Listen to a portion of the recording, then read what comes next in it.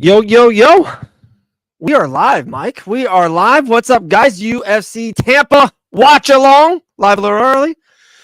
Mike Garrett, you look amazing. What's going on, man? You look fast. Really? You look wonderful. Why is that, Dick?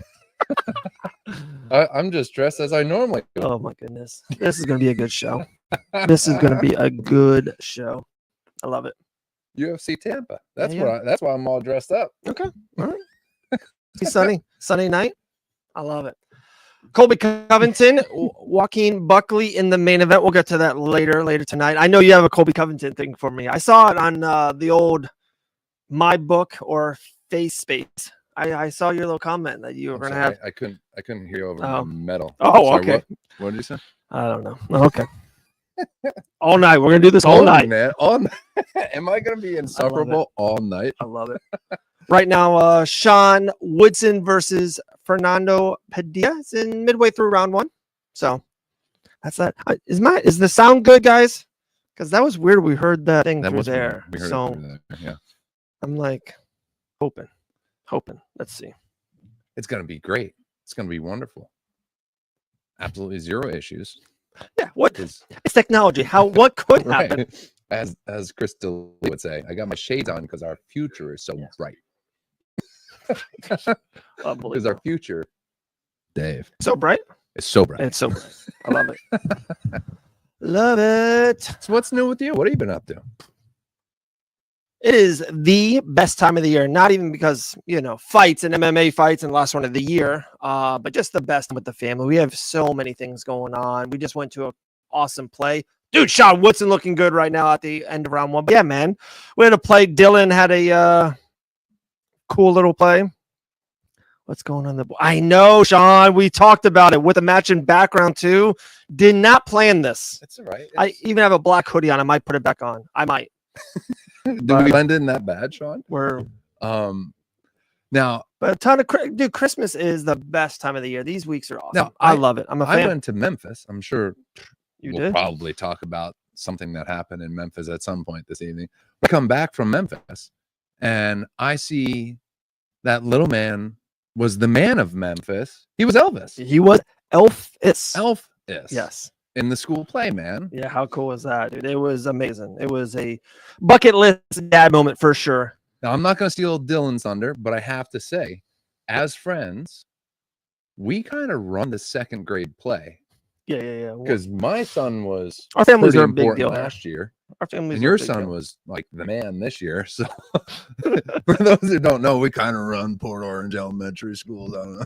Sean Woodson just got a TKO of round number one. Thanks, Sean Serlin, keeping this train a little bit going straight. But we'll definitely get into it. Yes, Jillian Robertson is there, second row. She was on the UFC channels. What a stud. Yeah, she's the boss. She just rips off wins late. I know that's all she does. Look at 2024, 3-0 for the Savage. So hey, yeah, dude, Sean Woodson is the man. Oh, good uppercut. It was like so long and lanky. Uppercut caught him, turned his head nice. Look at you, shovel uppercut. I'm just stealing what I hear from DC. Dude, if I can't make it one time with Brendan Schaub, it'd be you and Schaub. Yeah, that would be cool. Maybe talking about kids playing t-ball and being in the play. Probably. Did you see his monologue for his kids finishing up baseball, like the road season baseball? He had this 8-minute monologue. Was incredible. You know what was so awesome about it is there's part of it that I don't necessarily agree with as far as time frames and rest of your life and things like that, but it really is true for that first 10 years. Yeah. 100%, man. There's going to be more, it's going to be different, man. They're your little dude or your little girl, 10, 11, once you get 11, 12, middle school, it's different. Your little boy is that first 10 years. Yeah. That 5th grade, they're still a little boy. They're walking into 6th grade, they're a little boy. Well, man, I'm looking at our sons are the same age. I'm looking at Jacob today. I'm like, there's a fucking man in my house. Yeah. That happens quick. Yeah. So I really appreciated what Schaub had to say about that because 10 years is like, he's your little boy.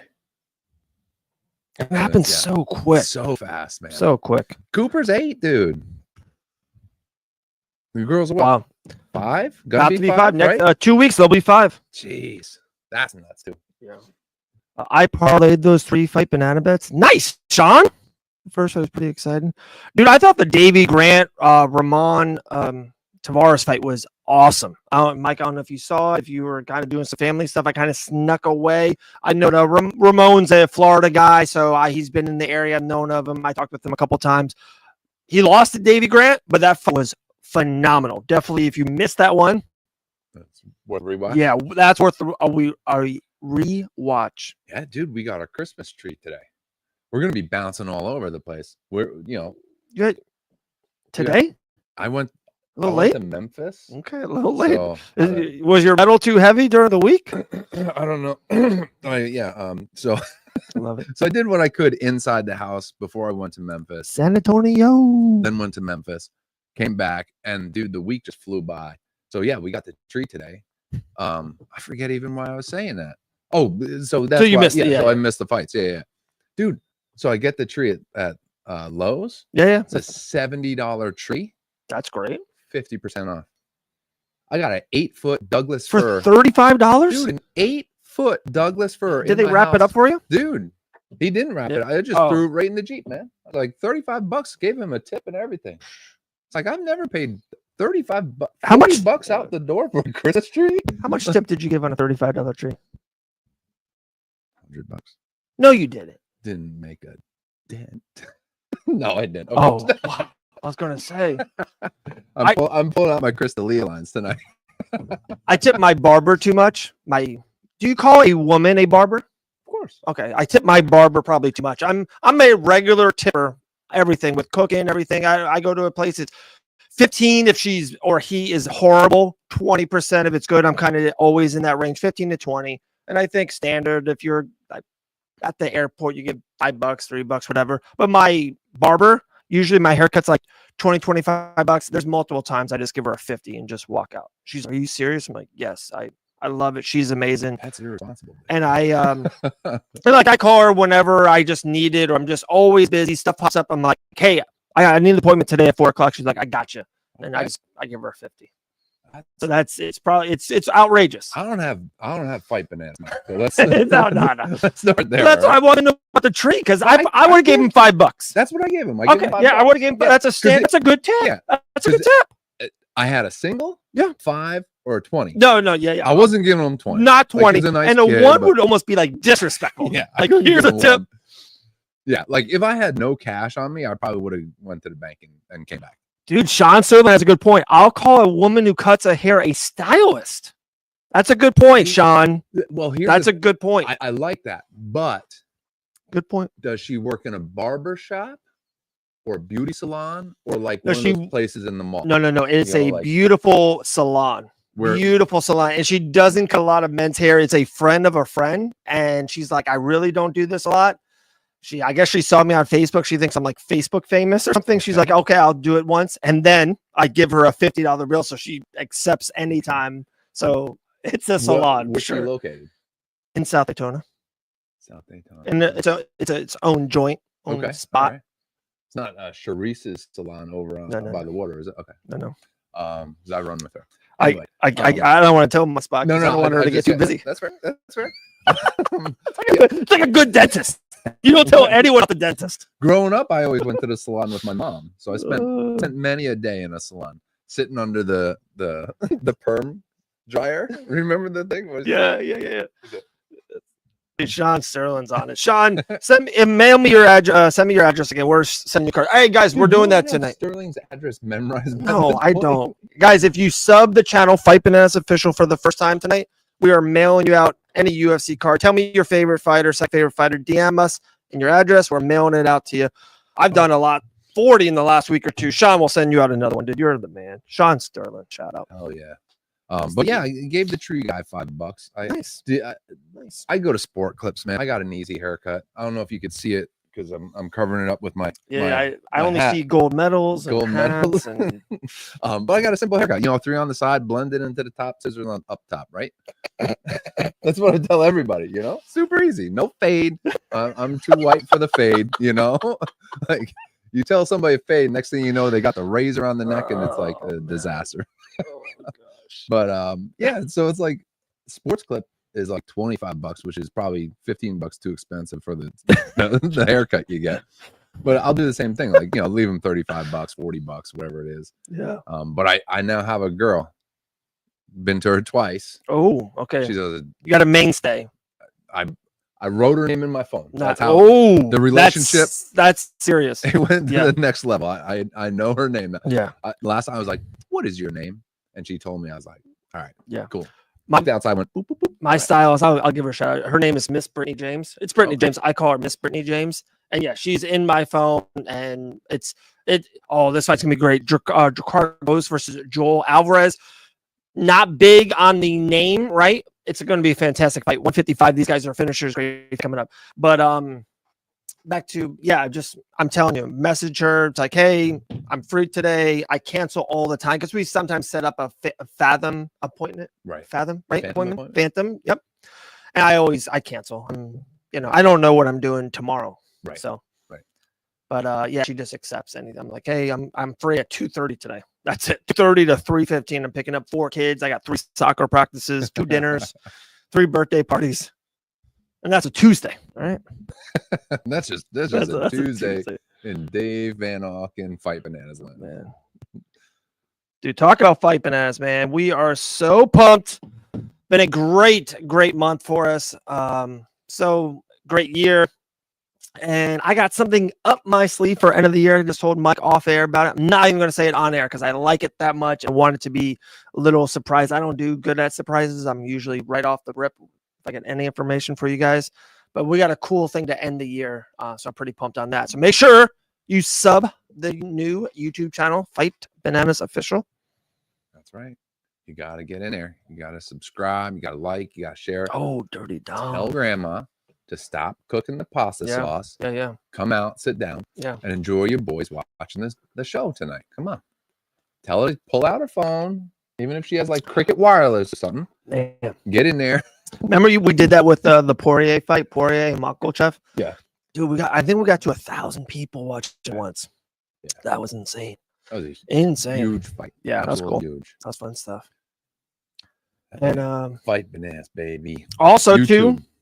This is Dracar Close is walking to the octagon. This is gonna be the last time you're gonna see this background, guys. Or just the whole spot. You're gonna see something happen very, very soon. 2025. It's gonna be good for the bananas. Very soon. We're moving. Amigos, please send my regards to MMA Monarch. We will. Any comment you make, we'll put on the thing. Couple people were in here Tuesday. They were so funny. I think they were one of them. Oh, Miss Maddie Levine. What's up, Maddie? Shout out. Hello, Maddie. Dude, love us some Levines. Dude, they got big news in the future. That was awesome. She shared with us Tuesday about them maybe or maybe not opening up a kickboxing gym. So that's pretty amazing. That's so cool, dude. So pumped for them. Cool. Dave, love the Facebook shit talk with the fan earlier. Wasn't that good? Yeah, that was good. So, guys, if you haven't, I love it when people. I'm really good at taking constructive criticism. I'm good at it, but when someone like tries to like make fun of something, and it's like, so someone was making fun of one of my videos, so I go, hey, you make it, and we'll share it on Facebook. We'll share it on Fight Bananas. Hell yeah. They're like, oh, we're not going to do that. Oh, Dean Toole in the business. Oh, I took close. Yeah, I like that. He's a dog, right, Dean? I think he was like plus 185, plus 210, but Joel Alvarez is really good. Really good. He's got, you don't see a lot of people. What's up, Chris? Shout out. What's up, Chris? Feel better, buddy. There we go. Not going to spill the beans, but Chris had a hell of a week. Yeah, man. Hope you're. He's tough as a bad Wi-Fi connection. He's going to be just fine. Chris is going to be just fine. We know you are, but I was definitely going to shout you out later. So another close. 2 Dracar closes. Okay. I got Joe Alvarez, actually. You don't often see a grown plus 375 with the outline of Michigan tattooed on their pec. You know, like Yeah. he is repping. Yeah, and he even has the Upper Peninsula on him. That's a good sign, right? that guy can bang. He didn't just go for Lower Michigan, just the mid. He went for the whole shebang. Yeah, that guy can bang if he's got the Michigan tattoo. The guy spent some time on the Mackinac Bridge. That's a good bet. That really is close at plus 375. I mean, real quick, let me go into one of my apps, guys. I got to make a second. If Dean's got it and Chris has got it, I might have to go somewhere. When someone's talking shit in the comments, it's like, he must be all right. You took the time to commit. I know. That's what my point is. Like, guys, for you to make a negative comment in a thing, it's like you had to watch my whole post. You had to take the time to I don't have like wasted time like that's wild. So when someone does that, I go right back for him. I go, it's so funny. And I'm super nice, mean to him, right, Sean? It's great. I'm pretty good at it. I'm pretty good at the troll game, I think. Yeah. I mean, some of that stuff. I'm pretty good at it. Yeah. Like you said, like how much energy are you going to commit to it? But a little fun back and forth. I think the best story is Wonder Boy is going back and forth. Or was it Wonder Boy or no, it was Felder. It's about to start right now, Dean. Buffer's doing the announcements. In one more second, Mike, I keep going with it. What do you think about the Yanez fight? That fight's coming up. I love that fight. Could be fight of the night. I have Marcos. Marcos is a monster. Adrian Yanez just did a great podcast under our banner a couple weeks ago. We love us some Adrian Yanez. But you're telling me to pick a fight. Marcos is a monster. So I got Marcos. But keep going.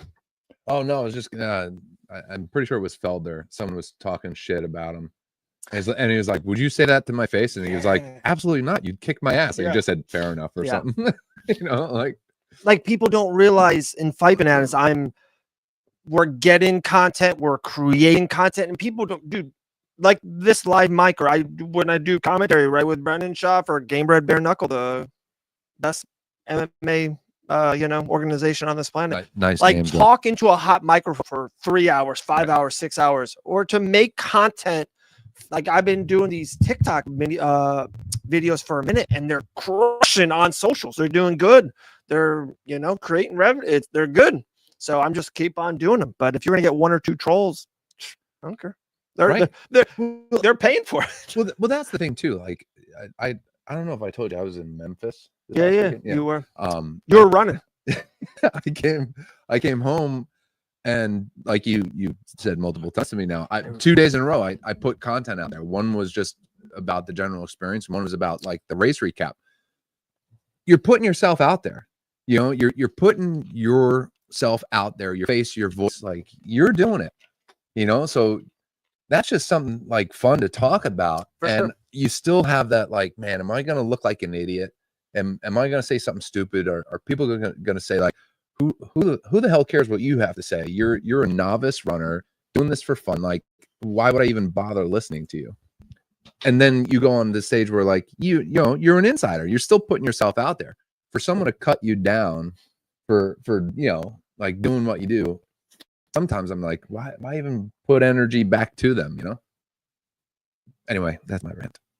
No, I agree. If they paid for it, if they watch it and commented on it, they're doing it. Right. And they're trolls are people too. Yeah, I agree, Sean. I agree. All right, the fight. We're a minute in, guys. I'm telling you, this is going to be a great fight. Close is wearing some blue shorts. Oh, Joe Alvarez with a nice big overhand right, getting big shots off right now. Alvarez is a finisher. He's 18-3. All 18 wins he's finished his opponent. Yeah, now he's on top. Good slam by Close. I bet on him too, guys. I'm on your side. Me, Dean, and Chris has got Car Close. Plus 375. Like, how can you not the little 20 on it, It's one or two haircuts. But at the end of the day, we love trolls because they love them. Comment, they interact. So keep trolling away. I gotta take my shades off. Oh no, you have to commit. No, I'm playing. I thought you were committed.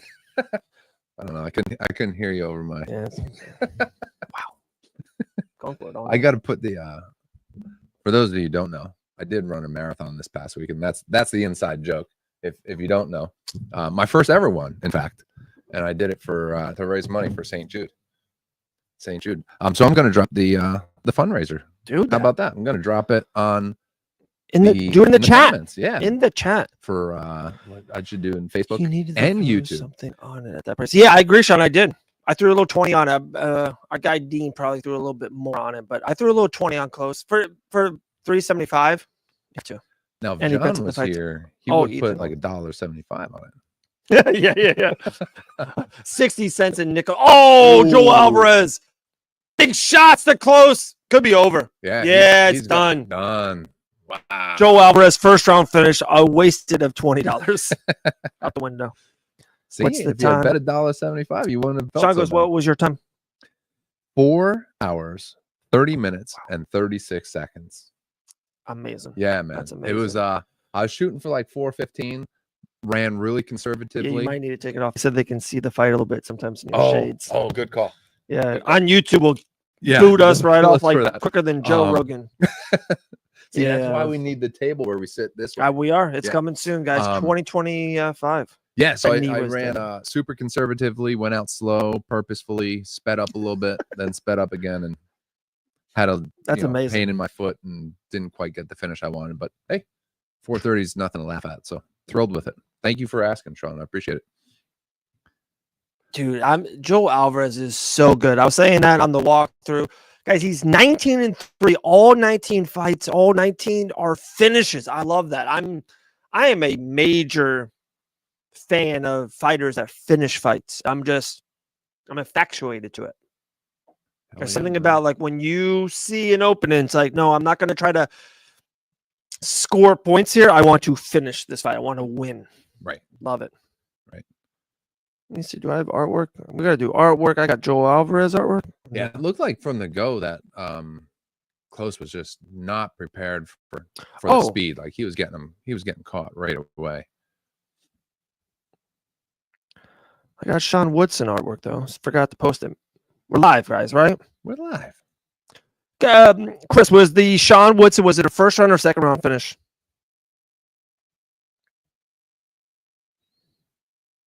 Good question. Chris will nail it for us right away. See, back in the day when I used to listen to Rogan and Eddie Bravo and Schaub and Callan, they used to talk about everything, and they'd be like, "What happened? What round was that?" I was like, "Guys, you're watching the fights. Why don't you pay attention?" Thanks, Maddie. Oh, yeah, well, you kind of can't do both. It's tough, man. So hard. I still say I shouldn't be doing this. I should give it 458. Thanks, Chris. Thanks, guys. Well, dude, when you get the big deal, you just get a producer. Hey, and then you have great your own work. Thanks, young Jamie sitting over there. That's all you need. Soon, maybe. Just pay me to do it. Woo! There you go. I like it. Hey, you've been recording a little bit. I like that. I like it. All right. The link to my fundraising page is officially in the Facebook and YouTube comments. Anybody who wants to throw $5, $10, whatever it is, gonna take the medal off because that was goofy enough. But dude, seriously, St. Jude, awesome experience, totally amazing. Ran my first marathon. Heard from cancer survivor children and met a couple who lost their son, and St. Jude just does amazing work, man. At one point it was 20% survival rate for childhood cancers, and then through their research efforts, treatments, everything they do, it's now 80%. That's amazing. And they are not going to stop amazing. until it's 100%. They're doing work all over the globe now, not just here in the States. So amazing experience. I'll stop gloating now.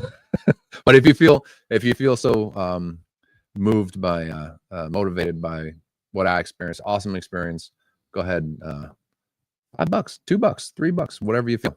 I'd appreciate it. Anyway, I love it. Alvarez with the W. Joel, it was Alvarez was round 1. What was the other one you were asking about?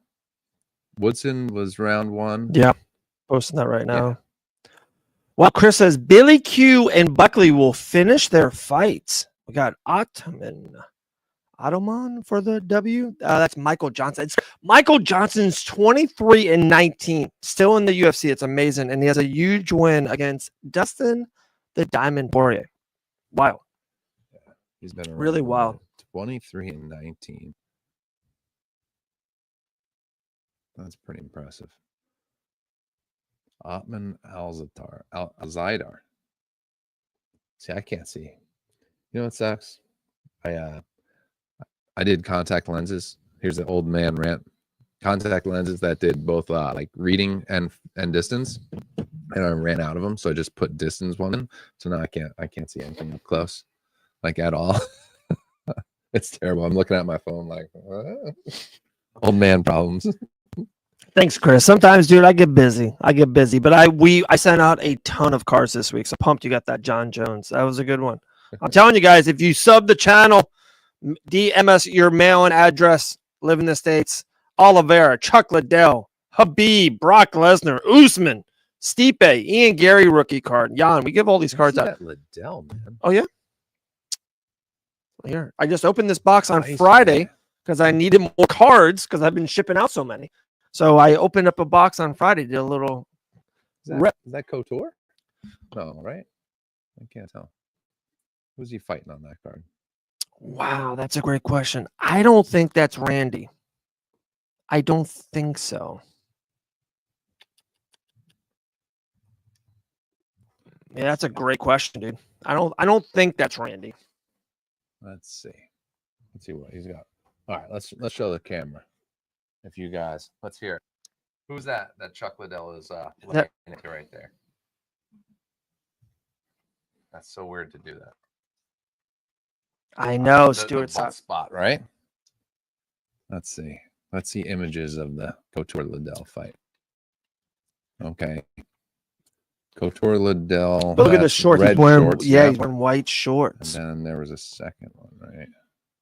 I live in Canada. I know, Ethan. I tried to send to Canada, but like they sent them back. I tried a lot. But it's a YouTube channel, Ethan. Let me see if I can try to get you something. And also, you gotta stop putting cocaine in with it. Dude. Yeah, don't do that. That's bad. They'll let it go through if you don't put the cocaine in. Big kind of thing I'm doing this Thursday. I will be in Fort Lauderdale for Karate Combat, and me and Jillian Robertson, we're gonna do some content. We might do a little fight inside that pit. And what I'm gonna have her do, I'm gonna have her sign a couple UFC gloves that we're gonna give to you guys. So if you're a Canada person, if you're really big on Jillian Robertson, we're gonna have some signed UFC gloves by G coming up soon. Hell yeah, that's awesome. Oh, they said that definitely looks like Couture 2 or 3. Sean, I think you're right. If I'm looking on Google images, yeah, that looks like 2. Randy Couture 2. Look at that. I didn't think he was that bald. Right? Am I pretty fucking bald, dude? But back then, 15 years ago, dude, he was already 65 in that picture. He'd already been in the military for so 10 years. You are actually so right. Oh man, let's see. You're so right. When was this? This was Is anyone else? Yeah, I saw Ottoman in there. When was it? I would love to see Michael Johnson get a little TKO action. Yeah, this is the last one for the prelims, and then we go right to the main card. We got on a little early, but I like it. Hell yeah. And you got people jumping in right away, too. Love it. Love the support. Love the comments, man. It's so fun. Liddell, and was it Couture Liddell 2 was 2005. Holy shit, 2005. Yeah. So 20 years ago. Dude, that's sick, isn't it? 20 years ago. People don't realize, and I'm going to talk about it a lot on Tuesday, that Canada Post is in strike right now. So soon. Yeah, that's what happened. I'm telling you, something happened. I tried a couple times. I know, Dean, we lost money on that close fight. I don't know, dude. Couture was 2000 minus 63, 37. He was 42. 42. Fighting Chuck Liddell, one of the greatest light heavyweights, probably in his prime. Jeez. Dude, Couture is one of the nicest humans, the best, right, in the history of the world. The best. Just came over to me, talked to me, like genuinely interested in what I had to say. Yeah, good dude. Yeah, so cool. Back what I was saying. So that GFL started this week.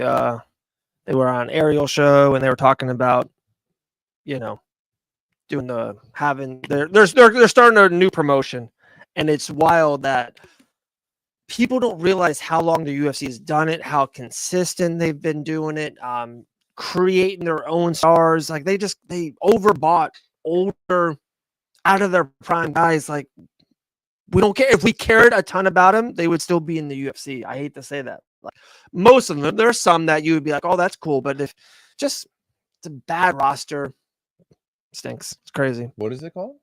GFL, the Global Fight League. Just started. There's gonna be a draft. And I love the channel, so I try to get more on it for sure. Thanks, Ethan. Appreciate it, my man. Oh yeah, Ethan McLeod. Yeah, shout out. That surname is in my family tree, McLeod. One thing that they're doing too that I heard a thing out, and I completely agree. MMA, combat sports, especially boxing, MMA, whatever you want to say, is the most individual sport. It is one man or one woman fighting, going into a cage or a ring for that one night. They do it a couple times a year, and it's one-on-one. It is not a team sport. And they're trying to make it into a team sport. Like they're drafting teams. They're going to be like two guys in the same division and you're rooting on your teammate.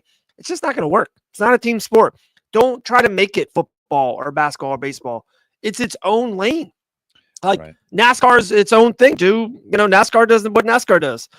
Yeah, we have a TikTok, Ethan. We're actually brand new on that. We're doing pretty well on TikTok. I got a personal one and Fight Banana. So, yeah, hit it up on TikTok. Appreciate it, man. We put out a lot of content. We have a live show every Tuesday for multiple hours, multiple live shows during the week. So appreciate it, Ethan. Yeah, thank you, Ethan. Well, that was one of the conversations that Chris had on his Facebook about the PFL, and they're doing like the playoff format. Like, yeah, it's a different kind of sport. Even NASCAR did that. Like they brought playoffs into the sport of NASCAR because. It doesn't, for various reasons. Like it doesn't translate to certain sports. But that was a good question about like, you know, what PFL needs to do to fix their ratings. And it's like, all right, if you're gonna stick with where this unique thing of the playoffs, like one of Chris's main points was like, all right, you got this roster from Bellator now. Like you gotta have a fight night. You know, if you're gonna stick with this, fine, but you can't have people like Michelle Montague sitting on the sidelines for 6 months. Yeah. Like she needs a fight, but she's locked up but they have champions. Like Patchy Mix is one of the best fighters in his weight class. If he was in the UFC, he's a top 5, top 7 guys. You don't see him for a year at a time. They just shelf these guys. Right. They don't have enough fights. They don't have enough fight nights. And I've said it. I talked to Dean. You need to create your own talent. It's right. And even with Dakota, I mean, you asked her that kind of point blank. Like, what are you going to be in the playoff? Are you going to, you know, like, she's a star. Like, you got to put her out there. She's got to fight. Yeah. But, yeah, interesting how they try to force other sports things into fighting. Yeah, it's its own. It's its own lane. And that's why I think it gets a lot of people love it. Some people don't. And then one thing I thought was pretty interesting too, I thought about this is like a broad conversation. Is it's so wild that at these events, and I've been to a lot of UFC events live and just events, you see so many people that wear hats or shirts and it's UFC. It's wild that when you go to an NFL game, you go to a Chiefs game, you don't see any NFL. All you see is Chiefs stuff and Patrick Mahomes, Travis Kelce, and Taylor Swift jerseys. Like that's all you see. You don't see NFL. Like it's wild that you go to a UFC event like a night like tonight, and you don't see like Buckley shirts or jerseys or Colby Covington. You don't. You just see UFC merch. It doesn't. The UFC had this card, and it was going to sell out regardless of who was on the marquee. It's pretty amazing. Their brand is so strong, and they've avoided that even with people like Ronda and Conor. Sure, like they've avoided that singular star. You know, Liddell was huge and Rand, like they avoided for the most part where it was still UFC was the most important thing. And that's like to your point, that's super impressive. Like, absolutely. I couldn't imagine myself rocking a Joaquin Buckley shirt. You know, like I don't have much UFC gear at all, but like I'm not putting, Joaquin, not gonna happen. Mm-hmm. You know, like the careers are so much shorter, again, compared to other sports. Like Chicago Bears have been around for 100+ years. Right. They're going to be around in the near future, despite how much I want to blow up the franchise. That's another trust me. We'll save my blood pressure for another day. But I'm rocking the Bears because it doesn't matter. The players come and go. So it's kind of the same thing with UFC. UFC is going to be there. The fighters come and go. But I also have a Hester jersey and an Urlacher jersey. And you put time and effort into individuals. But I don't really see most people doing that in the UFC. Those big names, those rocket stars, they help. They definitely help. A Connor helps. John Jones headlining. But I know it sounds wild. At the end of the day, who would have thought Alex Pereira 3 years ago was going to be this pay-per-view main star? It's wild that they don't need. Everyone's like, oh, they're gonna be so upset Sugar Sean O'Malley lost. No, they're not. They're fine. They're just gonna keep plugging the next guy. Chimaev could be a huge star. Who knows? Who knows who's next? It's someone who's like, it's wild. It's not even on our radar. Someone close to fight is like a Jorge Masvidal was not a big name 8 years ago, and then he had that really influx. It's pretty wild. Yeah, Dave, you gonna watch? Yeah, but so my son's watching it right now, and I'm kind of peeking at it. Of course, I want to know what happens in the main event, but he's watching it. I told him to probably gonna get a call later during the main event. Cody Rhodes, Kevin Owens tonight. There you go. That's our TKO talk. WWE under one umbrella. Look what. Oh, I'm sorry. Sean always has good points. Michael Johnson getting. Look what happened with Francis. People barely watching PFL. Yeah, exactly. Seeing box. It's wild. It's wild. The PFL never got their own brand off the ground. They never, Dude, how many people knew there was a fight on Black Friday? Not a lot. They're horrible at marketing. How much advertising? Like, I've said this before. I don't see a ton of MMA stuff. Mostly comes from Fight Bananas. Thanks, dude. But like, I see UFC stuff. You never see PFL stuff. One of the biggest weekends of the year, and you didn't know they were doing anything. It's crazy. It's nuts. It's stupefying. Sean, when I know, I will message you personally before I even put it out there. Or like sometimes we're not allowed to put it out for a while. Sean, I will message you. I got you, buddy. Yeah, it's looks like it's gonna happen in April. Miami, little pay-per-view. That's nuts. Comeback.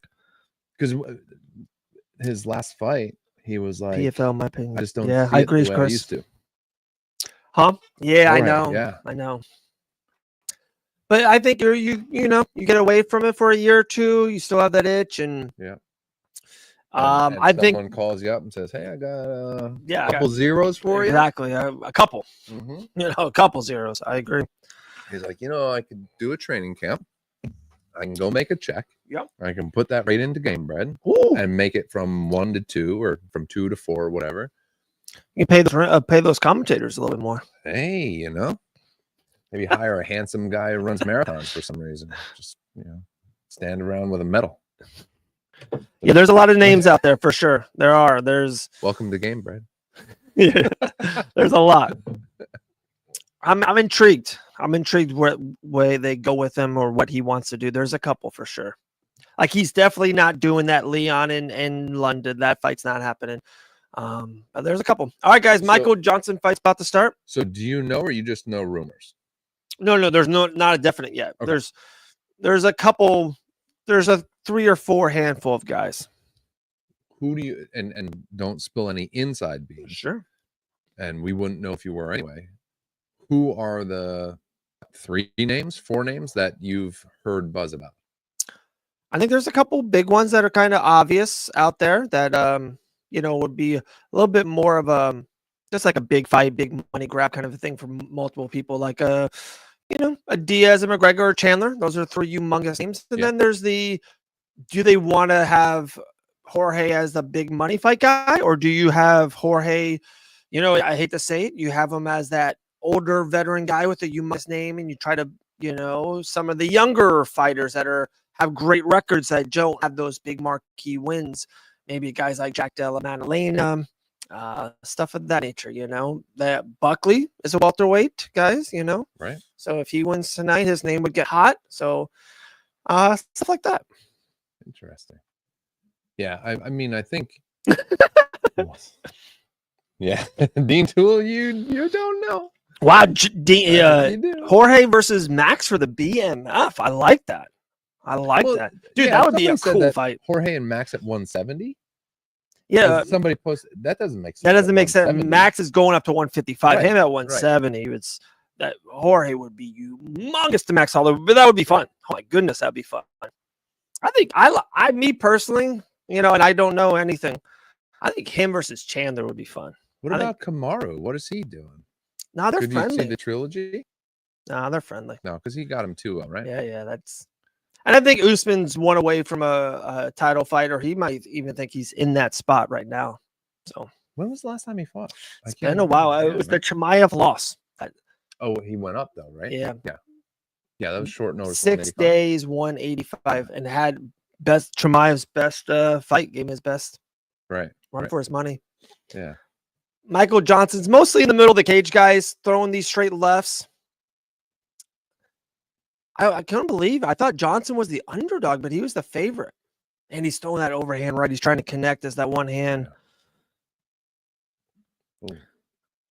Azatar's Jorge won't go to 155. I agree, Chris. Yeah, Max is a 155er. How about Max versus Dustin Poirier? A 155. I mean, that would be fun. That would just, that's those two boys just put on shows. Take my money, right? Yeah. Like, just take my money. Whatever, just charge whatever you want. Whenever, wherever, take my money. I'm there for it. Ooh, good uppercut from Azatar. Dude, Johnson throws bounce back. I love it. How about on the same card you do Poirier and Max, and you do Masvidal and Chandler on the same card in Miami, Florida in April? That would be fun. Who knows? Well, Dean writes, Usman could probably get Buckley if he wins a trilogy in London. Oh, versus Leon. Oh, dude, those are two good calls. Yeah, good ones. I like that. Yeah, if Buckley wins this fight, Buckley's hot. Like Buckley, that'd be 6 wins in a row, 5 in the division, and against a main event win, Buckley would be hot if he wins this fight. You think Leon would give him the trilogy? Yeah, for sure. Because the narrative was like, oh, he got caught in the first one, the second one he outfought him, right? Right. But like in a weird way, Usman won the first fight, but got caught with a minute left, and then Leon won the second fight. So you can kind of people were calling it one. Masvidal in Miami sells out regardless. I agree. Jorge in Miami definitely sell out. Yeah. Dustin beat him already at 155. No, I agree, dude. Dustin, that was one of Dustin Poirier's best performances against Max Holloway. The same night, I believe that was the same night Gastelum fought Izzy. Yeah, really good when they back were to both back. like 19, right? Not that young, but yeah, it was. It has to be 8 years ago, 8 years ago. Yeah. It wouldn't be a trilogy; it would be the fourth. Oh, you're right, Sean. Sean, you're right. Usman beat Leon early in the career, dude. You're right, Sean. Okay, good call out, man. The quadrilogy. Yeah, it's only been 2 of those, 1 or 2 of those. Ooh! Straight left there by Michael Johnson has just Azatar on the ropes. Deer legs. He didn't put him away. He didn't do that Joel Alvarez when I have you close to death, put you out. Oh, that was the end of the round. He just kind of I did not like that about Michael Johnson. Like, you just go for it. All right. He was good round. Yeah, put him on a little bit of baby deer legs there. That was good. Dean, that was 10 years ago. Yeah, 10 years ago. Man, wow. I'm sorry, I haven't been doing my round and fighter. Johnson versus Azatar. Is that how you do it? Azaitar. I don't know how to pronounce that. Azatar. Well, I spelled it right first time. There you go. Shoot. Oh yeah, overhand right, like hook to the right behind the ear. Put him on. Oh no, then it was a straight left. It looked like. But he didn't go for the kill. I don't like it. Yeah, but yeah, he had it. Wobbled him. He had it. What do you think of this is completely off topic because they're throwing an ad on these live action remakes of Disney movies? I haven't been a big fan of them yet. Because our family did like the Beauty and the Beast one, and it was okay. Throw me another, like the Aladdin one was okay. So yeah, this one was Mufasa. Yeah. Because they already did a Lion King one, right? And that I thought the same thing. Like they're not bad because it's Disney. Disney doesn't put out a lot of bad, especially for big movies like an hour and a half, 2 hour movies. But they just haven't been great. Yeah, you ready for? I'm hot take. It's like so hard because like when they're the cartoon, you can just do whatever you want. It's like it looks different, it feels different. Yeah. And when you make it a live action thing, it's like you can't have people, dude. They are rock'em sock'em robots right now, dude. Big fight. This is how you sell the main card. We're talking Disney. We're talking Disney. Hey, listen, you know, we're in the land of the mouse. You know, they pay our taxes. That's why our property. You spelled it right. Can you pronounce it right? Come on, Chris. Come on now. Azatar.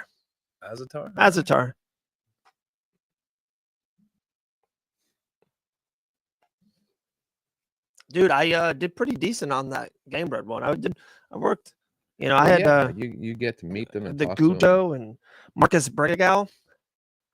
Who did the one that you butchered and Dean got me on the Tuesday show? It was Javanis Ross. Yes.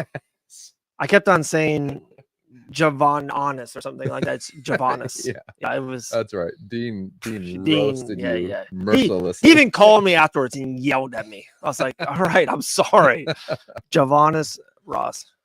Javanis. Yeah. It's my fault. And then the worst thing is, so I say it, and like Brendan Schaub, who doesn't know this guy, I've met Javanis Ross 10 times in my life. He's an Orlando guy. He just fights a lot. All right, Johnson, you don't have to murder.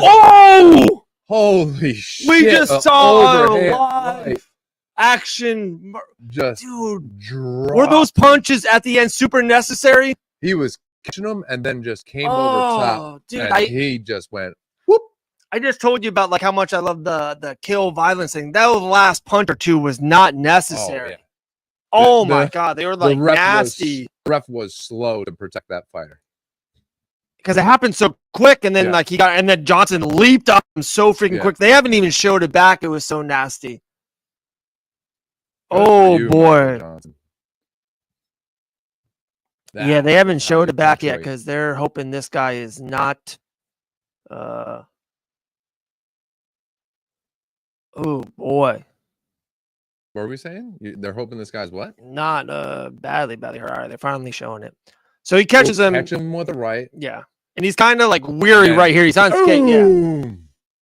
Huge right by Michael Johnson. Knifes him. 2, 3. I take that back. Johnson was just too quick. It wasn't the ref at all. He was there. He knocks him out. He gets one. He was right on top of Keith Peterson, right? No. What's his name? Yeah, he's a great ref. The name blanked on me. Johnson. Oh, Herzog? Yeah. Herzog. Look at this. This is one of the best knockouts of the year. Caught him with an elbow that right over the top, just drops him. And he falls down, guys, and Johnson leaps on him. 1, 2, and the last one's nasty. He's just out cold. Yep. I hate to say, like, I don't know how to. They always say you don't stop until the ref stops you, but like, it's. I don't know. The last one wasn't necessary. The last one. Am I wrong on that, guys? The last one was bad. Herzog was on him, pushing him off when he got that last one in. He just didn't. It was fine. I thought he got there a lot later than he did. Michael Johnson would say, "Yeah, good." What's up, Andrew? Shout out. Haven't seen you all night. Andrew, holy shit! Yeah, that's for sure. Michael Brown.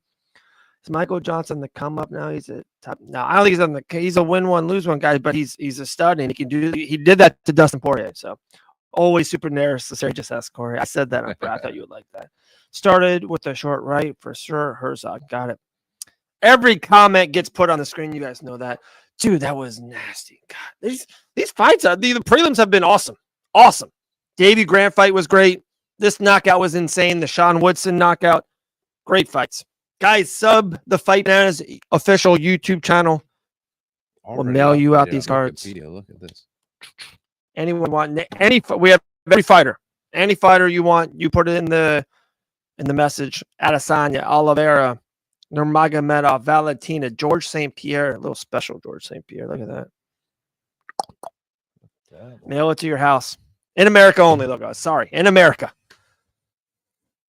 Dude, Michael Johnson lost to Clay Guida. Dude, he's lost to everyone. Who did not look good the other day. Lost to everyone. Dude, you ready for this one? Hot take? For one, Clay's old, so I'm not. I think Chase Hooper looked that good. Chase Hooper's looking good, guys. Dude, Clay's I'm getting 110 years old. Dude, that's so bad. He's only 95, right? He and I fished the same waters off the coast of North Captiva. You're so funny. I'm telling you, my mother-in-law has met him. I sent you that picture. Yeah, remember? Yeah, I remember. So my in-laws have a place on the west coast of Florida, beautiful island, and it's the Gulf of Mexico, so it's a fishing spot. And I always tease her like she doesn't know who people are. So when I met Randy Couture, I was like, "Hey, who's this?" I met John Jones. "Hey, who do you think this is?" And she always comes up with these wild guesses. So one day she sends me a picture of like 10 people and says, "Mike, who are these people? My friends on the island are saying they're fighters." And I didn't recognize any of them. I was like, "All right, Dave, here's your task. Who's who?" And he's like, "Well, there's Clay Guida, and I think you knew like 2 other people." It was like, wasn't it Uriah Faber and someone else like that? No, it wasn't. No, it was like a coach. There was it was Clay Guida, a coach, and somebody else. And Guida does like chartered fishing trips out there. That's so cool. So it's what's called? It's Gills and Thrills. Gills and Thrills is his fishing charter. It says come for the gills, stay for the thrills, or something like that. But he's always catching these big ass tarpon out in the Gulf. Like, I mean, like 8-foot monster fish. But I saw that fight. I was like, Clay, maybe I know it's getting there. Stick to fishing at this point, Anywho, yeah, Michael Johnson, Josh Emmett, Thiago Moises, Artem Lubov, Andre File, Gaethje, Nurmagomedov, Poirier, Diaz, Dariush, Barboza, like you said, everybody, Gleison Tibau. The list goes on and on. Tony Ferguson's in there. Look at this list, man. He never got in the cage with Connor, right? I don't see him here. Who, MJ? Yeah. No. I saw Gaethje. I saw Ferguson. He's been in Poirier. All right, they're doing their little lead. Colby Covington. Crazy. All right, so now's a great question for all the folks. All right. I put it on Facebook. What is Colby Covington's signature win? And think about that and how long ago it was. Now, the biggest knock that I always had on Colby is he never fights, it feels like. He did at first, and then once he kind of got to the top, it's maybe once a year, once every 18 months. So that's your assignment, everybody. What is his signature win? Who's the fighter that you go, A, that's what made him, or that's what propelled him to the top? And then, was that his best victory?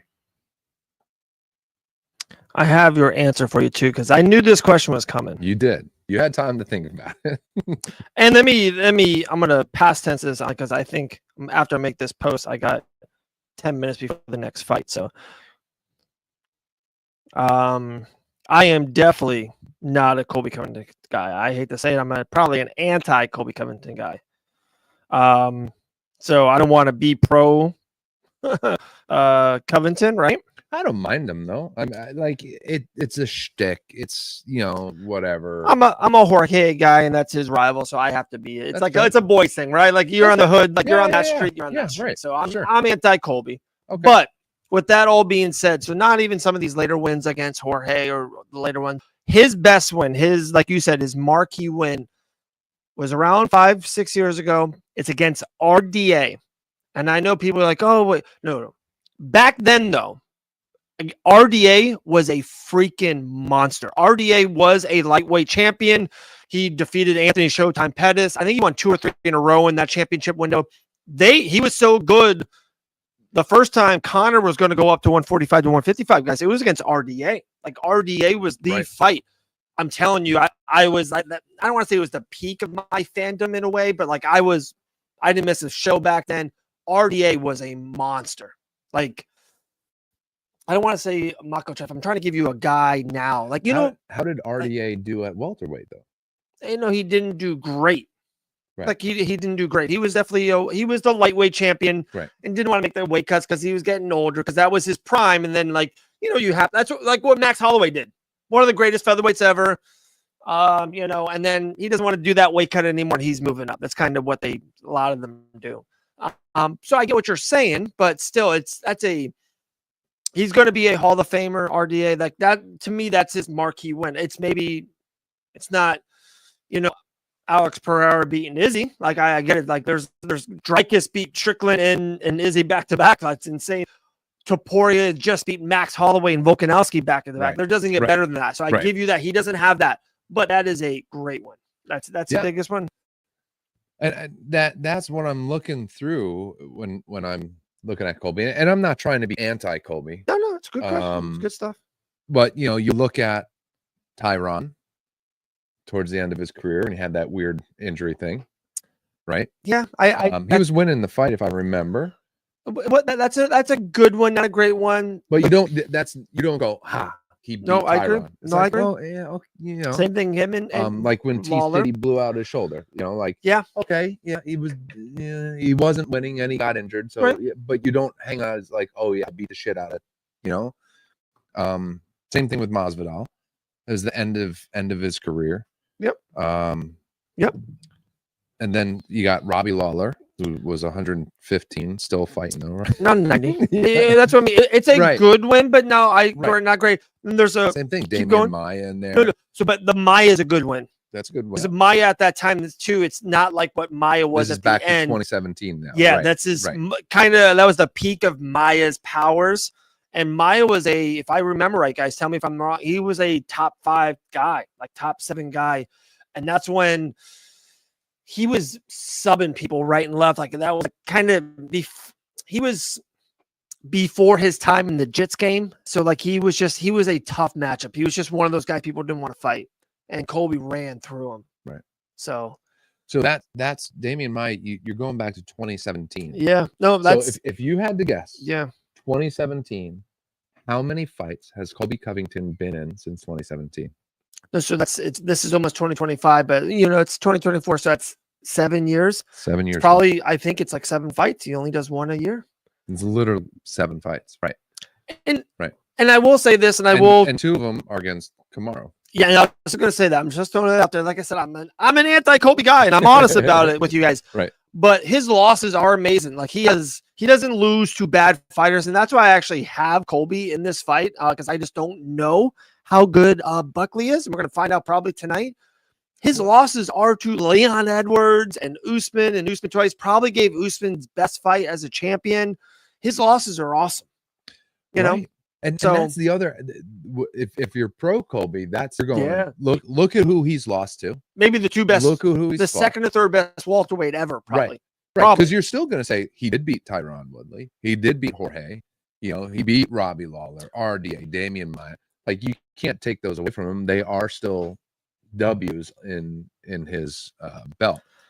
So it's interesting because a lot of these fighters you see, okay, they spend time at the top and they're fighting. They're number Max didn't stop fighting because he couldn't beat Volk. Right. And he was fighting monsters, and that's kind of what you expect to see. Like, okay, he didn't get the championship. So now we dislike the word gatekeeper, but you got to get through Colby to get to the top. Yeah. You don't really see that on the resume of these guys going through him to get to the top. Right. And that's curious to me. Because I think he got popular really or almost a villain really fast, and he definitely got pushed a little bit. Right. And maybe this is the start of that. You see this fight tonight, you go, okay, maybe this is where that starts to be Colby's role. You know, like now he's taken on, okay, if Joaquin wants a chance, he has to go through. Yeah, and I So respect maybe that. Maybe that's happening right before our eyes. So I don't think it's Trump, guys. There's a lot of talk about who he says there's someone coming out with him tonight. So one, he literally has Chael Sonnen in his corner. He will literally be in his corner. But what I think is happening, I heard a little rumors of it. I'll let you guys. I think he's coming out with Kurt Angle. And if people don't know that Kurt Angle was a WWE wrestler, you know, he's a legitimate Olympic gold medalist wrestling in Atlanta in 1996. And what Colby Covington comes out to is his theme song. So I think with WWE and UFC, with that merger together, they're one company, TKO. I think they're going to play the Kurt Angle song and they're going to come out together. That's my little inside scoop for you guys. There you go. Interesting. What makes you think that? I honestly think there's 2 wins tonight. If Dave says won't happen, it beats Gary too. Wait. I honestly think he wins tonight. Colby or Buckley?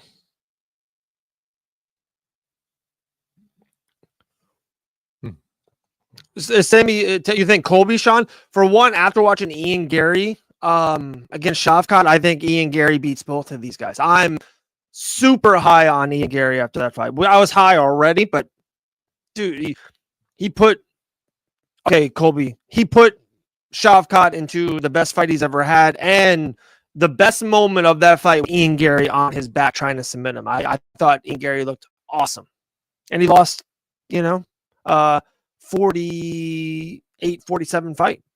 Yeah. It was a 5-round fight. Like that was Ian Gary beats both of these guys tonight. I'm pretty sure on that. Interesting. But yeah, no, it's gonna be. That's my call. Kurt Angle with Colby Covington tonight. What makes you think that? Where does that come from? Tell us your secrets, David. No, he's just like it. Like I said, I got. Dude, I know so many people, it's wild if I show people my phone, how many people message me or text Fight Bananas about stuff. So I hear stuff and I'm putting some stuff together. It's WWE and UFC are working together now. It just makes a lot of sense. He says he's got a surprise for people. Donald Trump, as much as people are saying it's him, I don't think it's him. Like he would come out for the whole night. He's not just going to come out for the last fight. He's not going to just walk with Colby. He's got too much shit to do. Yeah, and I just think it doesn't. And I think the Kurt Angle thing, it makes sense. That's his entrance, his song that he comes out to. So I think it's gonna be Kurt. Or it's just Colby running his mouth. Yeah, that could be it too. Trust me, he's good at that. We're talking about it right now. Exactly. Like, right. The show's about to start, and we're talking about it, but they're actually doing another Stuart Scott, video package, which is awesome. They've been doing so good with this all night.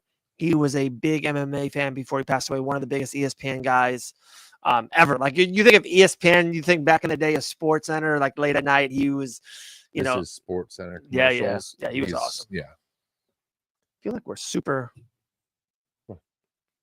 like. White out. I'll sit there. Well, when we get the new studio. Oh, this is it. This is Andrew. Oh, what's up, Andrew? Oh, so your YouTube is that? What's up, dude? Stuart Scott Night. Yeah, he was the man. Give Colby JD fans. That's funny.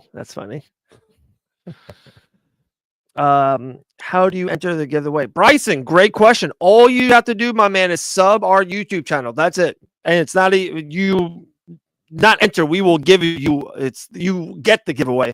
It's Fight Bananas Official on YouTube. We're live on it right now, so if you see us live, you're on the right channel. Fight Bananas Official. And then you message us on Instagram, YouTube, Facebook, whatever you want. Message us your favorite fighter. We will send you a card.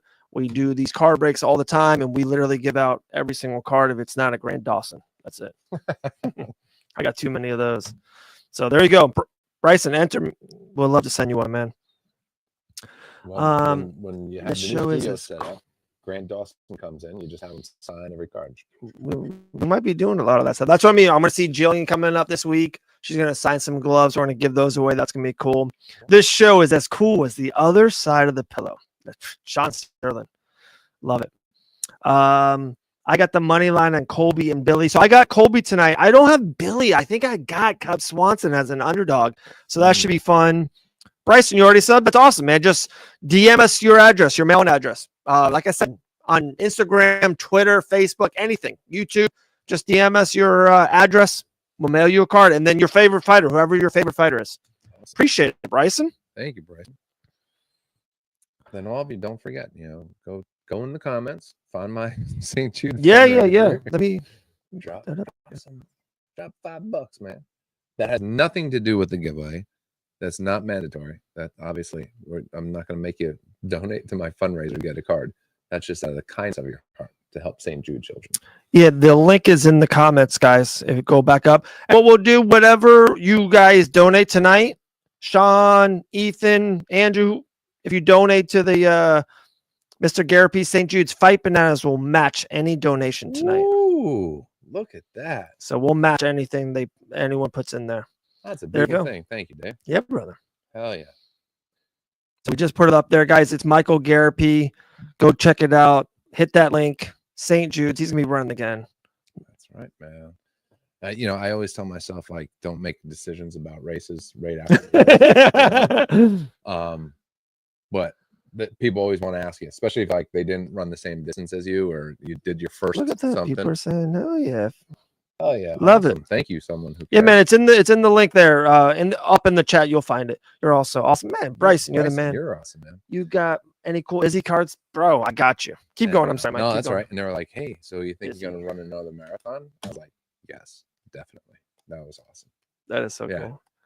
The first half marathon I ever ran, like I hurt myself so bad, like screwed up my hip. This one, I'm older, I'm wiser, I'm slower. So it was like it was a piece of cake. The weather was perfect, man. Ooh, Bryson, I got 2 Izzy cards. You pick. So we got a untouchable right there for you, Bryson, or we have a fearless. Tell me which one you want. I like that untouchable one. That's nice. Untouchable or fearless? You tell me which one you want, and we'll put away. It's yours, Bryson. Hell yeah. Dave, you lying on your Fight Bananas picks. He says it got Sean Sterling. First and foremost, Sean, when we're making those picks, sometimes there's friends and family of the people. You just have to you know what I mean? So that happens, Sean. Trust me a lot. Bryson says untouchable. Bryson, that's your card, my man. Mailing it to you. DM us your address. Source. You can't be making picks in a biased manner unless it's like. Yeah, Sean. Mike posted it on Facebook. And Sean, I'll message to you. Can you message me that link and I'll message to Sean. Oh, yeah. Thanks, Sean. Yeah, thanks, buddy. You can't. What do you mean by you? Yeah. What? All right. If Jillian Robertson was fighting John Jones and we were making Fight Banana staff picks, I'm sorry, I'm picking Jillian Robertson. No, I'm picking G. If Grant Dawson's fighting Makhachev this Saturday on short notice, I pick Grant Dawson. So on that, I picked Billy Q. Was on our show a couple weeks ago. Nice guy. Talked to him a couple times. I picked Billy Q. Okay. I think Cub could pull off the upset. That's all I'm going to say. All right. Well, that's a tough one, too, because, you don't know what you're going to get from Cub. Also, you said Giannis and you love Marcos. I know, Sean. Giannis was on the show. You're getting taken to task here, man. Sean, I respect it, brother. Sean, hold them accountable. I agree. Oh, man. You guys are wild. I'm eating some M&Ms. They're about the first fight of the night is about to start, guys. Tukos versus this undefeated kickboxer. I'm excited to see him. What is this one? This is Tuco Tacos and Navajo Sterling. What? Those are some names right there, man. They were born and they were going to be fighters. They're like, your name is Navajo Sterling. He was like, yes, it is. You see a girl at the club. Hey, what's her name? Navajo. She just, I'm yours. Yeah. Starts taking off her clothes right there at the bar. And Tacos? How do you Tokkos? Help us on this one, Chris. Just Tuco. Just Tuco. Yeah, you're right. Something like this, you just go Tuco. because then it sounds like you're calling them Mexican, like Tuco tacos, like dos tacos. No, that's racist probably. Like you can't just go Tuco. You're right. Yeah, Elle doesn't give a crap. Elle is heartless. Her name is the Ruthless Elle Dawson, so definitely follow Elle's picks. I will double down on that, Sean. Well, And she's smarter than I am. She is. well, that's like Shab all the time. Like, don't listen to me. Yeah. And literally, like, you listen to his picks, just pick the opposite. Like, he gets them wrong so often. Yeah. Especially on like the big ones. They'll have this whole like, this is why and this reason and this and that. And it goes completely opposite. All right, here we go. Here we go, baby. So the main card is started. Tuco and Navajo. Tampa, Florida.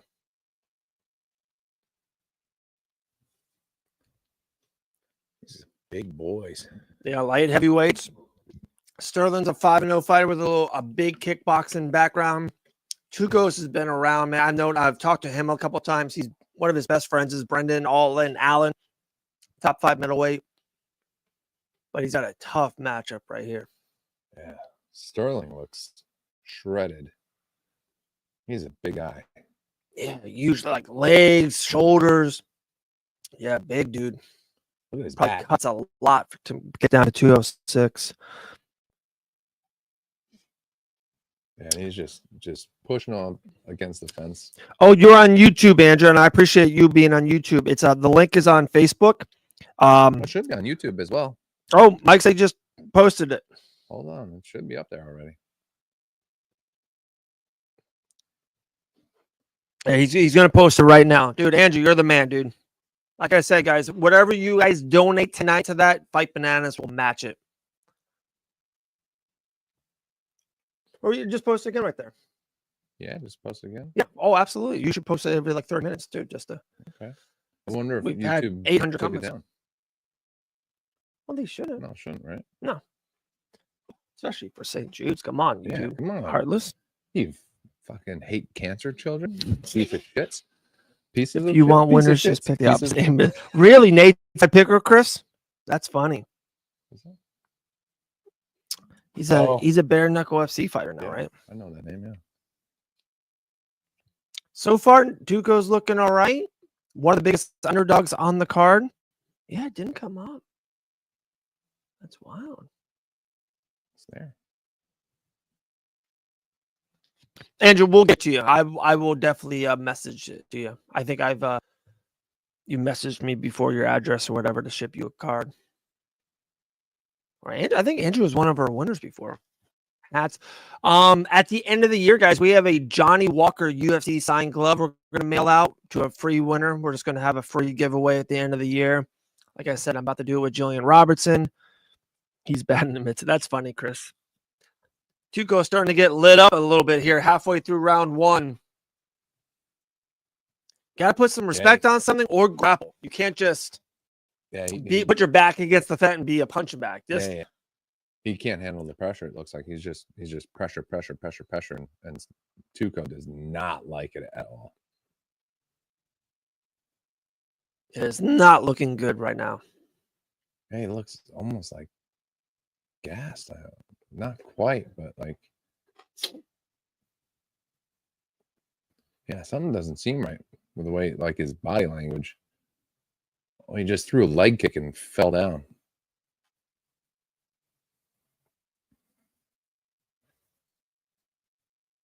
Oh, boy. This fight's over. Oh, boy. That body shot. Sterling with big shots. Tuco gets a hold of him, though, but they're in the middle of the octagon, not in the space you want to be. Nice uppercut there by Tucos. Man, Sterling's mean. I like it. Yeah. Oh, big shots. Yeah, just throwing shots. Tuco's just covering up. Tuco does not look comfortable at all.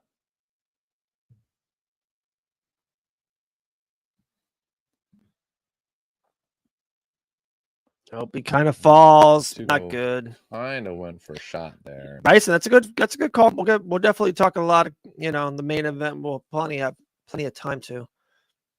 Around 45 seconds left here. Round number 1. Sterling's trying to keep his undefeated record.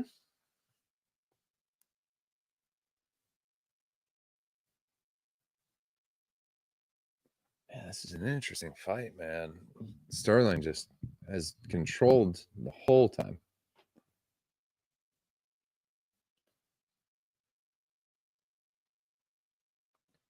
Ooh. Looking up at the clock, circling out. He's like, how much time is left? How much more do I got to do here? Nice body shot there by Sterling.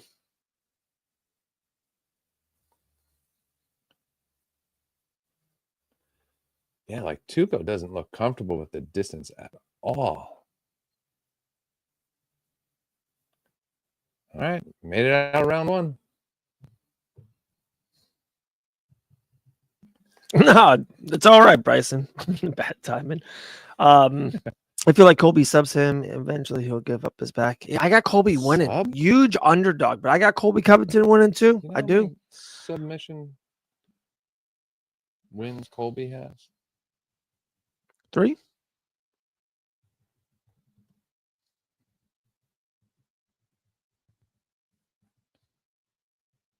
6 of 21. It's actually more than I thought. Yeah. But he hasn't had one since. Because to me, he's more of the wrestler, 2016. ground and pound. Yeah. That's what I think of him. I went and found him on Facebook and donated a Only bit. Gotta 3 support. wins. Sean, you're the best, man. Let's go, Sean. Like I Sean, you are awesome. Thank you, dude. Like I said, too, Incredible. man, put your address back in there, too. We'll send you. And Sean, I don't think you ever said that. Tell me who's like your top 2, 3 favorite fighters. Ooh. We'll get you some good cards. Top 3. That's tough. That's tough because Sean knows his stuff. You've been watching a long time, Sean. So can you even cap it to 3? Like me, it's easier. I've been watching that long. It's weird, though. I think everyone has their, even you, like, everyone probably loves 20 or 30 for sure, but I think everyone has their 1 or 2 guys, you know? Yeah, but I mean, what I'm thinking is like different eras. Yeah, Like that's true. You could have like a, old school, the early 2000s. You can have like a Chuck. 2000s. You got like a GSP. You can have, Right. a Con, whatever that era, Jose Aldo. Right. Then you can have a Poirier, and then you say Sean O'Malley. Like there's 6 guys there. Right. Oh, Brendan Jenkins, love to you, my man. Love the hearts. What a badass. One of the toughest guys in the world. Spotted Jillian yet? Has anyone seen Jillian in the crowd? Yeah, she's in the second row. Second row. Appreciate that, Sean. He's got Chael in the corner and lead to believe he'll go to the decision for sure. Also, I hear Kurt Angle is going to be walking out with him. So we'll see. Sean, during COVID, was buy UFC Fight Pass and watch it all. Well played, Sean. Well played. Agreed. I say it all the time. UFC saved the pandemic for me. It was the only thing that every week you can get real live sports. It was amazing, wasn't it? Yeah. I remember staying at home doing like shows, and it's funny. So kind of pull the curtain back some more. The pandemic was great for Fight Bananas. Yeah. Because we were doing some interviews, but when the pandemic happened, a lot of fighters were bored and couldn't do this. And we were sending, because then I was at home not doing much. Sterling's trying to put an end to this fight. Good knee. Oh, he keeps shaking his head. Badly you struck. haven't done anything. You're covering up, getting hit. And we got a ton of interviews during that COVID thing, and then we just kind of never stopped. When was the official transition to Fight Bananas from the old show? Was that had to be 20? Not that long ago. Oh no! Wait, say again? Oh yeah. It's I think it's been 5.5 years. I personally, it's you were Izzy doing the other show when I first moved here. Yeah. Oh, that's a good one, Bryson. Izzy and Alex. I started when I was born in 1992. It's just a whole UFC library. That's awesome, Sean. I love it. Started when you were born? Brendan Jenkins. I really like fighting in Iowa during the pandemic. Beat Jenks. You're super young. The red states didn't care about masks and they let you work. Yeah, Florida with us, man. We were going to Publix a week later. What No, we did the first 2 weeks. Yeah, there you go. Right. Dude, COVID was the UFC, and I became a NASCAR. oh, big uppercut from Sterling. I got a letter from my company saying I was a mandatory employee in case I got pulled over that first 2 weeks, because I was an insurance adjuster, so Yeah. I'd have to go inspect people's houses. So they gave me a letter like, if you get pulled over, just to the officer, you are a mandatory employee. Wow, look at They're you. straight from like the CEO of AAA or whatever. I was like, sweet, look at me. I really don't want to be out in other people's houses, but yeah. I was the exact opposite. I was worthless. They're like, hey, you're interviewing a fighter. You're zooming a fighter 16 states away. Going to SeaWorld. Well, yeah, all the parks were shut down, right? Yeah. In Massachusetts, it was like shut down for a year. That's crazy, Sean. All right, can we? We're moving off this. Tuco's starting to grapple a little bit in round two. Starting to grapple. He's definitely getting whooped on the striker, but if he grapples this kickboxer, especially an undefeated guy, hasn't been deep into fights. Let's see. Randy, what's up, dude? What's good with you, man? Yo, what's good? Randy. Yeah, this is interesting. Tuco starting to grapple him at the end of round two. Sterling's fighting the hands nice. Let me see where the live bet is on this, because I bet you Tuco's was a huge underdog to start. Good job, Sterling. Nice scramble there to get out. Get back to the feet. Good left from Tuco, though. MMA, let's see. Tuco was just... Tuco is plus 900 right now. Oh, Sterling just swung for the fences. Tuco just gave him an elbow and a back fist just for good measure. But Sterling isn't wearing any of it. He looks pretty clean. Tuco looks pretty clean too. Yeah, you can't keep him down. Turn around. I agree, Brendan. I agree. And I just did a little live bet on Tuco's. I think he's definitely down 2-0, and but he's starting to weary on the undefeated kickboxer. And I'm telling you, I think he can get a submission around 3. I wouldn't, it's 10-1 odds, so I took it. Just now? Yeah. Look at this guy. Yeah, I don't want to say a junkie. That's probably too much, but white bananas money, man. Now, when Sterling drops him in the first 30 seconds of the third round, how are you going to feel about that? Yeah, it happens. It happens. You have to. I got Davey Grant to help us over. I can't watch my bets go down the drain any longer. Oh, Bryson, I just got it. Awesome. I got you. Illinois. Okay. Illinois. Probably a Bears fan like myself. Fellow sufferer. Andrew, you're what happened there? Is that Missouri? Can you put your zip code in there, Andrew? On Facebook, Andrew, put your zip code in there so I know where to. I don't want to mess it up. You got a GSP? I'll get you a GSP. Big left from Sterling. Looked like it. Come on, Tucos. Live bet. Let's go. What was it? Plus 900, you said? Yeah. For a submission? No, just any win, just a win. You're a degenerate. Yeah, it's pretty bad. Could happen, though. I think I would put $10 on anything. That's my mindset. It's weird. Yeah. It's $10, and it's like almost the thrill of it. Right. Andrew. GSP, my man, got you. Just put your zip code in. Is that a good one? It's a great one. Yeah. It's GSP. Well, I mean, and because a lot of these boxes are newer, so you don't get a lot of the kind of the older school guys. Right. Come on, Tucos. Grapple time. We're in round 3, around 4 minutes left. Ooh. There we go. You got to get inside. He's grappling. Get him against the fence. Okay. Come on now. Take him down. Grab the back. Rear naked. Yeah, Sterling definitely looking different than. Yes. But he's got to get a finish here. Tucos is definitely down 2-0. Oh, nice get this job down. preventing the takedown. What for a little trip? He's got inside leg. Oh, Sterling. That's okay, though. Go out the side. I think he's got a... Nope. Nice job, Sterling's got the Sterling. underhooks in now. We're done. We're done, guys. We're so cooked. weird. Like two guys I've never seen fight before, and I'm just like Sterling's like I have no like. Isn't that weird? Yeah. Just like all right, That's what happens. randomly just pick the guy, like his hair or something. I don't know. Oh, big body shot.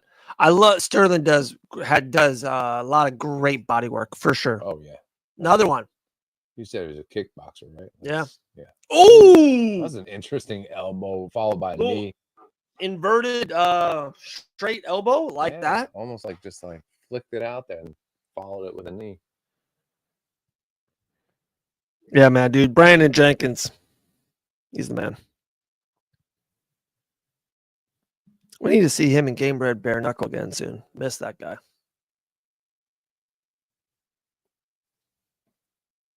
Chukos is going for a takedown once again, but there's only 2 minutes left. He might have. Nope. Sterling did a great job. He's doing a good job. Just Brennan Allen is there. Okay, I haven't seen him all week. Yeah, Tuco's pushing for this takedown, and I don't know that with 1:50 left. Oh, nice lazy left hand from Tuco. Oh, Sterling kick and shakes it off again. Like, nope, I did nothing.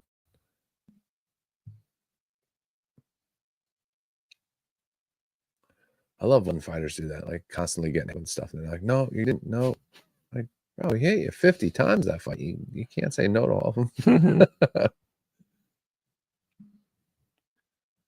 All right, Tuco, you're running out of time here. 1:15 left. Yeah. Sterling with a combo, man. Got nice combos. Kid's good. Undefeated for a reason. Yeah. Tuco looking up at the clock again. Under a minute left. Yeah, you got to get off, Tukos. Or try to grapple. Wow, good head kick by Sterling. Good body work. Yeah. 40 seconds. Because he knows Tuco's going to cover up his head, so he's just... You're right. Oh, he's piecing him up here. He's setting him up for that right hand. Look at that. 30 seconds left. Oh, just over the top. Missed. Tuco trying to throw some haymakers up of his own. Look at the strike differences. 20 seconds left. Sterling's definitely trying to get him out of there. I respect that. Yeah. Just took a shot. 10 seconds left. What's he going to do with that? Yeah, Brandon, I've been saying that all this whole fight. What do you say? Love the body strikes there by Sterling. Love them. 3 seconds. Yep. 2 left. He hasn't stopped striking yet. And Sterling will keep his absolutely undefeated. He's saying he's not happy with the performance, but I get that all the time. So many fighters tell me that, but I say this all the time. That other guy looking across the cage, he wanted to too. Like he was fighting for his life. Right. Sometimes literally, like you just, you know what I mean? It's you win a fight. You keep moving. But and it's maybe more important than winning fights. Our main man Andrew goes sent. That probably means another St. Jude's donation tonight. Hell yeah. It's at least 2 of them in the books for our man Michael Garapi. Thank you. You guys are awesome. Like I said, we'll match whatever you guys put in there. Michael will tell us at the end of tonight or tomorrow. We'll match. Sean goes, Sterling just looks like he should be fighting early if he isn't already. I like that. And then one more by Jenkins. Me and Sterling need to go to Turkey and get an $1,800 hairline. Is it $1,800? What's that? The hair, the fake hair. I have no clue. I don't look, dude. I don't need it. How do I know how much it is? Love it. I mean, I got old man hairline, but like, dude, it happens. At a certain point, you just get the bugger out, and you stop. You know, you no longer have to tip $20 when you go. I know. I can't. Not wait for that. You just get your own. Just get it done. But hey, thank you to the guys that donated St. Jude. I want to tell you guys how amazing it was as far as like the army of volunteers. Like, I went there to raise money, of course, but I also went there to run a marathon. Like I did that for myself. These people are thanking me. Like I'm crossing the finish line, and they're like, "Here you go. Thank you so much for running." And like, just so many people were so appreciative. And I want to extend that appreciation to you guys, man. Thank you so much. The families, the patients, the workers, the volunteers are all so thankful for people who support the organization. So thank you as well. Appreciate it. It's quite a experience to have people thanking you for running a race. It's crazy. Like, yeah, that's awesome. It's incredible. Christopher James with a great comment goes, I took you guys to Walgreens to get alcohol wipes and sharps can. You kept me in the game. Thanks, man. What? Like he probably took us to because he couldn't. Oh, he went to Walgreens, with us playing. Yeah. Hell yeah, dude. That's cool. Thank you for the opportunity to help before the holidays. Hey, appreciate it, man. You guys are awesome. This is the best. Yeah, this is the last one, man. We did a lot of damn shows this year. Do we have an official count of what we did? No, that's up good. I should have probably done that. Yeah, we really have a lot of damn fun this year, man. This has been great. So we were just talking a second ago about UFC saving the pandemic for us. So Dave and I coached together. So my son ended up on Dave's team, and he one day just says, I think it was the second season. He says, "Hey, you want to coach with me?" I was like, "Yeah." Well, like, what's the deal? What do I got to do? He's like, "Oh, you just talk to so and so. You get blah blah." It's like, all right, yeah. He's like, because I always go there like 15 minutes early with my son to warm up. And Dave said something like, "You're always here early anyway, so why don't you just coach with me?" I was like, all right, yeah, sure, cool, let's do it. And so during the pandemic, we then became friendly and found out we both pay attention to UFC, some more than others. He's like, "Dude, come over fights." So during the pandemic, it would be like me on one end of the couch, Susie on a different couch, you in your recliner, the kids running around, and just UFC on the TV, like almost every other Saturday night. Yeah. It was just saved our lives at that time. And Crazy. so then you're like, for 300, you're like, I'm thinking of doing a live show. I've always wanted to, right, but I just never, there wasn't one event or something that really enticed me to do it. And then like, it was just such a big show and the prelims were so amazing. I was like, let's just do it from the very first fight to the last fight. And almost that was the novelty of it. It was like, hey, we're going to do it for 6 hours, 7 hours. Right. I think the show was 7 hours and 42 minutes, if I remember, somewhere in that range. And this is basically a work day. It went so well, and it was so much fun. Yeah. And the view, like, it was insane. I think that one did 45,000 views right off the rip. And it was just like, oh, that worked. Yeah. That was cool. Yeah. And yeah. We mostly do them for all the pay-per-views. Right. Well, and then we tested out a couple fight nights. Yeah. Like, well, that's UFC 300. It's super special. Maybe it's just, people were Googling and we popped up. The algorithms helped us. And we did a fight night. We got a lot of engagement from people. Some like Sean engaging again today. Like, all right, so it isn't as good as 300 was, but there is engagement there. It is fun. And yeah, so we've got to be over a dozen, right?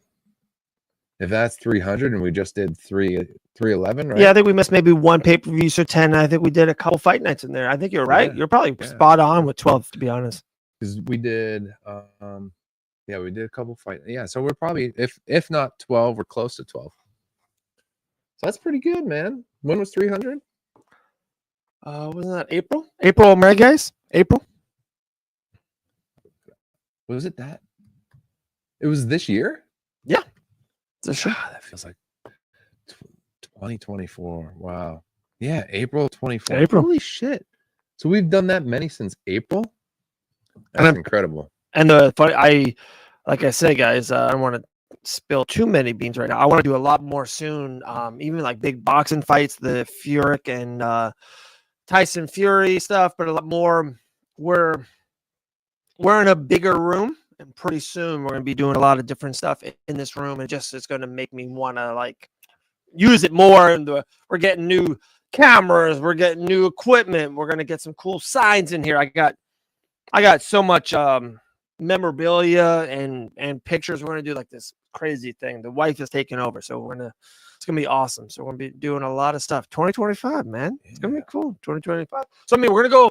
Yeah, there's no events for a month after this. There's really nothing for a month. So we're gonna do a couple shows. I got a couple ideas, but we're gonna go dark a little bit, and I think we're gonna be a new fight bananas when people see us. Yeah. Well, that's the other side of it too. Like there's a period here at the end of the year where we don't get much action. But what was it? Was it September to October or August to September where there was like every other week there was a pay-per-view? Yeah. Was that section? That's where we probably got a bunch of our shows in. But yeah, like this is the tough time of year. Great for football. Do you watch the Army-Navy game today? I didn't actually. I didn't. Man, it was a kids' day for sure. It was a good kids' game. I'm partial to Navy. So I've been to a few Army-Navy games. My cousin went to the Naval Academy, so she always get us tickets. My family. So I think I went to 3 Army-Navy games when they used to have them in Philadelphia and New York. So I'm partial to Navy. So Navy won today.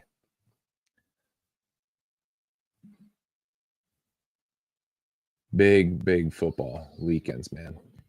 Then it's not a bad idea, Chris. That's not a bad idea. They're under the umbrella now. They're under the umbrella. I actually did one, Chris, a couple years ago. Remember when they did those like the Abu Dhabi shows, the first couple ones, like those crown jewels? It was during the day, and I had nothing to do, and just one of those things that just randomly the times were perfect. So I did one. It went okay. It's funny, man. A lot of UFC people are really anti-wrestling. I know you are not. I'm not as well. My son loves it. We're super into it. But I know a lot of UFC people are not into it. Is it Junkyard Dog still wrestling? No, he's rest in peace. Oh, I didn't know that. Army got smacked. Wow.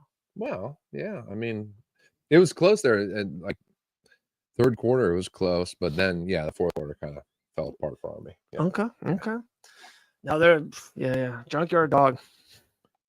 I didn't know. And Jimmy Superfly's dead too, right? Yeah, dude. Late. Happens. What about the Iron Sheik? Is he still around? No, I think he just passed away. Shit, this year, I think Hogan's still alive, right? Yes, Hogan's still alive. Somebody, dude, he's a Tampa guy. I thought it's Kurt Angle. It might be Hulk freaking Hogan with Colby Covington tonight. Man. He's a big Tampa guy. Good call out. Take your vitamins, bro. I know, Chris. Right? Junkyard Dog. Come on, Michael. I agree. I agree, Chris. Paid attention to wrestling. Come on. I just called out the Iron Sheik. How? I don't know. That's funny. Who else? Let's see. Junkyard Dog, Iron Sheik. Ultimate Warrior passed away too. Yeah. Macho Man Randy Savage. Yeah, he's dead too. Jesus Christ. Come on, these are our kids' heroes. Well, I met Ric Flair. I was there. No, you weren't. I wasn't. No, you were there when I met Randy 2 days before, and then I met. Ric Flair. You're right. You're right. Yeah. John Jones and Randy. I was there. Was it Randy, Kayla, and Rick, or was it?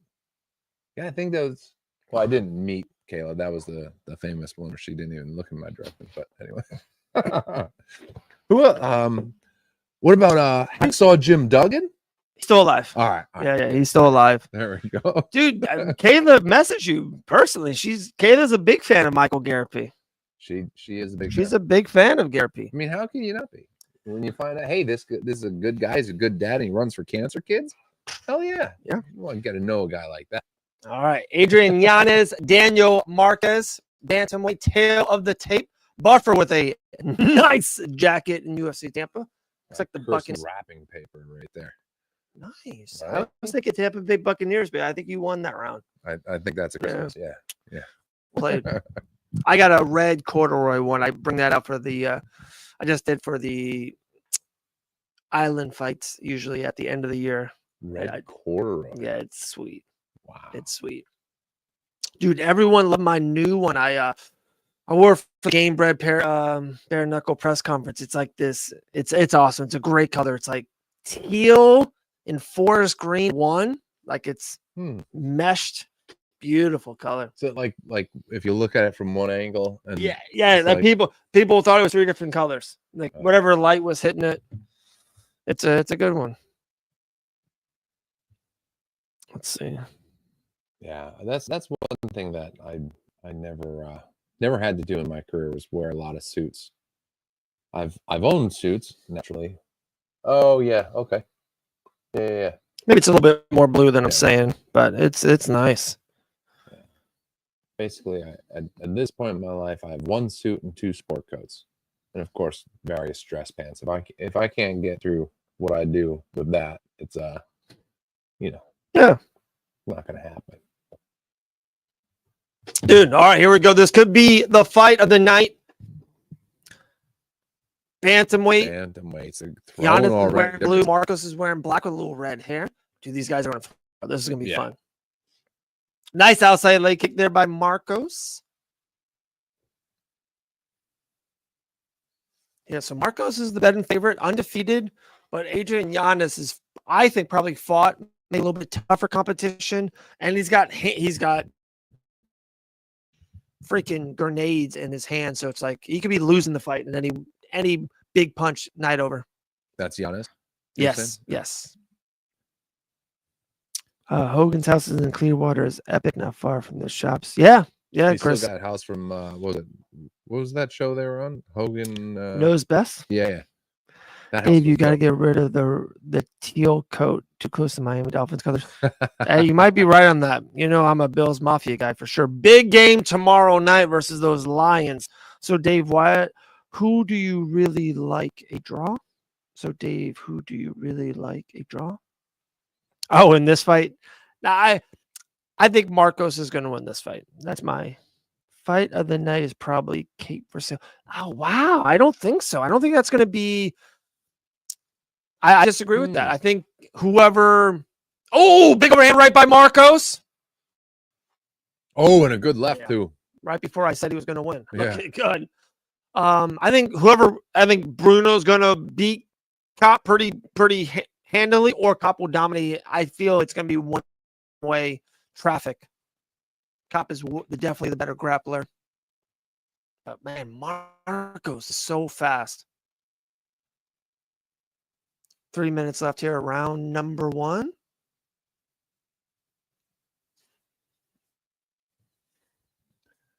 All right, they're kind of settling in. Yeah, Giannis got through it. Yeah. But I always say that how much, like you play a video game and you do the turbo. Was that Did he get kicked in the nuts and poked in the eye at the same time? Dip? Did he get a cup and poke, or is he just? Oh yeah, no, he's blinking like he got. That stinks, dude. That could be it too. He just looked up at the ref and went, "Are you fucking kidding me?" Oh yeah, nut, and then oh yeah, got them both. Yep, 100%. Brutal. And it's like a kick up the middle, so it got off the cup into his midsection, and brutal. He like pushed off him.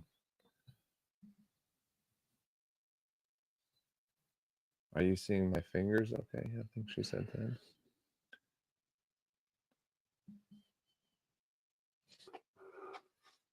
Whew, double dipper right there. That hurts. Yeah.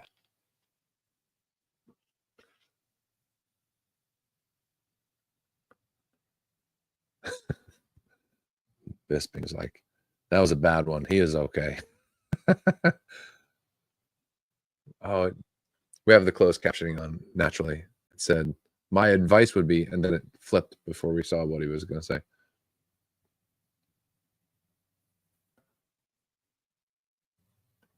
Interesting. Right in the eyes, right. I don't know. I got a weird feeling about this one. Yeah? In what way? That he's taking too long?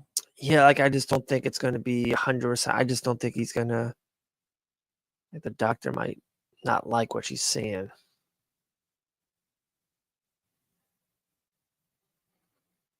He's talking a little too much. Yeah, he's definitely having something. He keeps asking for the white, the gauze. Yeah. Oh, she nodded yes. Good to go. All right. All right. Then, as Anik would say, the no-nonsense Keith Peterson is talking to Marco saying, "Hey, no more." All right, very good. Yes, I totally agree, Andrew. Should that be a point? Yes. They're in the backstage. They tell him what the rules are. He violated the rules. That should be a minus point. I don't know why it's a warning. It's like I would poke my guy on purpose every time. It's a warning. Yeah. I would grab the cage every time. It's a warning. No, that's against the rules. In football, if you do a face mask, they don't give a guy a warning. It's a penalty. It's against the rules. I totally agree. Yeah, the only warnings you get in football is like Like a a little skirmish, and they're like, "All right, boys, knock it off." right. Yeah. You know, sometimes a little bit of grab. It's like, hey, Yeah. don't do that again, or I got to call. Don't But make if you me, yeah, if it's Put a it- pass interference call, they don't go, hey, no, the next one. No, it's a pass interference call. right. Well, I mean, unless Vegas has, odds on it. Anyway. Oh my goodness. Depends, the pager goes off, says throw PI on next pass, and they got it, or they get taken out. Allegedly. Allegedly. See, you can fix anything if you just say allegedly. I don't know if you knew that. That's true. That's what Pat McAfee does. Right. Oh, Big both uppercut men. from Yanez. Little scrap there. He just snuck one up the middle. So good. But Marcos took it well. Minute 10 left in the first. Still Dude, haven't what a found great Jillian. Huh? I still haven't found Jillian. Not doing a very good job looking for her. She's kind of hard to miss with her hair. All right. Giannis has Marcos pressed up against the cage now. Oh, as soon as I say that, Marcos spins out. Is that John Hamm in the crowd? No. Right? Doesn't that dude kind of look like John Hamm?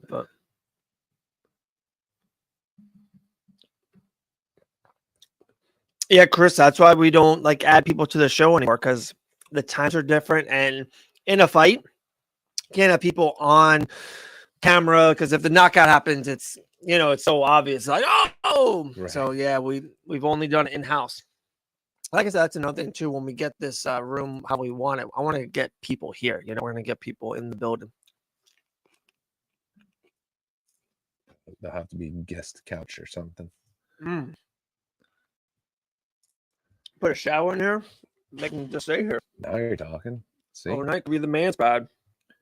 But you'd have to build some kind of emergency exit. Like Yeah. a ejection booth or something. Oh, it's on fire. Be Tom Cruise, Mission Impossible. Yeah, right.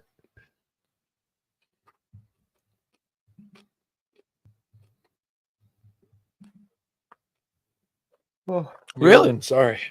What's that? Well, a YouTube's little still ahead of the further. Facebook. Oh, really? YouTube's got that 5G, Yeah, right. What's up with that? Chris said he was almost a full minute ahead of us. That's nuts. Yeah. Great fights, man. Joel Alvarez, Michael Johnson. This fight's been awesome. Telling you, that Davey Grant fight, go watch that back.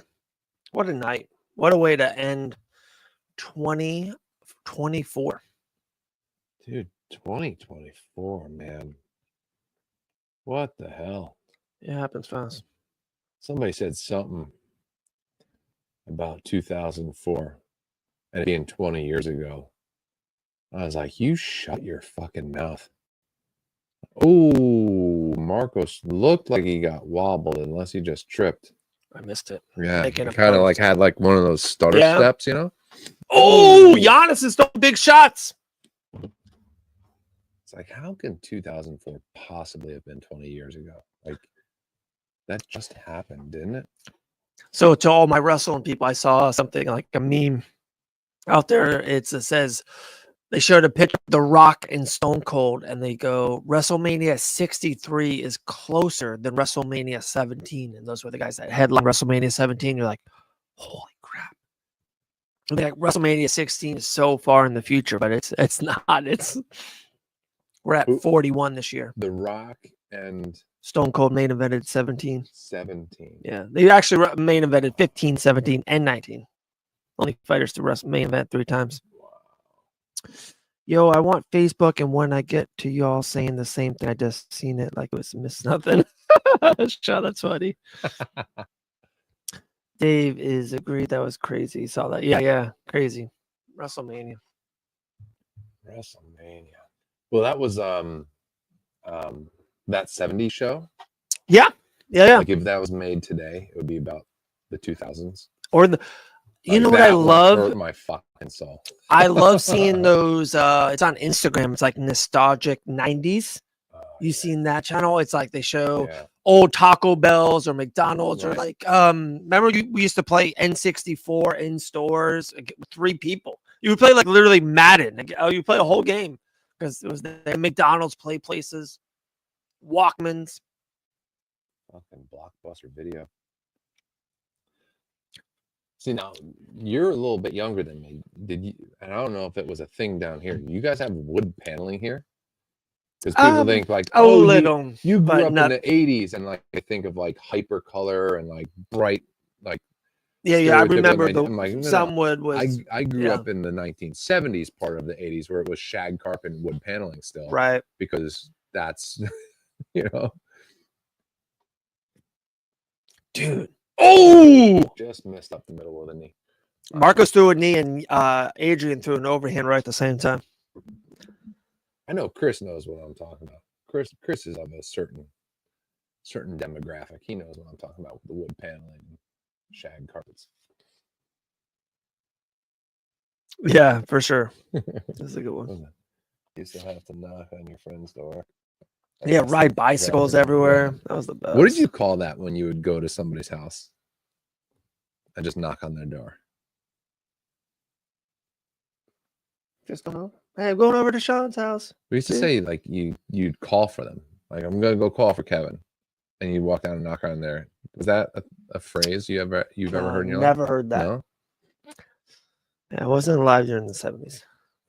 I was alive for 3 months in the 70s. I was born in October of 79. Man, what a time. What a time to be alive.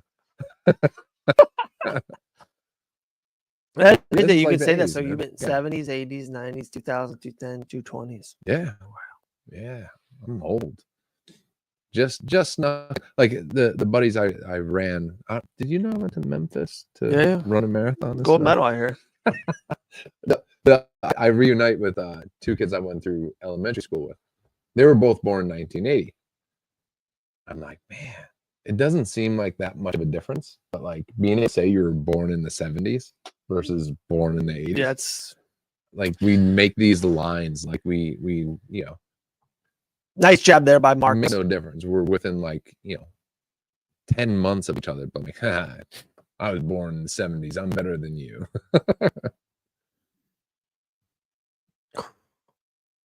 It's a good fight, man. Yeah, they're just nonstop. You see outside leg kicks, great punches, jabs by both men, like knees.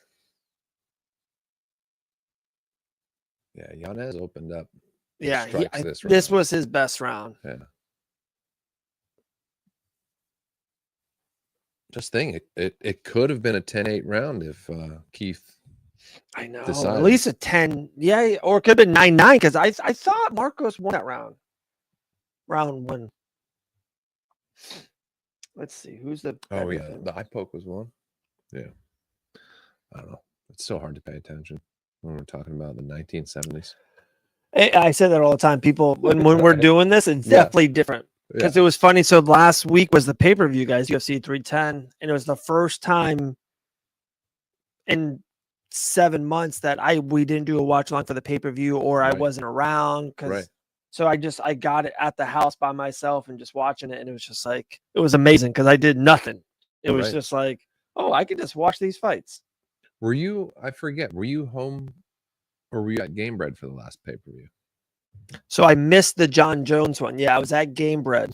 That's what it was. And I was traveling back, and I got home. Right. That's 5 o'clock. I haven't seen my family in 4 or 5 days. And then in the background, I put the UFC prelims. My wife is a lovely lady. She deserves way better. She way puts better. up with your shit. Yeah. That's right. I was like, darn it, John Jones was fun. I got to. And I don't know about you guys. I did the same thing. Brandon Schaub talked about it. So, of course, I ordered the pay-per-view. I'm watching it in the back room because knowing I was like, hey, I didn't want to invite 5 people over the house when I was gone all week, right? So I'm watching the pay-per-view by myself. And like after the Michael Chandler fight, I start to doze off. And I missed the Bones live. I had to watch it back. Did you really? Yeah. Holy Watched shit. it like at 6 a.m. Dude, these guys are throwing. Yeah, they are. Holy. He just pointed. He thinks he's Max. Oh, he caught him. But Marcos took him down. Fall or did he take him down? Fell and a takedown. Yeah. God, this has been good. So far, I'm with this fight. I'm pretty glad I'm not a judge. This is really close. Yeah, I agree. Someone just put a great matchmaking. Where the tweets. When this was made, I was like, I love this fight. This is a great fight. Yeah, a lot of people have it 1919. Yeah, I watched Game Bread live. I did not buy the pay-per-view. I forget what drove that decision. But yeah, I stayed up and kind of like watched it from afar. Just like would pull up the results and things like that. Yeah, that's another one too. Uber. Imagine telling yourself 15 years ago, from the airport, you're just going to jump in the back of a stranger's car and they're going to take you to the hotel. It's like crazy. I still am a little weary of it. Still to this day, I'm a grown man. I think I can take care of myself. But I'm still like a little like, I can't believe bad stuff doesn't happen more. Well, I think like my brother drove a taxi. Adrian's got it now. Lets him go. So they're going to throw now. 3 minutes left. These guys are throwing. And he got assaulted. Someone from the back seat decided he was going to beat up my brother and steal all his cash. And thankfully he was able to fight that off, and the guy didn't have a knife or a gun or anything like that. But yeah, like the whole Uber thing is it's completely cashless. So other than like a true psychopath, there's no motivation to hurt the driver or vice versa, Yeah, but I'm thinking the opposite. So if you're an Uber driver, and I know this, I've been thinking about this for probably way too long. If you're getting picked up from the airport, that means you're going somewhere. You're probably on business, or you're on vacation, or you're going to some kind of work. You probably have some stuff on you, some money, some travel and stuff. When I go to some of these shows, I got, nice clothes, or I got good watch on, or I got some money on me. And this Uber guy's like, if they said to me, hey, give me all your guys, I just came off an airport, so I don't have a shotgun on me. It's like, hey, give me all your money, or I'm going to keep driving left for a long time. You're screwed. Yeah, but I mean, like all of that is tracked. Right. Like, I get it. They'd do it once and they'd be behind bars. Yeah. That's Oh, big knee by Marcos. But no, there were a lot of things where like people were pretending to be Ubers. And so they'd pull up in front of a bar, in front of a bunch of pretty ladies, like, hey, are you guys waiting for an Uber? And they just get in the car. So they're saying the track thing. Yeah. Sean's on it. Bryson goes, if I subscribe to my mother's YouTube channel, can you send me an Alex card with the Izzy? If that's not okay, I'll understand. I can send proof. Absolutely, brother. Bryson, you've been a stud. If you want to subscribe with your mother's channel, aunts, uncles, grandma, nephews, you let me know. I say it all the time. So you want, can you send me an Alex card with the Izzy? Let me find you an Alex. Bryson, you're the man, dude. Let me find you an Alex. Let me know. I got Ian, Gary, Charles, Habib, Chimaevs. Ooh. I got to open up more boxes. I got another box in there. 30 seconds left.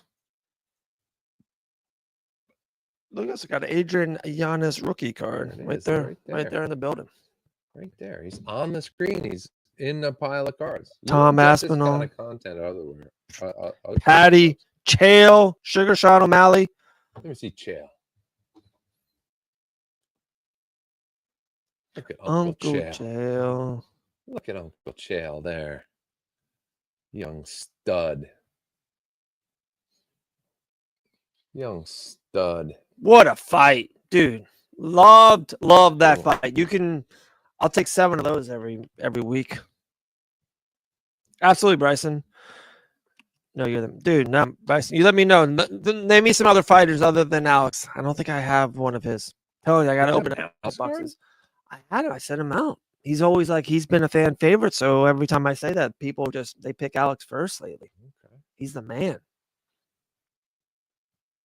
I'm telling Mike, I've sent out 50 cards over the last 2-3 weeks. There we go. All right. Sending 3-4 out a day. Hell yeah. The YouTube channel's on fire, guys. Keep subbing it. Tell your friends. Seriously. I know you guys got a boy. Just you hit that top right corner for our Fight Bananas official YouTube channel, like share it, and then just text it to your boys. I know you got a group chat with your boys. Who doesn't, right? That's right. Put that in there. Chael had the first Ask Anderson your wife, fight. your girlfriend, your boyfriend, whoever. I know, so crazy, Sean. He was winning that fight, dominating him. That's crazy. It's probably still one of the most wild endings to a fight ever. Wild, especially Anderson at that time was one of the greatest, if not the greatest, runs in UFC history. All those title defenses, and everyone thought he was going to kind of run through Chael. Everyone thought he had no chance, and Chael beat him for 4 rounds. It's crazy. But Bryson, tell me a couple other guys. So Bryson is the Izzy. I got Andrews, the GSP. Wow, man. Wow. Tell your mom, tell your dad, grandma, grandpa, aunts, uncles, cousins, best friends, even friends you don't like anymore. Hey, been thinking about you. I miss you. We had some good times back in the day. Subscribe to Fight Bananas. And they'll be like, what? I didn't know you liked Fight Bananas. That's awesome. We're best friends again. And then you guys would go get like a hamburger or something. It'll be great. And it's all because of Fight Bananas. I love it. You know, like, dude, 3 months ago, you told me to start subscribing. Oh, it's a split. Oh, 29-28 Giannis, 29-28 Marcos, 30-27 Marcos. How can you be 29-28, 29-28, 30-27? Marcos won. So my prediction was right. You'll be sitting there with your buddy. You get the hamburger with the egg on it. You know, so fucking good. French fries, tall, cold beer. And they'll be like, man, 3 months ago, you told me to subscribe to Fight Bananas. I was like, buddy, we haven't talked in 15 years. The fuck you calling me and telling me to subscribe to Fight Bananas for? But dude, I did subscribe to Fight Bananas. And I get all of their content now. And I love you for it. Thank you. He's like, I'm buying your burger and beer today. You're going to be like, what? That's so unexpected. Thank you. You'd be like, no, thank you for putting me on the Fight Bananas, man. And there you go. You're welcome. You're best bros again. Love it. All because you picked up the phone and you said, subscribe. Sub. Like, share, and subscribe. Love I it. told you tonight was going to be a weird one. Dude, keep coming. See, this is what happens when Dave has to make his post-fight posts. Post-fight posts. I know. Trademark, register it, post-fight posts. Garrity takes it over. That's why we're team, dude. That's it. Just gets silly, gets crazy, talking about hamburgers with eggs on top. Do you remember the first time you had a hamburger with an egg on top? I was at Red Robin. I was like, what is this shit? I gotta try. It's fucking delicious. A little bit of drippy egg, you know? Marcos won by split decision. Daniel Marcos. Still 17-0. Guys, 17-0. It's crazy. RNA. Bryson, anyone, man. Tell me any fighter. We got almost everyone. I'm sorry we don't have Poetan. He sent a lot out. But tell me a couple other ones. We got Oliveira, Makhachev, Jan, Aspinall, O'Malley, Frankie. Shavkat, Ian. Yeah, Ian Gary. Ooh, Stipe. this one's going up in price. You know that. Officially removed from the roster. Usman, Glover. Not going to get any Frankie. new ones of those. Got the Mr. I get myself in trouble all the time from Ireland. You got Camaro. Oh, Living legend. you got to go back for this one. Living legend. One of the reasons I started watching UFC back in the day, I was like, what? What is it? A former college wrestler, NFLer, WWE guy going to go do in a real fight? And so I was curious. I was like, okay. He's got a weird tattoo that looks like something on his chest, but you know, let's see what he can do. And it was awesome. Crazy tattoo, right? Yeah.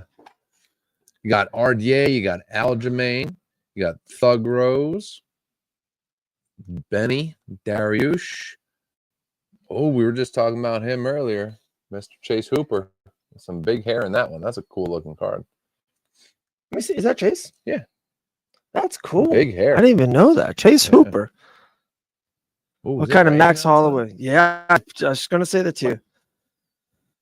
So I got another pack here. Patty, Chael again. Usman, like Volk. The Stairmasters. Jan, Corey Sandhagen. Brandon Morano. I don't think I got Max Holloway either. I'm sorry. Ooh, and you got a Gilbert. That's cool. Durano Burns. Sub that YouTube channel, guys. All these cards are yours. I'll be doing it. Right back. Johnny Walker signed gloves later on this next week. We're going to end of the year giveaway. Maybe a Jillian Savage Robertson signed glove. But guys, what? We got 4 fights left. We got the flyweight fight, the light heavyweight fight, and then Billy Q and Cub, and then Kobe and Buckley. And then our watch along season will be over.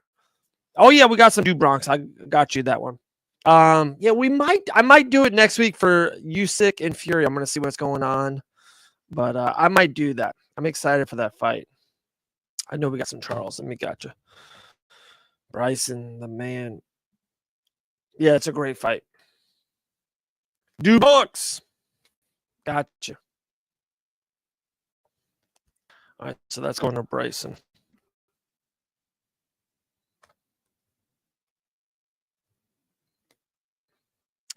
Dave is I'm sorry, I should just put this on now.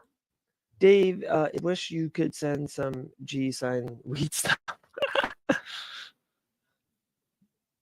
Yeah, maybe Thursday at Karate Combat, you might see me and Jillian a little bit with some red eyes. I'm not sure. Will you guys do a stream for January 18th, please? It's my birthday. We're planning on it for sure, guys. Grant Dawson's fighting on that night. Makhachev and Arman and Umar. Yeah, we're doing it on the 18th for sure. That's UFC 311. Hopefully, some of this big studio or a bigger part of the studio will be done by then. So that's January 18th. That's the goal. That's what I even told my wife, that January 18th. So we got you. We got you. Which one is that? That's So that's Makhachev and Arman Sarukian, Marab and Umar. Grant Dawson's fighting on that card. Jamal Hill versus Yuri's on that card. Grant's fighting again? Yeah, Moya Kano and Benny DeRouche. Am I wrong? We'll be on some vitamins. Around for Grant? No, it's not the crazy quick, but didn't come out of nowhere. But he's very happy it's happening. Like he wanted something, and they're like, "Boom, we got you." Cool. 6 weeks out, let's do it. Boom. And this fight, him and Diego Fiera has been almost fought 4 or 5 times. So he's happy to get this one in. There might be some vitamins Thursday night for sure. Vitamins. Yeah. Some adult vitamins.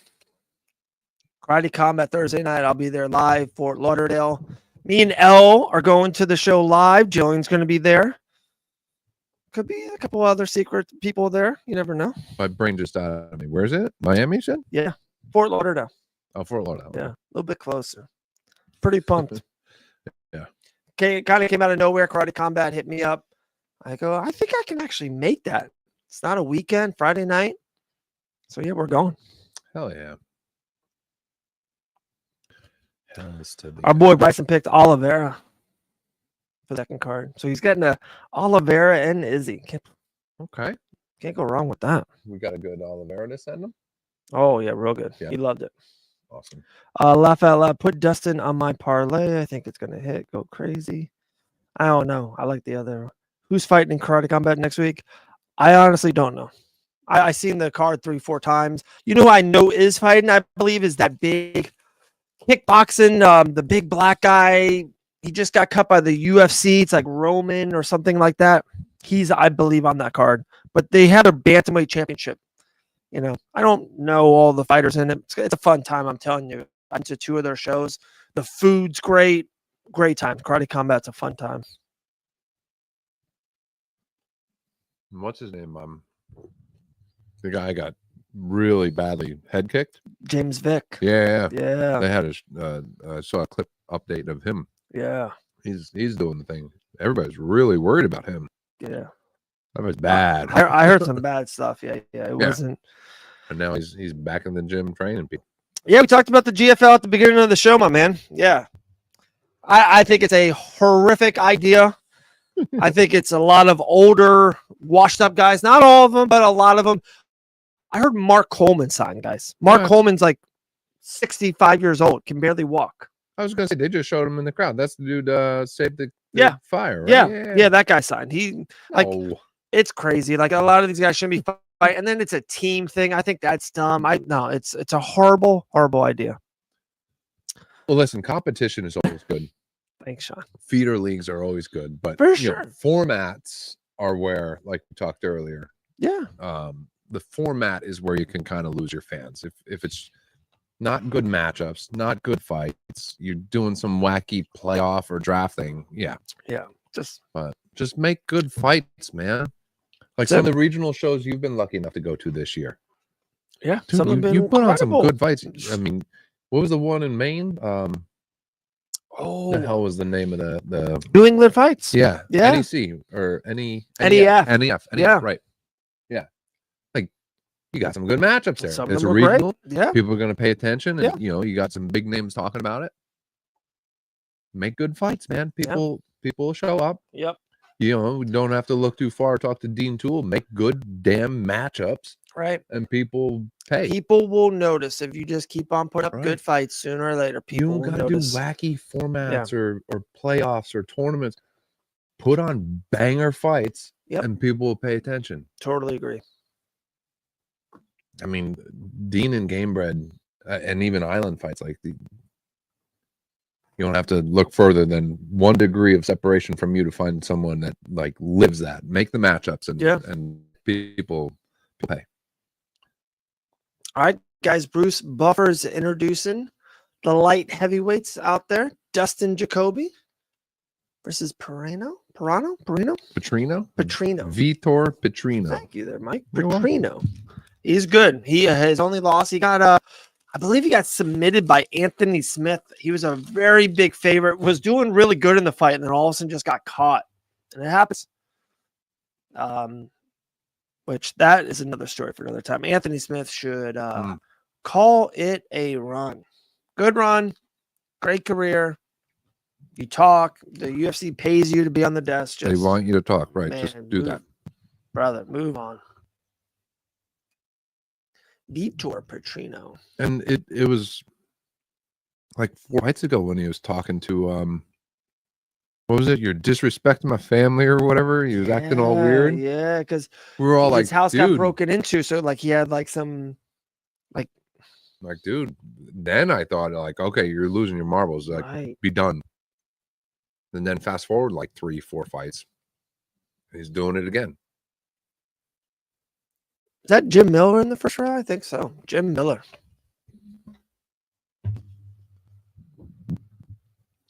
I have a feeling this might be a quick fight, yeah? Big boys. Yeah. You can't see it stand blended into the background any longer. I got a little cold. Got a little chill. Got a little chill in the air. Yeah. You fucking Florida boy. Dude, it's bad. It is bad. It was a couple days ago when it was, to me, it was cold. It was cold in the mornings. I was like, darling, we are moving. We're going to Hawaii. This is freezing. What are we doing? Dude, I don't know if I told you this. This past weekend I went to Memphis to run a marathon. How was it up there? The weather. It was cold. Yeah. It was, dude. So that's why I brought it up, not to be funny. But Friday I went for like just what you call a shakeout run with my buddy Rachel. 28 degrees. Day of the race, it was like about the same, like 27, 28 degrees. It was perfect. I barely sweat the whole time. I had a tank top on, I had removable sleeves, and I had a long sleeve like Techwick with a quarter zip. I got hot, I'd open it up a little bit, run into the shade with a breeze, I get cold, zip it back up. It was perfect. Petrino with a monster outside leg kick, and that guy's throwing tree trunks at Jacoby. Look at his freaking legs. He looks like a running back. Yeah, he does. Holy shit. How are these guys in the same weight class? Am I wrong? Like, Petrino looks humongous. Yeah, he does. Then, and it's like sometimes you'll see a guy has bigger lower body. Oh, but like they're both the same height, it looks like, or at least really close. But like this, look at Petrino's shoulders and arms, just not even in the same galaxy. And then the legs, it's like, no. Yeah. Wow. Nice outside leg kick there by Jacoby. This might be a total left field. I think Dustin Jacoby beat Alex Pereira in a kickboxing fight back in the day, or fought him really close. Google image that for me.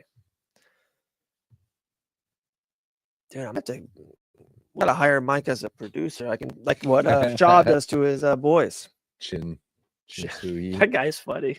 He's funny. I really like that. So bad at Googling shit. Oh, but that makes it part of the show. And Brendan's like, he knows it too. It's so funny. I might start doing that for like a show. Just Google the top 10 headlines and just he talks about it for 3-5 minutes. Well, it's just great. I stole Shab's line with that.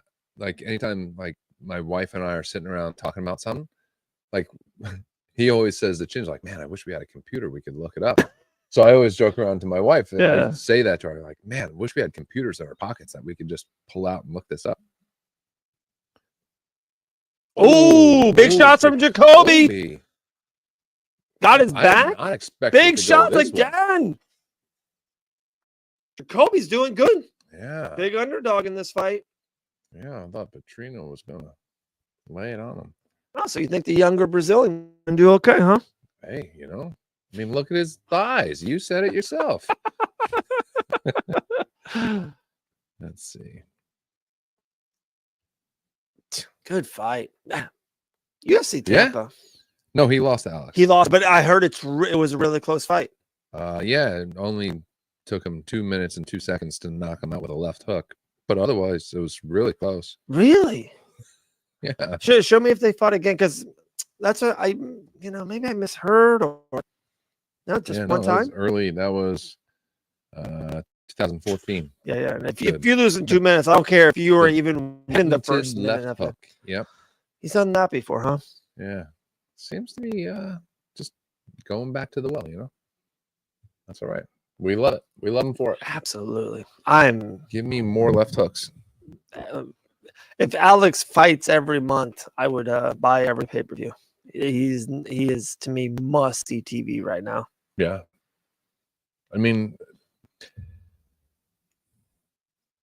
he's as promised. Yeah, you heard Rogan talking about him, and you're like, all right, yeah, these guys come over from kickboxing. Yeah, same. Some are gonna do well, but not all. They're gonna translate. You just got to take them down. Blah blah blah. Oh, fucking Rogan was right. His striking is just so damn good.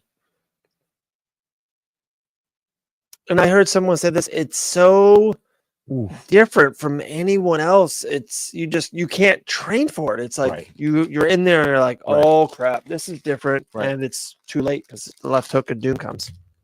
Dude, good first round. I honestly, guys, I gave that first round to Jacoby. I thought Jacoby did a good job. Oh, I keep on forgetting to put this in here, guys.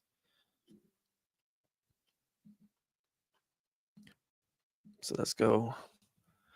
Jacoby versus Petrino, and I got Jacoby winning so far. Okay. Could be wrong. Yeah. But be fun for the graphics. I saw some of the good shots he was doing pretty damn good. That's Khalil, it's so hard man. to really have a good sense. Yeah. I said it earlier. Like until you do it, you're like, why can't you're paying attention? Like, come on. It's so hard to pay attention. Like when you have a train of thought or you're talking about something else, like yeah, we were looking up Alex versus Jacoby kickboxing right. in 2016. We could have missed right. We could have missed 10 good strikes from for sure, Petrino. Yeah, Petrino, right.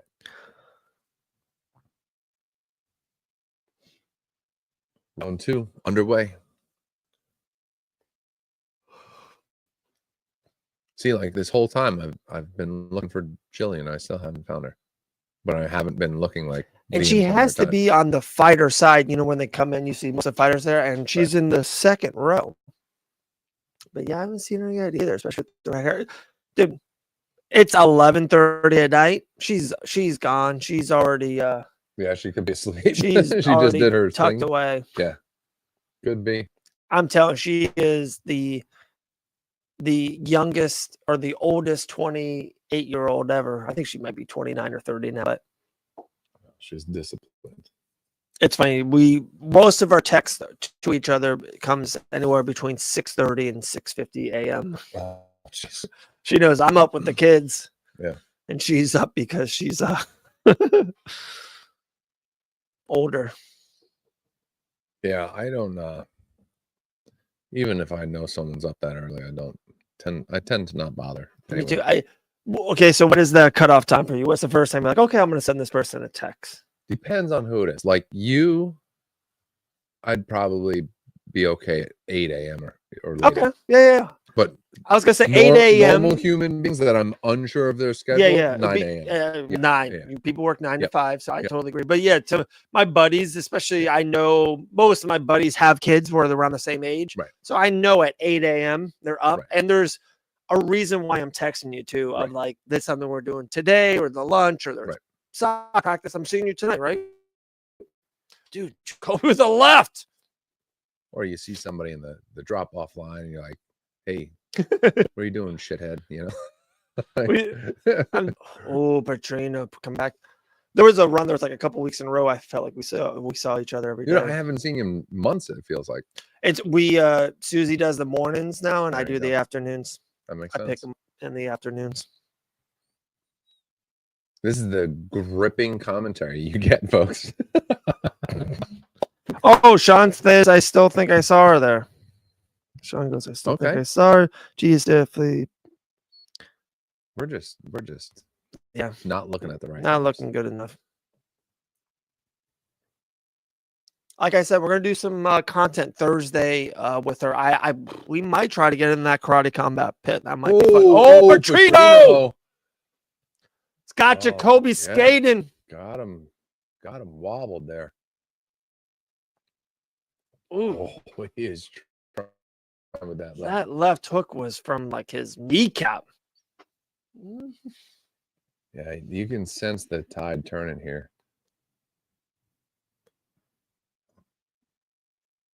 Talking like so we're rewinding a little bit. We were talking about like 90s stuff and back in the day. I remember when a baseball player or a basketball player, football player got their first, when it was like they got $100 million contract, and it was like, that's the most insane thing ever, whatever. Juan Soto, ex-New York Yankee player, just signed with the New York Mets for $765 million. And the little kicker is, if he doesn't opt out, and if something else happens, he gets like another $3 million bonus each year. It will be an even $800 million contract. Say it correctly. $750 million. So pretty soon it's gonna just it jumped up so high. Pretty soon a guy's gonna get $1 billion contract. It's nuts, isn't it? It's so stupid. And I say this all the time, and I know people shouldn't count other people's money. I'm always happy for other people's success, especially people I know I'm rooting for my people. But I say that I think about this all the time. So just say Soto signed for $765, taxes, agents, whatever stuff goes out. So just say he gets $400 million, right? And that's a lot, but he's $400 million of the $765. He can't go to, world hunger or, he can't give $50 million away. Like, he's never going to be able to spend that money. Right. And he can take care of so many people in the United States of America just like that. Well, I think about that all the time. The difference between 350 million and 400 million is life-changing for 50 million people. Oh, or for whatever the math 200 million people. Right. Like, she's backside toward the monster can octagon. Dude, Sean Sterling with a freaking snipe on Jillian. I got it. Next time she's backside by her toward top of monster cannon octagon. Okay. We'll have to keep, we're not looking at the right times. The difference between, like, it just, that amount of money is just so stupid for any individual that, and I'm not like a super liberal. Like, I don't, I'm very conservative in many ways and very liberal in many ways.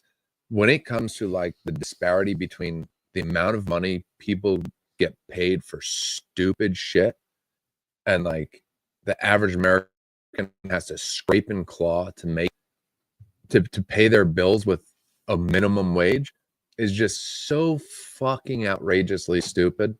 Like, it can't possibly be that that's the reality. Right. Like, $750 million. There are countries in this world that don't have a GNP of that amount.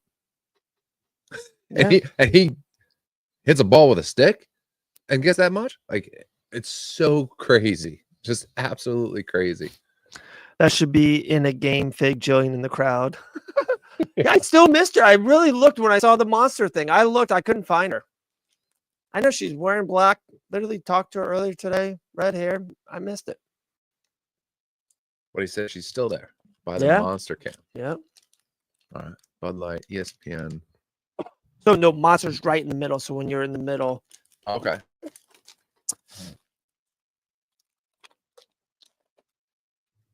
These guys grappled for a little bit, but they're striking, they're throwing.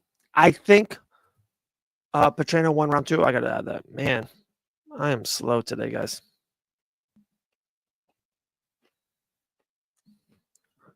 Round 3, I'm gonna write tied. So what do you say with the mouse can? Straight off the top?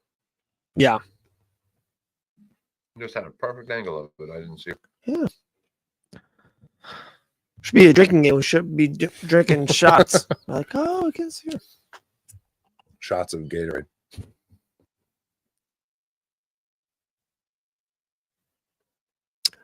So the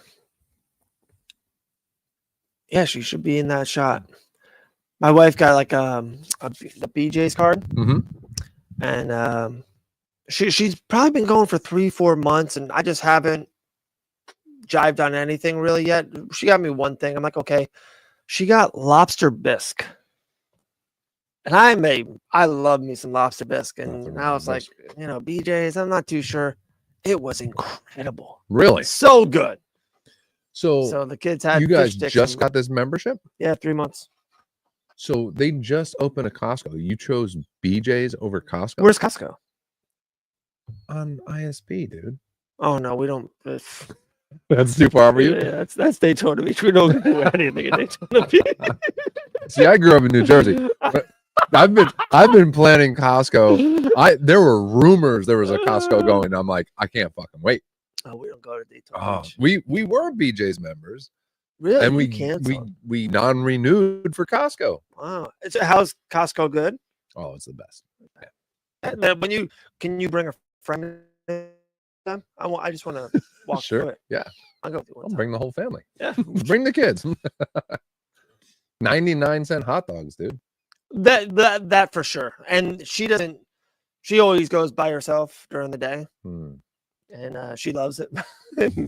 But like she like I said, she's been getting a couple different things and nothing like the kids, we get the big muffin packs for 40 packs and 2 ketchups. And dude, Colin is 12, like our kids are eating now. Right. So like we buy a big bag of French fries and it's gone in a half a week. I think I don't know. I'm just gonna say we saw her. We just moved on. Yeah, she's there. Hey, second row. The red hair, huh? Big knee there by Petrino. The bisque was good though. Oh my goodness. Oh, dropped him.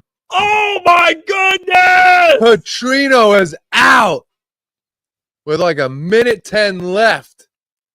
I think he was losing that fight. Needed a moment. Knocks out Petrino. Holy shit. Petrino's trying to sit up and around like a fish on land. We see the lady doctor put her hand on the thigh. She's like, I gotta make sure these thighs are like, I don't think she was reaching for the thigh. That came out of nowhere. This card's been so good. This card's been awesome. Just a overhand right on the fucking button. Doesn't get cleaner than that. He doesn't have to touch him. It wasn't a 1-2, wasn't nothing.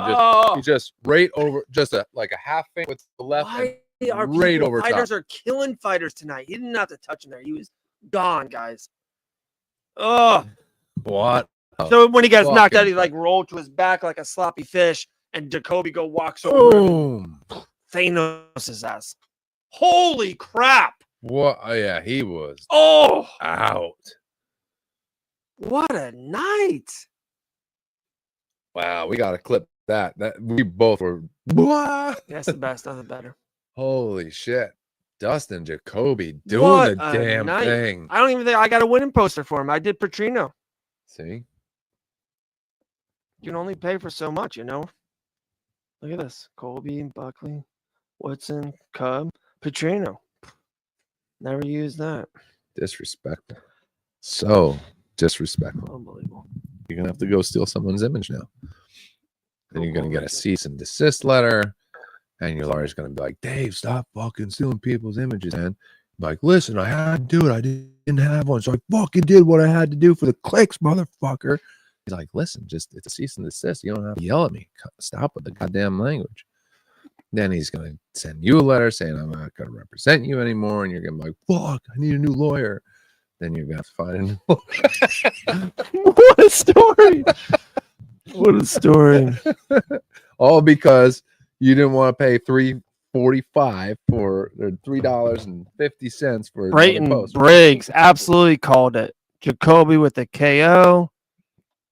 What a call. And that's interesting because one of the comments I saw them flash up on the broadcast was Petrino is a sniper. He's walking him down and this and that. I was like, okay, interesting. And then Jacoby's like, hang on a second. Wow. Dude. What did Sean say? Did you grow up? This is for the people hitting on Jacoby. Dude, you called it for sure. Good call there, Mr. Brayton. It's all for the clicks, Mike. Dean, how many for main event? So we got Cap coming up next, then Cub Swanson versus Billy. 2 more than the main event. So probably another 45 minutes, maybe 50. Dude, what a knockout. That was one of the sickest knockouts of the year. 2 knockouts in one night. You can call it knockout of the year. Holy crap. Jacoby. What was Sean's one comment? He said, Mike, did you grow up with? And then it was off the screen. Oh, I'm sorry. There we go. Goes, Mike, did you grow up with Acme? I'm the only who knew it on the TV thing. No, like that's the cartoon one. Did you grow up with Acme? I only knew that as a TV thing. Oh, Acme, the actual physical store? No. I became aware that it was an actual store, and I didn't think it was. So I had already seen, like, Roadrunner or whatever, where I only thought it was a goof. So no, I don't know when it was that I found out that it was an actual store, but basically when I was a kid, yeah, I definitely thought it was just a TV thing. But then I found out it was an actual store. I was like, what the fuck? I thought it was just a TV thing. But yeah, I grew up in Jersey. It was like ShopRite, Pathmark. What was the other big ones? Kmart, of course, Sears. Did you guys have service merchandises down here? Yeah, I remember that. Yeah. That was a weird store where it was all like just display, and you'd grab the ticket, remember? Yeah. And then you'd pay for it, and then like you'd go to the back area and they'd send your shit down like the conveyor belt. Remember that? No? It's insane. I don't remember the conveyor belt. Yeah. Or it I do was like remember the rollers ticket. or whatever. Yeah. Like it was like, oh, I want this lamp. So you just grab the ticket, and then they'd go, and then someone in the back would send you the box. Yeah, what were the other ones? All New Jersey stuff. What was the ShopRite, Pathmark? Then I went to school in Maryland. And it was like Food Lion, Safeway. What was the other big one? Food Lion. Remember Food Lion? Safeway. Dixie Queen, Dixie Win Dixie. Dixie. No, Win Dixie. I never knew that until I moved to Florida. Publix. And what was the other? Albertsons. Yeah, I remember Alba. Yeah. They either went out of business or closed down regionally here. But yeah, I forget what Acme was. Like dude, that was crazy. What a knockout, man.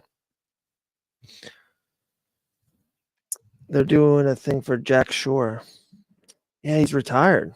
That's wild. Kind of surprising.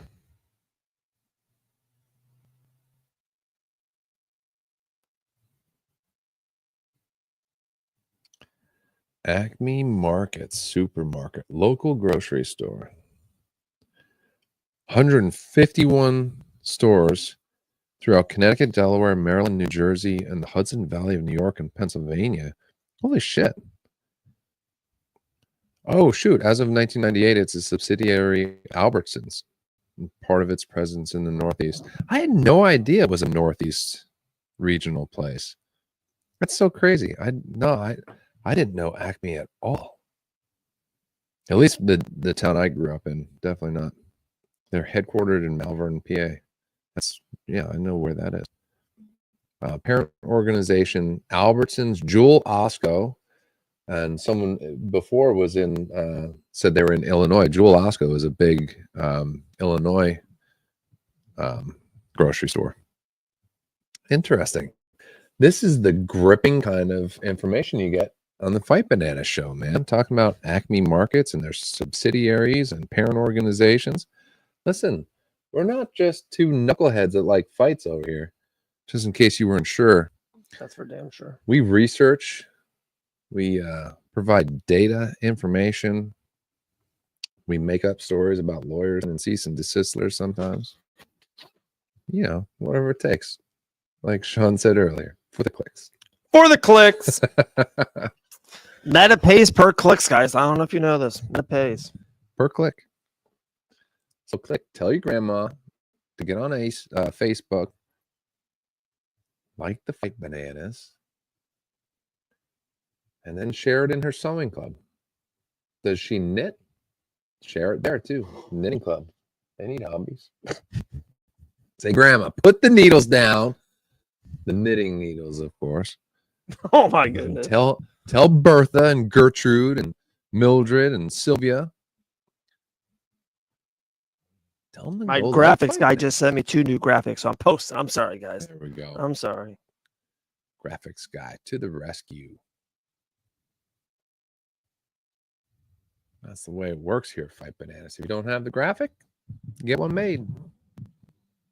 Yeah, I can't be doing graphics. It's another thing I'm not good at. Not good at graphics. No. Look at that. Oh, See? that's insane. Yeah. Somebody's good at it. I'll show you to my peeps. Look at this. Just got this sent to me. Look at that. Look at that knockout. Look at that.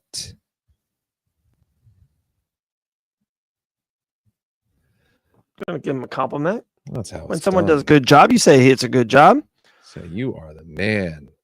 Dude, that's crazy. Thank you. Thank you for bailing us out with these awesome graphics.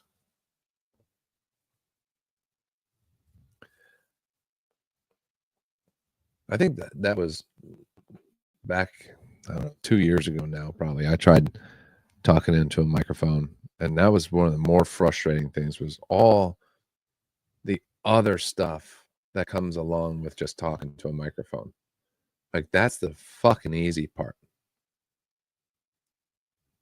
Everything else, editing and cropping and uploading and artwork and sharing and posting, and like, this is the easy part, man. Just goofing off with your buddy, talking. I wish this was the everything, you know. Yeah. I'm telling you guys, everyone doesn't realize how much stuff. Right. And that's why, you know, if you're coming into it with, like, say you hit the lottery and you're just like, all right, I want to do a podcast, I just want to talk into a microphone, you can pay for all of those things to be done for you. Like, you know, there are people that will do it and do a bang up job, and you just have the vision, and, you know, you're going to be the talent, if you will. You can do that. If you don't have the ability to just write the check, like, all that shit is, you know, it's a lot. So that's why, you know, we appreciate when you share and talk and interact with us. All right. Woo! There it is. 3 left. Flyweight, Big Q versus Cobb. I think that's gonna be a fun fight. And then we got Buckley and Colby in the main event. 3 fights left of 2024, guys. Enjoy it. These are some good fights too. I think this card's been awesome so far. Yeah. Since we started the Woodson, then people on. were bashing this card on some of your posts. I'm telling you. They were bashing the hell out of this card. They're like, there's only one fight I'm interested in. Like, well. And that's where, and then sometimes I feel like that happens all the time, and especially in UFC, because guys, when I saw Marcos and Giannis, I was like, dude, that fight is, you can just tell that two very evenly matched up. Those guys like to stand, like throw, they're quick. It's going to be a great fight. It's a great matchmaking fight. I thought Petrano was going to walk through Jacoby, so to see that's pretty shocking. The Woodson knockout was awesome. Joe Alvarez, I was trying to warn you guys about how much of a finisher he was. And then what else? When we see something else crazy? Johnson. Oh, Michael Johnson. Yeah.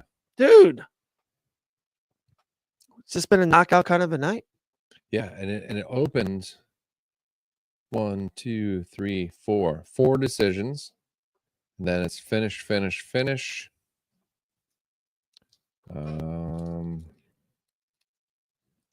Then that was decision, finish.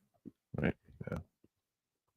And that's too when I see people like, oh, this card sucks, I'm only interested in one fight. I'm like, oh, it's gonna be a good one. Yeah. Right. Like, when these jackasses are saying it sucks, it's gonna be a good card. Now, I mean, we still have 3 fights to go. Hopefully none of them are you know. Oh, you're right.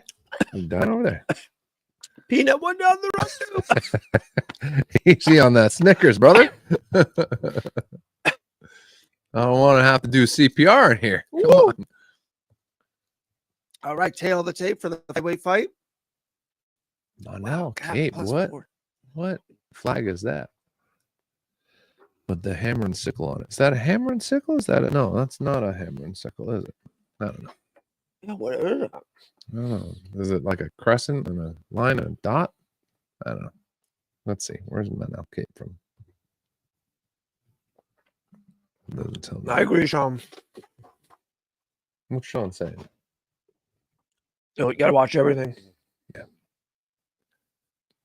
It's tough too. Like, I definitely miss a lot of fights because, you know, we're busy folks.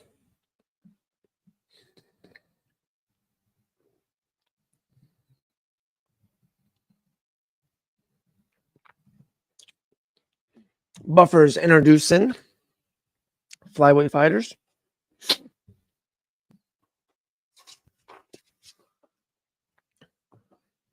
What is that? Adrian Yanez. He thought Giannis won that fight. Close fight. Oh, it was horrible for betting. Yeah. Okay. I had Marcos missed that, winning it, though.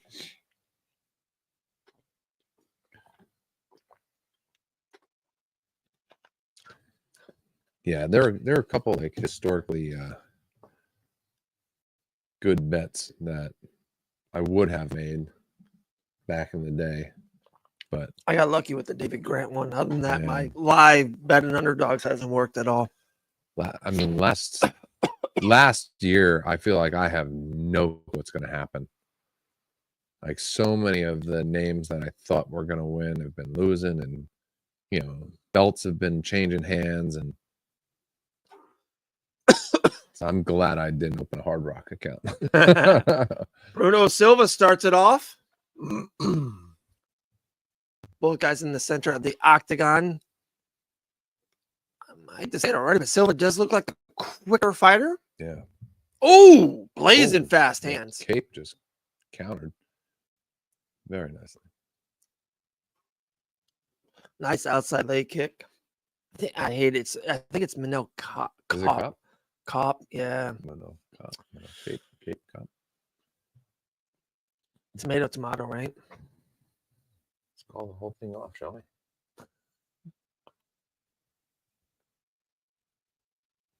Well, this could be a fun one. You can just kind of tell already. Yeah. You think someone's going to sleep?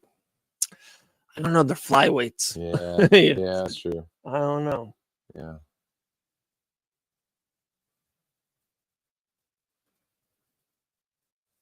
That's 25, right? Yeah.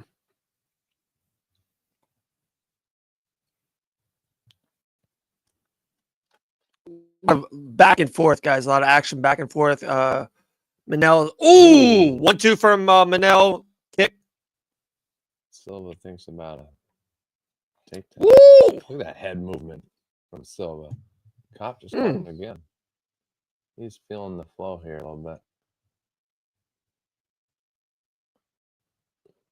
Oh, they are taunting each other. A lot of gamesmanship back and forth here. Did a dribble a second ago, dusted his shoulder off just now. Manel is feeling himself. That's right before you get knocked out. Yeah. Exactly. That's it. I've said it here before. Like, I was never the guy that was going to talk when I played sports.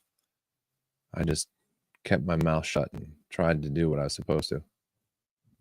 So I'm not a big fan of people that talk. I love when people are talking shit and then get knocked out. It makes me smile. Ooh, nice overhand right there by Silva.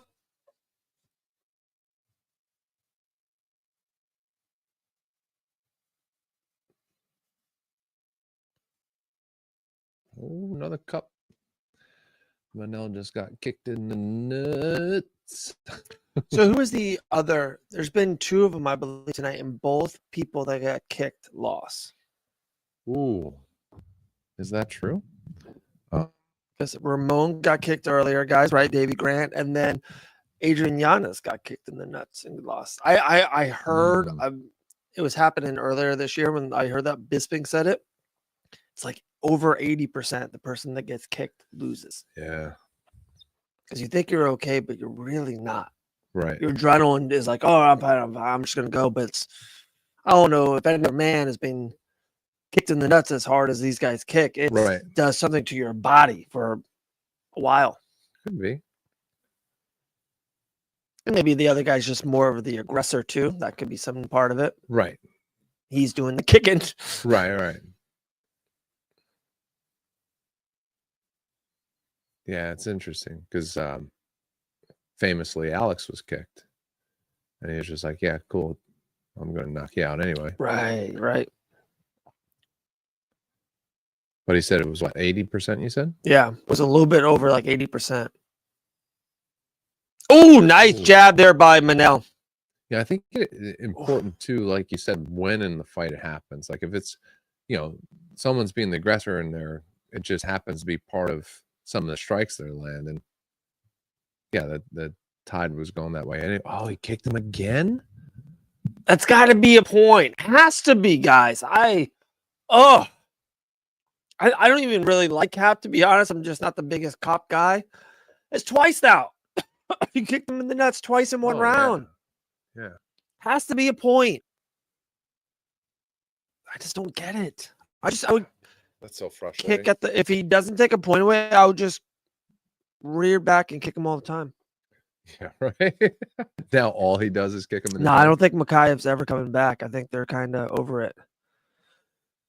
Matthew says weirdos. I've been called worse today, my man. Who's weirdos? We're Yeah. weirdos? Yeah, have a good one. Cool, man. Wear the steel cup, then dudes. Yeah, that'd be funny, right? Yeah, steel cup, you kick, and boom, break a pinky toe. Yeah. But yeah, no point. I don't know. That's wild. Yeah, I don't think Makhayev's ever going to come back. I think that ship has sailed.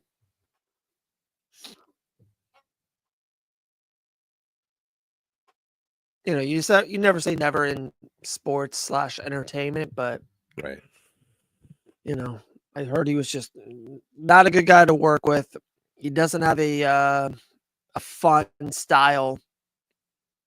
And I almost think, I know it sounds bad, they're scared of him winning the championship because he is so good and doesn't sell and is not nice, is not good guy to work with. So he would like almost hold that title hostage almost.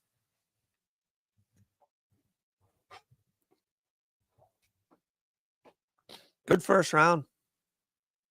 Ooh. Oh, yeah.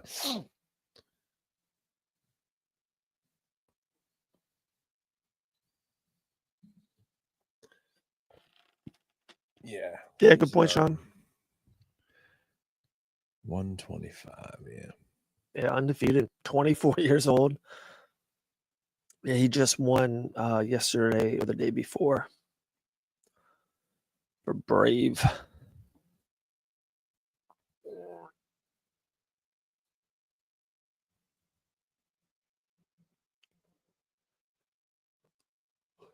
Yeah, Bravo choke. Brave. What kind of choke was it? Bravo choke. Really?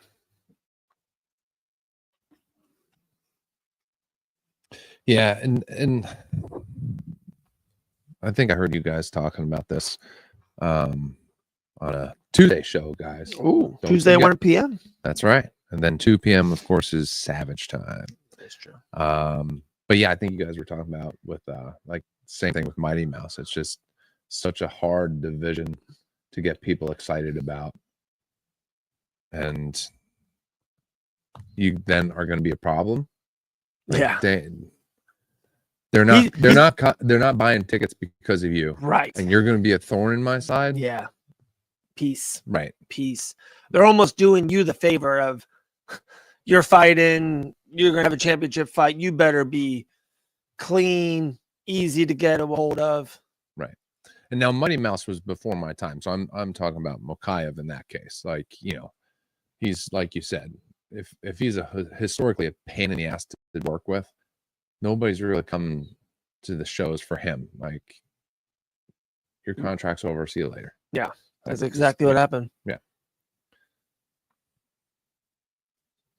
The theory with Mighty Mouse is they just didn't market him enough, right? Like, he was a bona fide star and they just didn't sell him enough, or no, I definitely think he definitely wasn't a bona fide star. He is great, one of the most skillful fighters ever, for sure.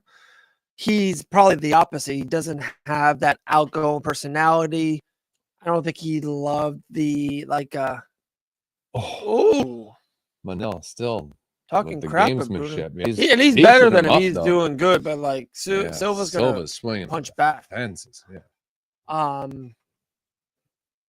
probably he's not going to do anything abnormal to promote the fight. He's not going to push someone at the press conference. This is not Another his style. kick in the nuts. Bruno Silva, 3 kicks in the nuts, guys. We're 6 minutes into the fight. It's crazy. Instead of kicking him in the nuts, he should have made a donation to my St. Jude fundraiser. There you go. See, Silva, you missed an opportunity there. Let's see how real this one was. Oh, yeah, same thing, except it got like to the side of the cup. So instead of being right on the cup, it went like to the side where it probably pushed everything all over. And he's on the floor squirming around like, what the hell? And Silva's like, all right, buddy, come on. You're fine. And back to the DJ, the last thing is they probably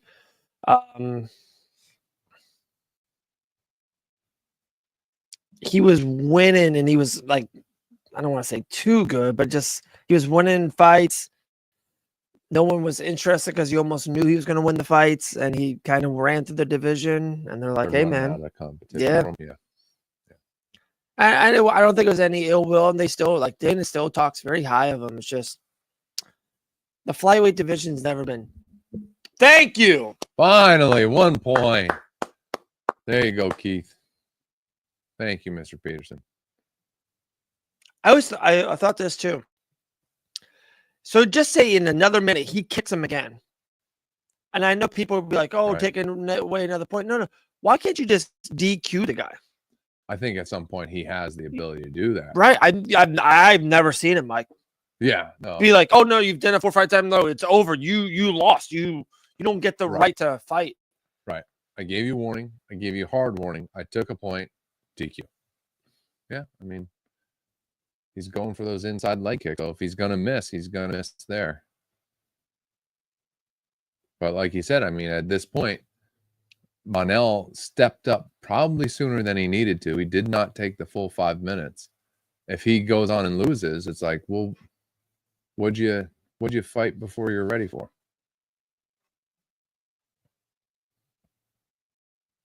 Wow, this is yeah. funky fight. Oh, yeah. He is showboating.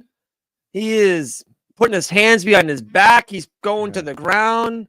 Did the Neo move where he had hand like waved them forward, and this is like that. Wild.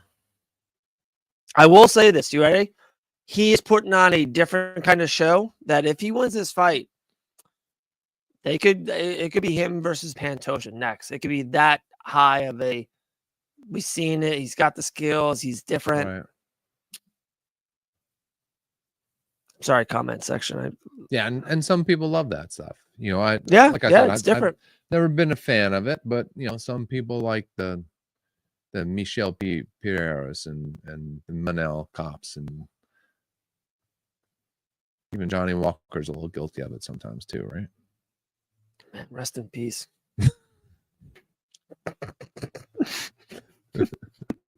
He's still sleeping. From which one? Yeah, man, blew out his arm doing. He's had a tough run. That's a cool card. Yeah, cool. Volkov. Oh, I think they call him a prism action or a refractor. It's a refractor. Yeah, some of these cards are really cool. Yeah. Look at this John Jones King card, like how it's cut up. That's cool. They do a good job. Yeah, it's getting back to be, you know. It's hot right now. Huge when I was a kid. Do you know, like the card industry is like a hot industry? Yeah. Like, and I'm kind of badly getting into it. I don't want to. It's tough. It's so expensive. Yeah, it's like the last thing Data 4 should be buying is sports cards. Yeah. Yeah, Manel's having a lot of success here. Yeah, I had Manel's doing really well. Yeah, Ken Griffey Jr. upper deck rookie card. I had like a second year, third year. I had a Jerry Rice rookie card. Wow. Back in the day where you didn't put sleeves and you just kind of tossed it in in your drawer. So all jacked up. As a kid, it was an $80 card that probably I could have gotten like $20 for. Nowadays, they'd laugh at you. They'd be like, "Get that shit out of here." But yeah, I bet you that's a $1,000 card, $2,000 Oh, I card, don't know. more. I couldn't tell you. But I've the state that my card is in is, they just tell you to get the fuck out of their face. It's so bad. The cards say, they're all perfect corners. And, Yeah. even at the time, like I'd go to the show and be like, "Oh, I have that card at home," and it'd be, the perfect 90-degree corner like that, and mine was all, fuzzy and beat up from being tossed around. Jerry Rice rookie card PSA 10. Yeah, there it is. $145,000. No. Are you shitting me? Cards are back. It's like a hot thing. PSA 10, perfect thing. Maybe it's worth putting on $145,000 this card is. Yeah, but that's a 10. Yeah. Mine's a 1. So if somebody wants to get into it, Still ones they can are afford mine. $300, $350. Yeah, all right. I have to pull out the cards. I'm telling you, a it's little retirement money going. It is Christmas it's hot. money. I got like an $800 Kobe Bryant card. That's cool. Yeah. So I have my buddy Kevin was a huge card guy. A lot before I was, and probably still to this day. Just, he knew the prices. He knew if they were commons, if they were stars.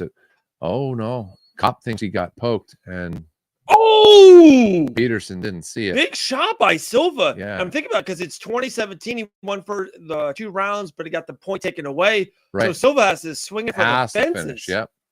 And Cop just needs to stay off. But I love this. Is nuts, Yeah. dude. Bruno is swinging for the fences.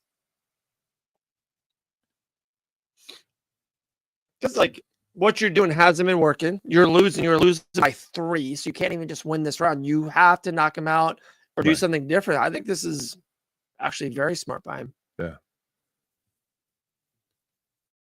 So my buddy, little slip. My buddy, huge into cards. Mm-hmm. Guy I played football against in high school ended up in the NFL.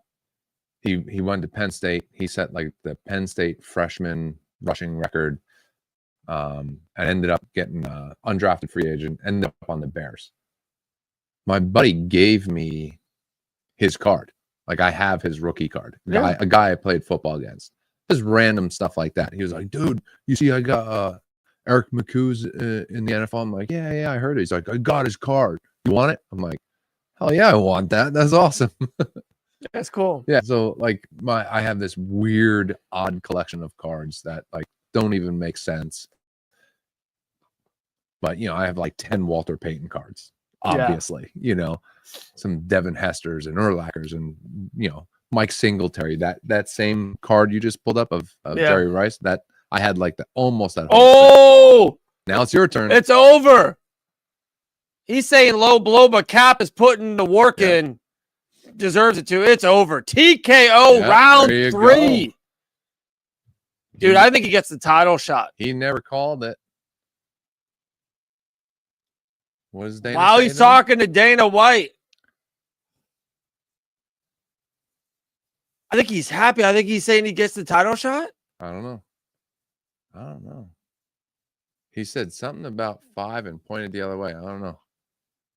Oh, he's pleading for a title shot. Yeah.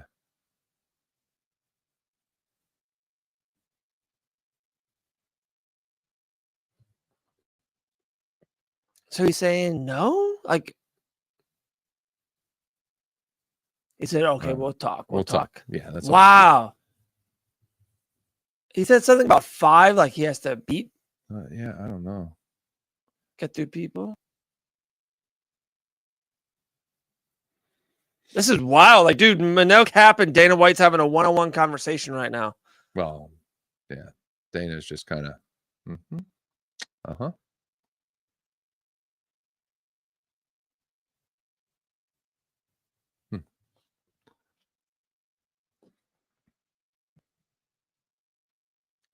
Interesting. I want to see that replay. That was really interesting. Okay, so here it is. Oh yeah, kind of hit him in the cup. Then a left hand. I hate Peterson's this. telling him to fight. I hate to be that Peterson's telling him guy to out of fight. all people. He's the one that can't complain about a Right. nut shot. And I think that's a part of the ref a little bit, to be honest. It Wow. comes up. It's weird the way his angle is. Like he's facing this way and the leg comes up this way. So it's not like he was in front Right. of him and kicked it. It was like it grazed the cup into his right inner thigh. And Cop was just like, you're gonna pretend you're kicked in the nuts. Here we go. Wow. Interesting What finish. yeah, just a weird. Yeah. Like to your point earlier, like when was the last time you saw a point taken for a low blow? I don't know that I've ever seen one for a low blow. Have I? I don't know. So rare they take a point. Yeah, it really is.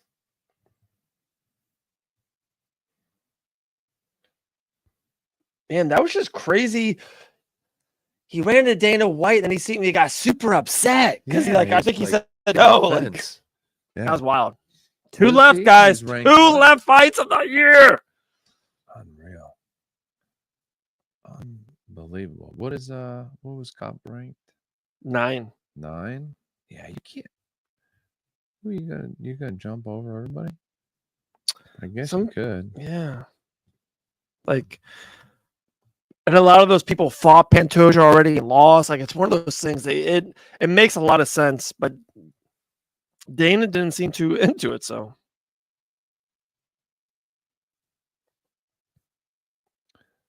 Right. Pantoja, Royval, Moreno, Albazi, Cara France, Tyra, Perez, Almabayev, Urseg, Cop. Yeah.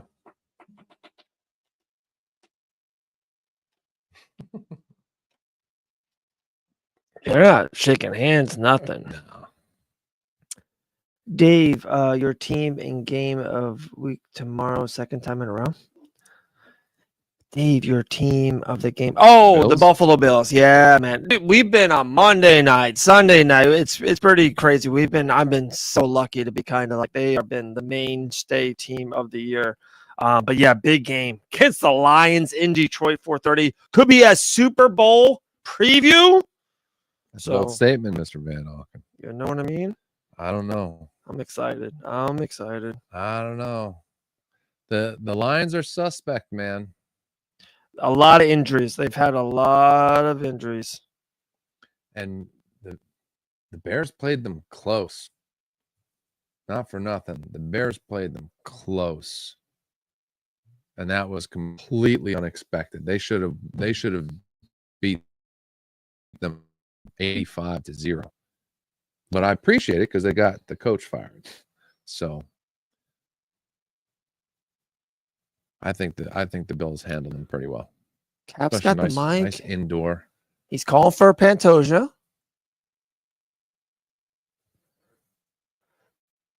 No one can be like me. This being like, all right. Man, very weird. Yeah, interesting. I'm not a fan of that stuff. It drives me nuts. Dean Thomas is talking to him. I'm going to ask Dean what he's saying to him right there and then.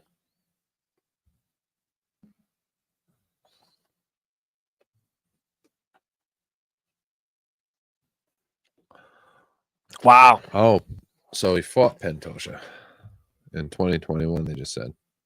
And he beat him? I don't know. I didn't see. No, it says win for Pantoja.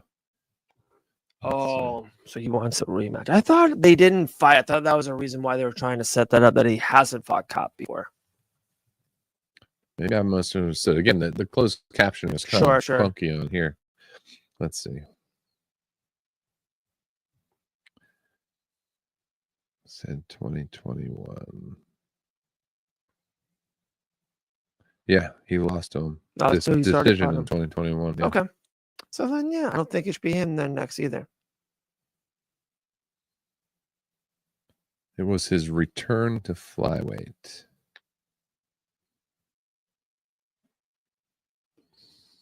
Oh, and it was his first fight in the UFC.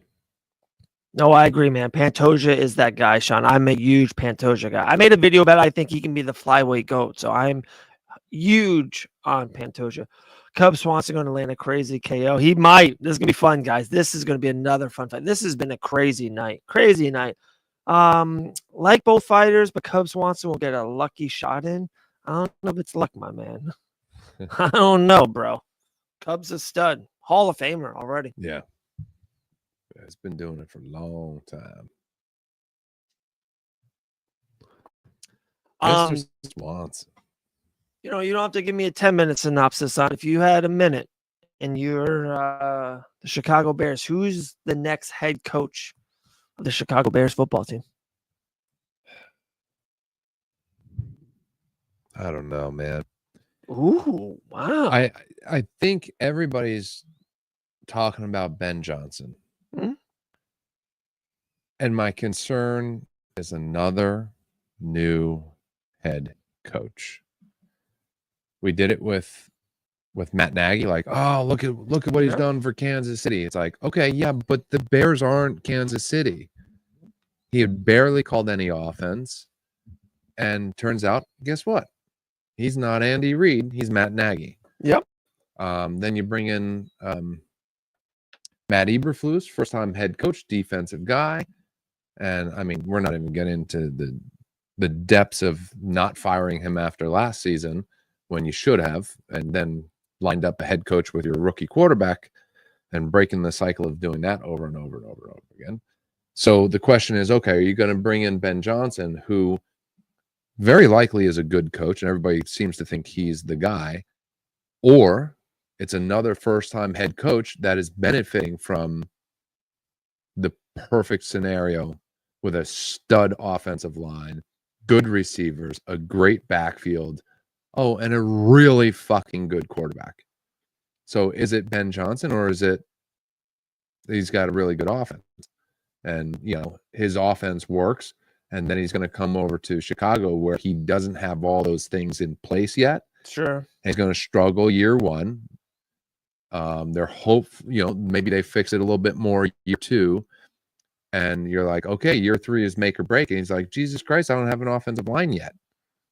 I don't know. So I don't know. That's my fear with Ben Johnson. I like the idea of Mike Vrabel. Mike Vrabel's the guy. That's my 100% thing. He should be the next head football coach of the Chicago Bears. The reason I like 100%. him is he's a recent player. The game hasn't passed him by yet. Yeah. He's a proven head coach. He did phenomenal things for the Tennessee Titans. Right. They were horrible 10 years before him. They've been bad 5 years since him. Right. He was their head, the shining light for 5-7 years. Right. But you can also track that with the running back he had when he was there. Sure. But also, who's his OC going to be then? So you're not going to get Ben Johnson, the OC, under Mike Vrabel. That's going to happen. So who's the OC? That's the big question. You know, and I think I think the defense he likes to run is different than the personnel the Bears have right now. Okay. So I think he's a 3-4 guy. I could be wrong on that. I forget. But I like Vrabel. I loved him as a coach in Tennessee. I think he's a dude. I think dudes are going to respond to I just think his, more than anything, like the culture, the team just need, like, okay, we got our guy. You just need the Tomlin, Dan Campbell, Vrabel. You just need that guy to be like, guys, you guys, there's enough talent in this room. Let's go. We're men here. We're football players. Let's play football. And I think Mike will do that to you guys. I don't know if Ben Johnson can, even if he's a smarter offensive coach. That team needs just a culture shock. Yeah. And I think Mike does it. My concern, again, most importantly, is he's not an offensive guy. You need the offensive guy as the head coach for this team because you have Caleb Williams. You have Rome Odunze. You have to have the offensive guy. And, okay, if his OC does really well and gets made a head coach somewhere, cool. He doesn't have to reinvent his offense and fuck over his quarterback because it's his offense, Right. and the OC is calling the plays. It's his vision, his offense. The OC can come and go, and you can plug and play a little bit more because it's his offense. He's the head coach. With a defensive-minded head coach, he's more at the mercy of the OC. So if his OC does really good, becomes head coach, gets a new OC, it's a new offense now. And you're good. That's what they did to Jay Cutler. And you can't do that to Caleb Williams. He's already had 2 OCs. Right. In his first season. So I don't know what the right answer is. There's talk of, how much will it take to get someone like Mike Shanahan or names are escaping me. Rams head coach fucking McVay? Yeah, McVay or the guy in Cleveland. How much would it take for those teams to trade for a coach? And I don't know that. I don't think you guys are in the spot to do that right now. Swanson's in the ring, Billy Q's in the ring, Buffer's doing the intros. I don't think you guys are like good enough to be like, hey, we're going to give you, a first round pick this year and next year to get the coach. Like, and if there wasn't anyone out there, I would be like, I get it to a certain extent, but I do think Vrabel is out there. I think there is, and maybe Ben could be one of those 3 young, the kid from Minnesota, O'Connell or McVay. He could be that. So it's like instead of trading a first round pick, that because you guys need players, you need. Another old lineman. You need maybe another defender. Shoot, maybe a running back to kind of put you over in that spot. What I genuinely think is going to happen is one of those 2 things. I think they'll bring Vrabel in and they'll find out the offense doesn't improve, or they'll bring in Ben Johnson and they'll find out that he's not the guy. Right. Ooh, outside leg kick by Covington. Sounds like a leak in that corner. That's what it sounds like. Yeah. Gotta get that fixed. Oh, Cub overhand right to Billy Q. It's crazy that he was the underdog, like a pretty good size underdog. Who was Cub? Yeah. I like Billy Q. He's good and he's tough. Yeah. But like Cub's been around the block. Tough too. Great fight. This is a fun fight. Featherweights. Oh, nice overhand right by Billy. Oh, nice counter left from Billy. Yeah. Been a minute in this round. Just seems like these guys are throwing everything already.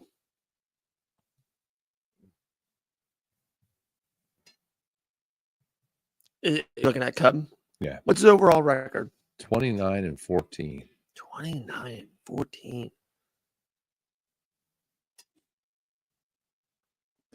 Yeah, he's been in win 1, lose 1 for a while. Yeah. I think he was a number 1 contender or maybe even fought for the title. Well, like 6 or 7 years ago, he had that run of, in his prime. Oh, nice overhand right by Cub. And then I think ever since that, he's been probably 500. That's what I mean. This is when they win this fight. Like he's an underdog, probably shouldn't, but he's been there before. He's fought tougher guys. He's fought some of the best guys in the world at featherweight. Oh, good shot by Billy. Billy going for the kill. Oh, good left from Cub. Oh, another left from Cub. They're throwing. They are throwing. Holy. Bill seems out of sorts. Cub's about to put Billy away. Holy. What a round. With a, nice work from Swanson here. Holy crap.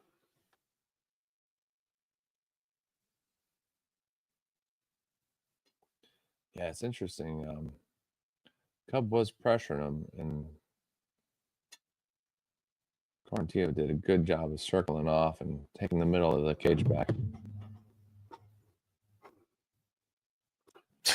Swanson and mixing leg kicks. Ooh, Good knee there knee. by Billy. Good overhand right. What a fight. That's good. That's good. Yeah, Billy Q now with his back to the center, pushing Cub back now. Oh, overhand right by Cub. Little smile. Billy Q grabbed that leg and oh, right left from Cub. That's that combination that's caught him 2 or 3 times in this round. Just about a minute left in round 1. Swanson circling back out to the middle. Pretty sure Billy's a big Buffalo Bills guy. I've talked to him online about it. I think he went to a game this year, if I remember right. Ooh. Oh! Billy just caught Cub! You see how much Cub Swanson put into that right hand that he missed? Every ounce of his effort was in that right hand. What a freaking round. Missed. He just missed. You see Cub purposely eat that lower leg kick so he could walk forward. He's like, and then just like walked right through it. Oh, behind the ear. Goodness. Swanson caught him behind the ear and just kind of turned it into a takedown attempt. So he's going to end up.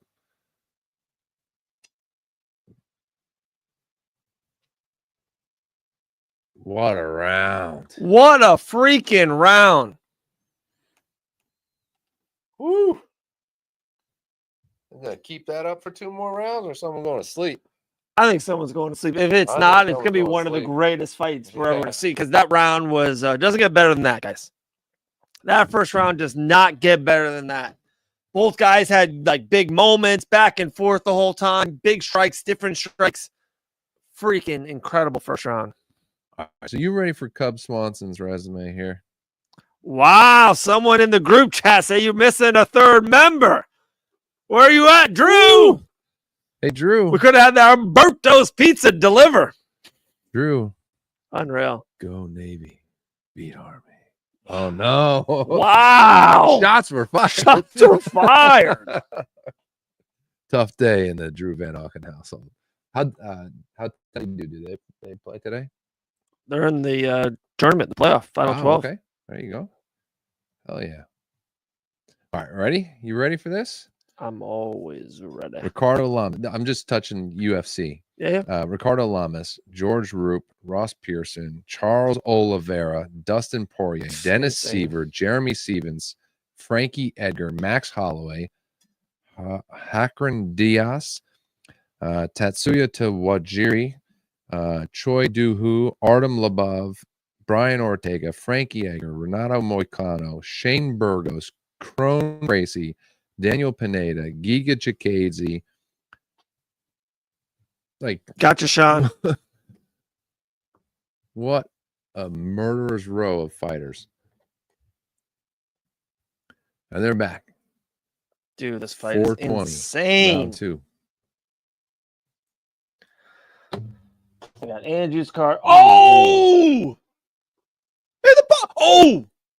His leg went out. Yeah, did his leg go out? I don't know if he got kicked when see because the camera or just that was weird. Went out. Just like buckled or turned or something. Yeah.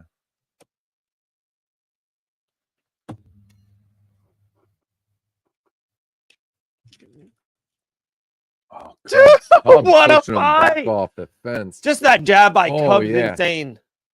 Dude, Billy's on ice right now. He is. Cub just pushed him back. Yeah, by punches. Boom, boom. Yeah, his back was against the fence. There was like 6 punches in there. He was just moving forward, push him back to the opposite side of the cage. Cub should get out of the clinch. Yep. Because Billy has a sick uppercuts in that clinch, doing body work. That jab is money for Cub. Again. Yeah. Cub just seems to have the range just. Yeah.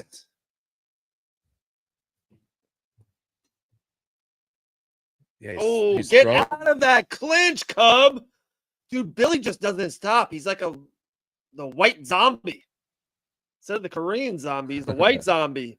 He's putting Cub to the back of the cage now. Oh my goodness, what a fight. What a fight. I got you, Sean. What's Sean talking? He's getting a resend an address. awesome. We're mailing him a card. All right. Definitely. Oof. Oh! These guys are just going for it. Love it.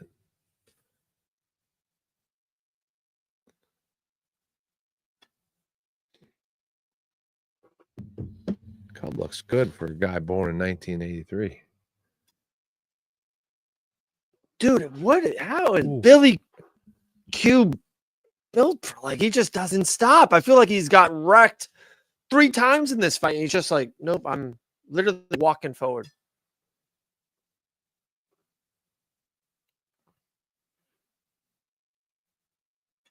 Billy's doing some grappling here. Middle to end of round 2.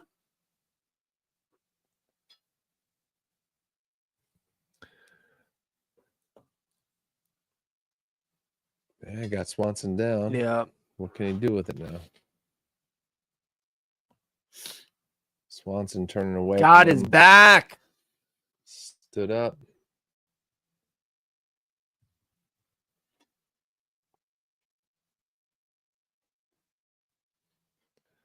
All right. Dude, good work by Billy. Yeah. Good work.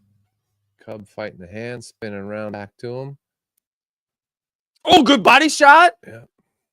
This is a hell of a fight. Oh my goodness. What a card. What a way to end the year. Woo. Good head movement.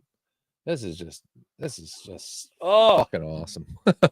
Oh. That's a great fight. Oh. I think he's Head got kick by Cub. Quarantino looks. Oh, Billy goes right knee. back.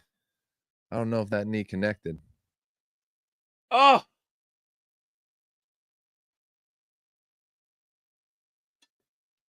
What's he working there? He's trying to get to his back. Yeah. What a great job by Cub there. Look at this. Yeah. Wow. Oh, spun out of it. Billy got his back Yeah, finally. Billy got Oh, he's to on. Cub's He's back. backpacking him. We call it the Right. Aljamain Sterling. Dude, Billy's so good in the clinch. Cub needs room. He just needs to push him off of him. Oh. 8 seconds left Yeah. in round Oh 2. my goodness. Oh. Sean says they deserve the co-man. They deserve the main. This is the main event, guys.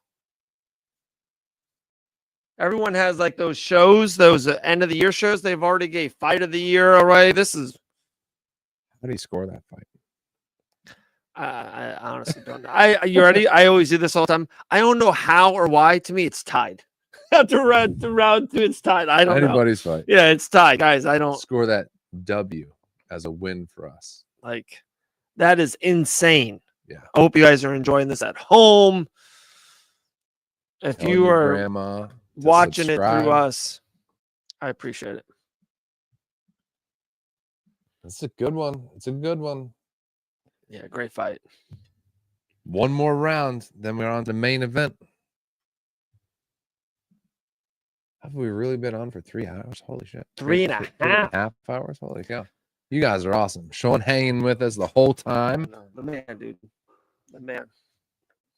Do you think I should install the Indiana Jones games at 3 on Fight Pass? Indiana Jones. Indiana Jones should not be doing anything. He's 110 years old. I'm not sure about that, Sean. I don't know. All right, round 3. Here we go. Both guys in the middle of the octagon. You would think nothing less. Yeah, I don't know what the score is, and sometimes you just you ready? I don't care. Yeah. This has been great. Yeah. Enjoy the crap out of this. Another fight that I'm really glad I'm not a referee. Oh, head a kick by judge. Cub. His jab is clean. When he can stay on the outside and head kick and use the jab, Cub wins. But then everything else, Billy gets inside. It's murky. He's so much better than Cub in the clinch, the grappling, good right hand. wrestling. When Cub can stay on the outside, it's money. And Cubs mixing in some Mm. body. Look at those jabs. Yeah. Oh, big right. I don't think it landed, but Cubs' head movement is still insane. He seems more all there to me than Billy. Billy seems a little zombie mode. Zombie, yeah.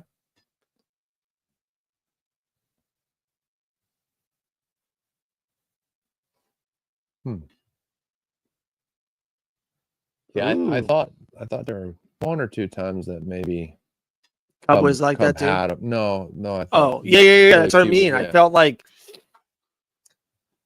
I don't know. Cub's been getting touched, but I don't know that he's been wobbled or rocked at all. Oh, what a God! That was that left-right combo I saw before. Holy crap! Fucking Swanson, man, dropped him. What a moment! Holy round, what shit. a knockout! Holy What crap! a fucking fight!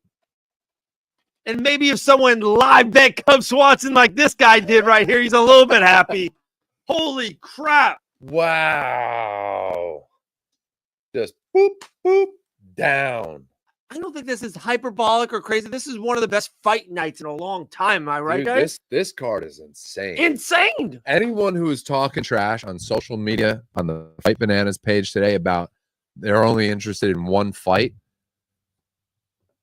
I'm pretty casual, but you don't know what the fuck you're talking about. Oh, how clean is that knockout? Shitty. Oh, Dude, how clean is that that? left-right combo he's been throwing the whole fight. I noticed it earlier. He just bing, Yeah, the jab and then bing, oof. and he finally put it on the button and pulled him That out. right is insane. And Herzog prevented him from taking another shot. Just doot, doot. And he stood over him.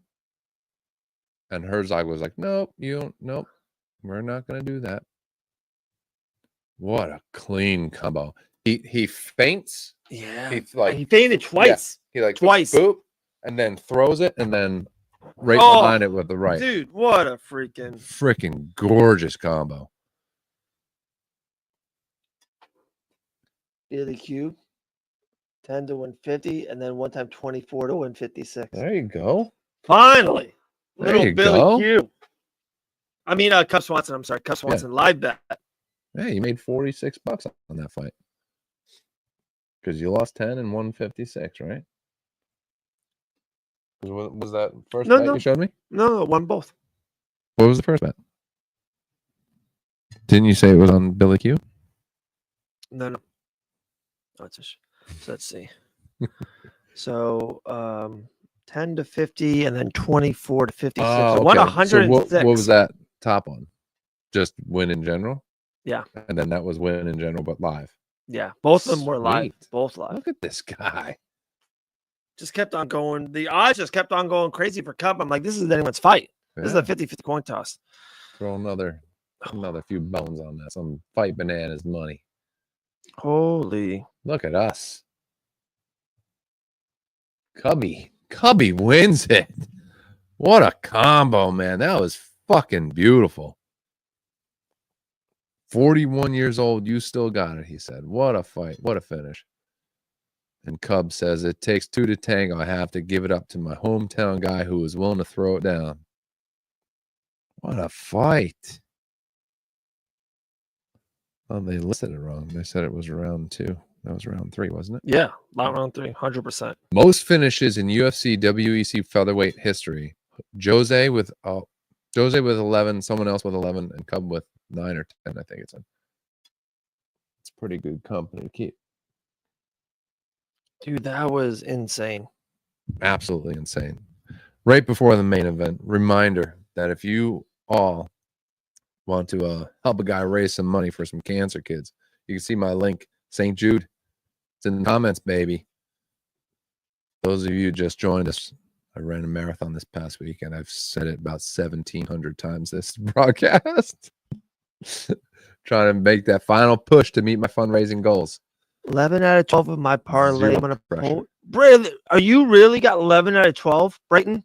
If you do, send us a picture on on socials or put it up here. I would love to see it. I love is seeing awesome. stuff like that. 11 out of 12. And then can I? And what's the 12th? Yeah, with the piece? 12th, Yeah. you got Colby or you got Buckley. Whatever you got, I'll be rooting for you, dude. Yeah, he sure does. Cub so Swanson, bad man. Yeah. Dude, insane. Brayton, show me that, man. I'm this. pumped. Boop.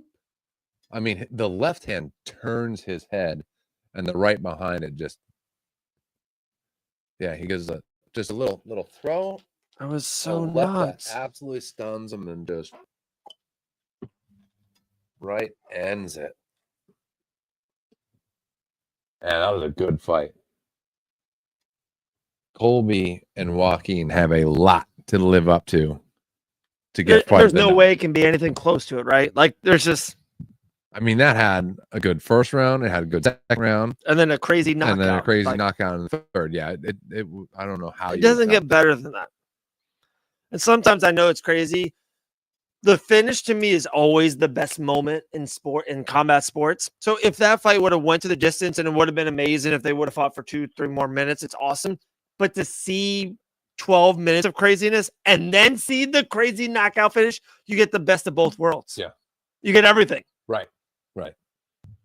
Yeah, no, that's I agree. Just a straight flash knockout first round is exciting. Yeah, it's exciting, but you don't see a great fight.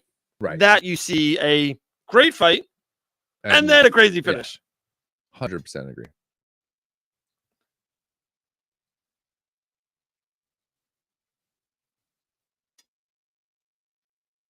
Yeah, and something like, I'm just trying to think, like Leon Kamaru, it was one-sided. Right. And then that's got a different thing too, where it's like, oh wow, he just pulled that out of nowhere. This one, it was freaking tight and close.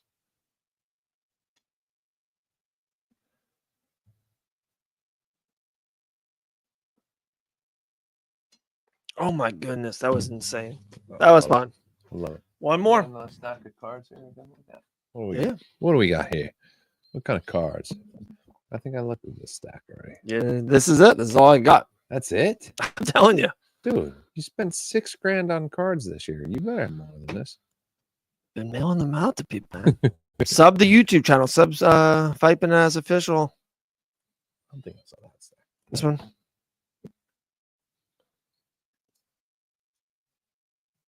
Where are all our Ankalaev fans at, huh? He's only got 4 of them, so probably not watching. Magomed Ankalaev, come on. He could be the next world champion too. That's the craziest part. Possible. It really is. Very possible. Raul Rosas. That's his rookie, right? Young. Do they have rookie cards? Is that what? Yeah. Sometimes it's like see that Ian Gary, their top right corner rookie RC. Look at that. Misha Tate, the one and only. Don't put her in your Google image, guys. Trust me. Really? Oh yeah. Trust me. Don't do it. Why is that? You don't want to know. Or do I? Oh man. Here we go. Probably because she was beat up and bloody, and of course you don't want the kids to see that. Yes, of course. Right? Right, Dave? Right? Driscus Duplessis, Matt Hughes, the man. Living legend. BJ Penn. It's a website. Islam. The pound for pound best fighter in the world. He meant. Ugh. I think he's one of the most overrated fighters in the Benny game. is overrated? Yeah. That's bad because he's barely rated. Yeah. I think he's Chuck the Iceman, Brandon Moreno. I love me some Brandon Moreno. I'm a big Brandon Moreno fan. Rest in peace. I like Brandon Moreno too. Okay. You just showed a card of Francis Ngannou. We got 3 minutes before this fight starts. Let's get into it. If Turk, I'm just going to call him Turk. He has that last name. We all know what he's the Riyadh guy. He's the one that's making all the big boxing fights. He's the one that's making these big stuff in Saudi Arabia. If he goes to Dana White and says, hey, we're going to, whatever, this show right now, UFC is going to clean $8 million, just say, on this Tampa show. Great. Making $8 million a weekend. That's a great deal. If he goes, I'm going to give you $200 million, Dana, in the UFC. We're going to make the John Jones and Francis Ngannou fight. We don't care about any other fight, all undercard stuff, all just Dana White Contender Series guys, young guys. I don't pay anyone. I don't care. But we're paying $200 million for Francis and John Jones. How does UFC and Dana, how do they say no? Business sense too. John Jones retires. You don't think he does the fight? No. He has no interest in that fight. Oh, I think the opposite.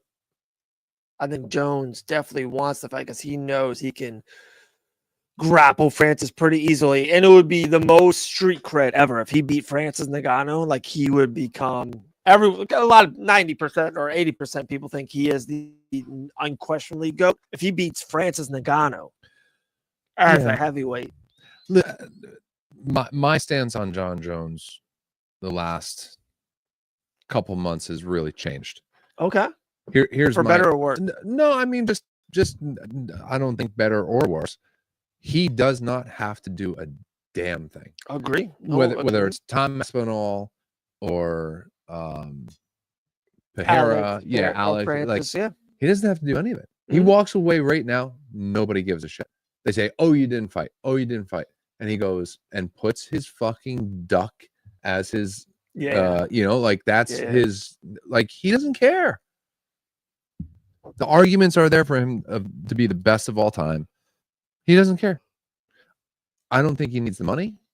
I don't think he needs it for his resume. No, I agree. He doesn't need the money, but it comes down to this whole the FU money part. That's what I mean. So much money. If they go, hey, John, you're going to make, you probably made 15, 18, 20 on this Stipe fight. The fight before he made 8, 10, which is amazing. It's absolutely amazing. But if they go, hey, this Turk guy is going to give us 100, PFL 100, they're going to give you $75 million to fight. Like they're just going to give you more money than you ever made in your whole career, probably combined.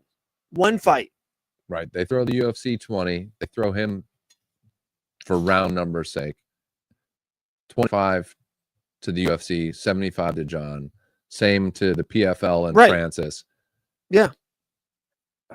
I mean, I guess because then what does he care? If he goes and gets flatlined by Francis, who cares? He's got 75 million in the bank, right? Right.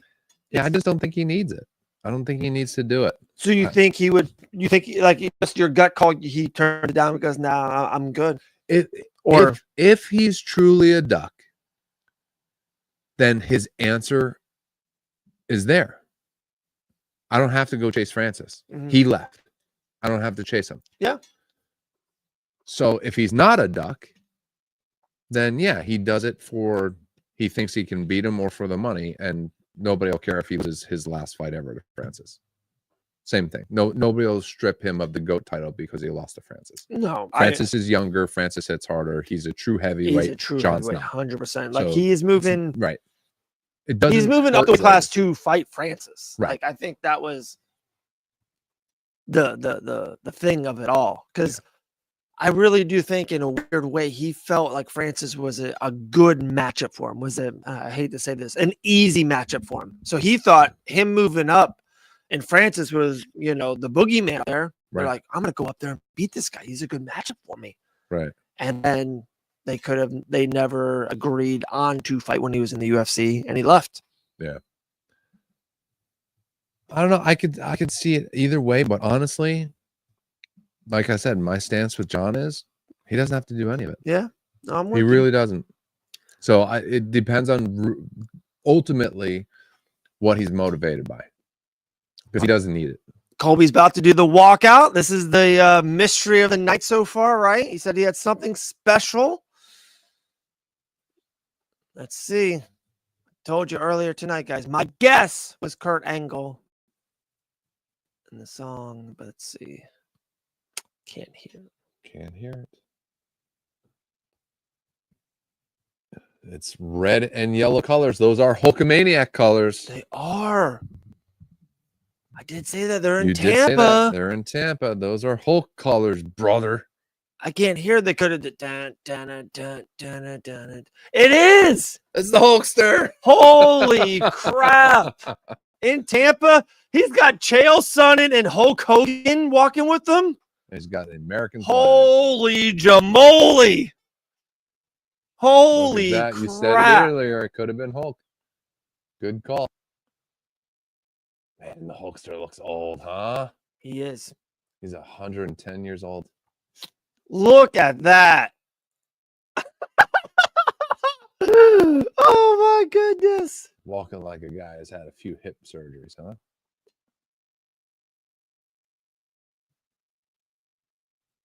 Oh my goodness! Colby Covington, Chael Sonnen, and Hulk Hogan. And he's got his shirt a little ripped, so that's Is he gonna do he's it? gonna do the ripping of the shirt. Are you crazy? He did. He ripped Oh off his my! shirt. Good for him. What a work! What a work! Man, Hulk doesn't look like he's all there, huh? He is definitely not. Chael Sonnen coaching him. Oh my goodness! Like I hate to say, after like watching this, I think Buckley's more gonna win this fight. Like this is a The freaking circus. this is a circus. Yeah, Mike. it is. Like Yeah, he's hugging Hulk Hogan before he walks into an octagon. yeah. Like Buckley hugged his coach for 14 straight years and said, "This is the biggest fight of his life." Right. This is a circus. Am I wrong, guys? It's Colby. Of course it's a circus. He said, "Hogan and Chael, how can you lose?" Oh my goodness. Oh my goodness. Uncle Dana and Hulk Hogan made sure he took his vitamins and said his prayers.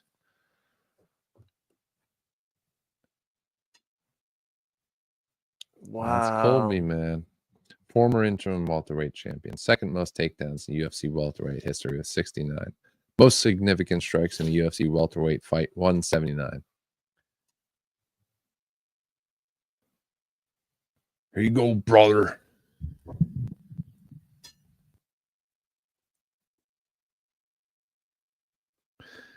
That's Colby for you.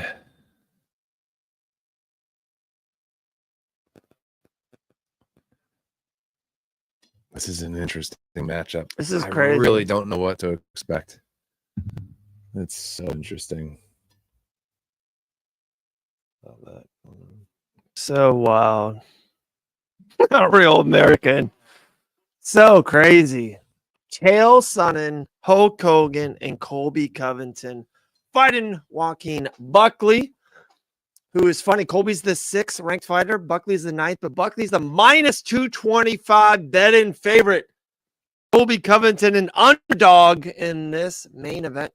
Plus 185.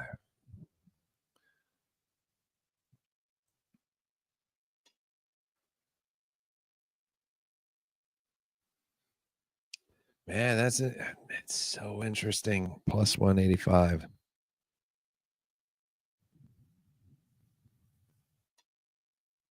I could see Covington doing it.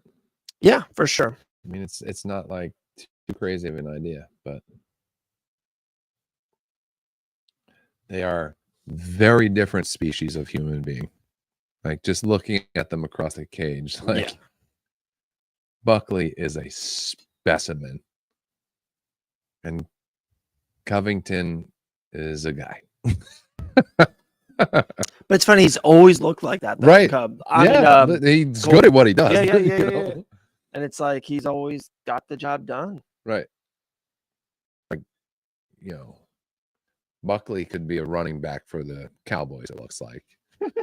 And Covington is the offensive coordinator. Or maybe the analyst, the sports science analyst.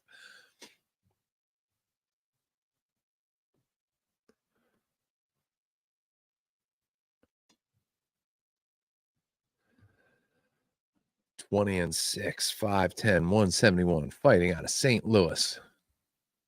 8-1 as a UFC favorite, and he is as Dave mentioned, minus 225 favorite. What you got going there? Anything good? Any good bets coming up on this one? I had a little twinkle on Colby. I did, yeah. Plus 185. Is that what you got at? Plus 185? No, earlier in the week it was plus 250, Ooh. 240. There you go. That's pretty juicy. Yeah. And what a night. I'm telling you, Davey Grant was one of the insane bets. And then with the Cubs Swanson, I did all right. All right. We did all right. I'm intrigued.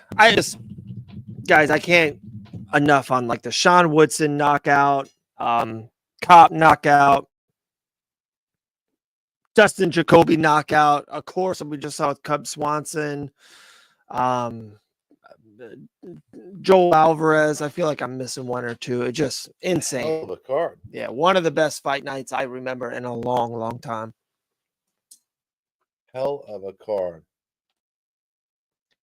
Like I said earlier today, people were making comments on the Fight Bananas Facebook post. Oh, I'm only interested in one fight. Such a trash card. This and that. I knew. I was like, oh, it's going to be a banger card. People talking trash like that. It's usually the opposite. It has not disappointed. Here. And crazy, but I wouldn't be disappointed at all if Buckley does like a one-punch knockout of Colby. Oh, yeah. I would not be disappointed. Buckley coming out fast. Yeah. Buckley ran to the middle of the octagon. He's throwing punches. He is the leader of this dance right now, for sure.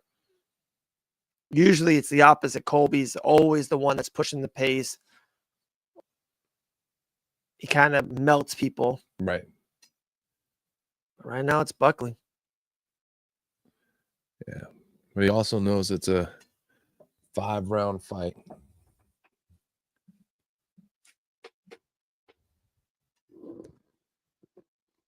All right, kind of tempered down a little bit. They're both kind of fainting level changes, and they both smiled at each other there.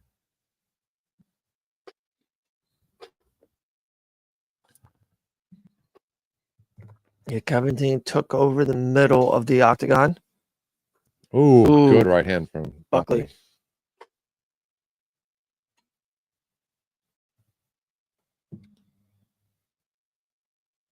Ooh, clash of heads there, maybe? Kind of like level changed, and Covington stood back up. It looked like they just clashed heads, but I don't see any blood or anything.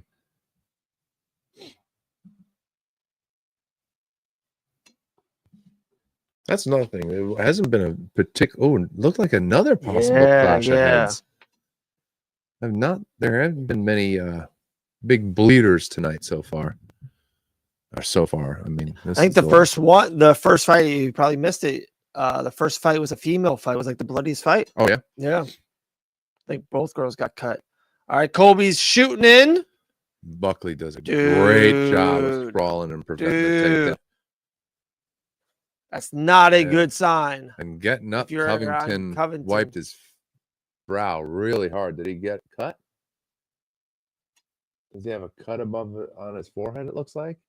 Or on his eye? Oh, no, his eye is right on his cheek split open. So he's got a mark on his forehead and on his cheekbone right here. And I missed it. How did that happen? I don't know. Just like in that. Is it here and here? It looks like two of them. Yeah. Yeah. Like he's got 1, 2, 3, maybe. And he is like not like it. It's dripping right into his eye, it looks like. So that's why I wonder if it's on the corner of the eyelid and then the cheekbone and up on the forehead too. But yeah, he maybe when he went down, he caught his knee or something. Like, overhand by Buckley. Yeah, Covington did not see that coming.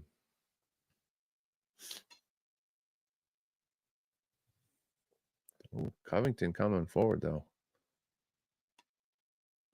Interesting. I wonder when that happened.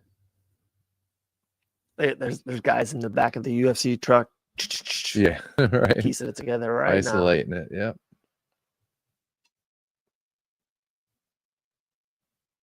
That's the one thing that is tough with watching it in silence with the closed captions. Yeah. You're missing it. Yeah. Some information. Yeah. So we try to kind of commentate for you guys, but that can be really tough sometimes too. But yeah, he is busted open for sure. Buckley with a good round one. a winning round, I would say. So far, yeah, 111 left in the first. Oh, that was weird the way Covington, like, Yeah, seized up. yeah, almost. like, yeah, something with the way they're level changing is they can't. he's gushing right there. Yeah. They're like they're hitting funny the way they're both changing levels at the same time. Buckley is sprawling like crazy, and Covington can't keep his hands together behind his waist. Wow, he is gushed. For all my wrestling people, Vince McMahon, WrestleMania 19 against Hulk Hogan, pun intended.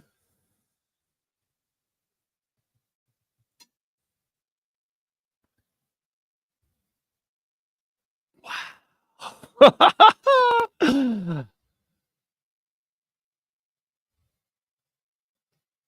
Yeah, Covington looks lost. Knocked down. Buckley knocks down Covington. 5 seconds. Haymaker, and Covington or Buckley threw a kick after it, knocked him over. Oh, and his eye is worse now. Oh, huge cut above his eye now. I feel like the eyelid is like, yeah, the eyelid split, hanging. Oh God, it was an uppercut. They showed it. So it's just a weird angle how he punched him, kind of probably from the gloves, right there. That's what gets the cut. Could be. Wow.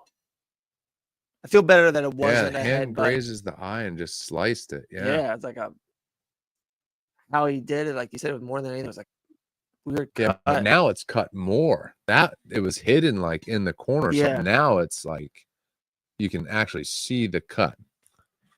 They're not showing us the corner. Oh yeah, see that's more than it was initially.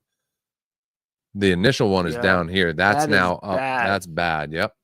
So guys, he has a cut over his eyelid from probably almost to the nose to all the way to the end of it. It's 3 inches, and 2 that's inches. New. That just happened in the last like 10 seconds of the first round. Because he had the cut on the corner, and now he has a cut on the eyelid too. When it's over the eye, that's when the doctors will kind of stop it, because if they feel like there's blood coming in, or you are can't see. Right. Wow. Oh, dude, I got a feeling Buckley's putting this guy out tonight. Especially if that stays a problem, because he can have a hard time seeing Buckley's left hand, and if he sets up a 1-2 or just mauls him like he's doing right now. Mauling him, right? Like, dude, Buckley looks good, guys. Yeah. Buckley looks good. I know Covington's the bigger name. We're saying his name a lot. Yeah. Buckley's looking good. Sprawling great, big shots, jabbing, just a little bit of everything. Yeah, just a pop. Just a nice double jab. They're clashing heads again. Am I seeing that wrong? Or are they just getting super close?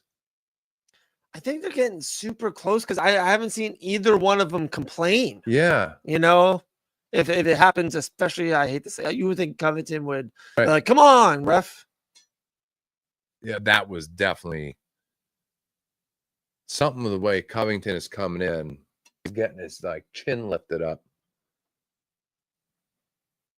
He's got his hands tied back behind. Yeah, he's got Buckley tight. This is the first time. Gets him down.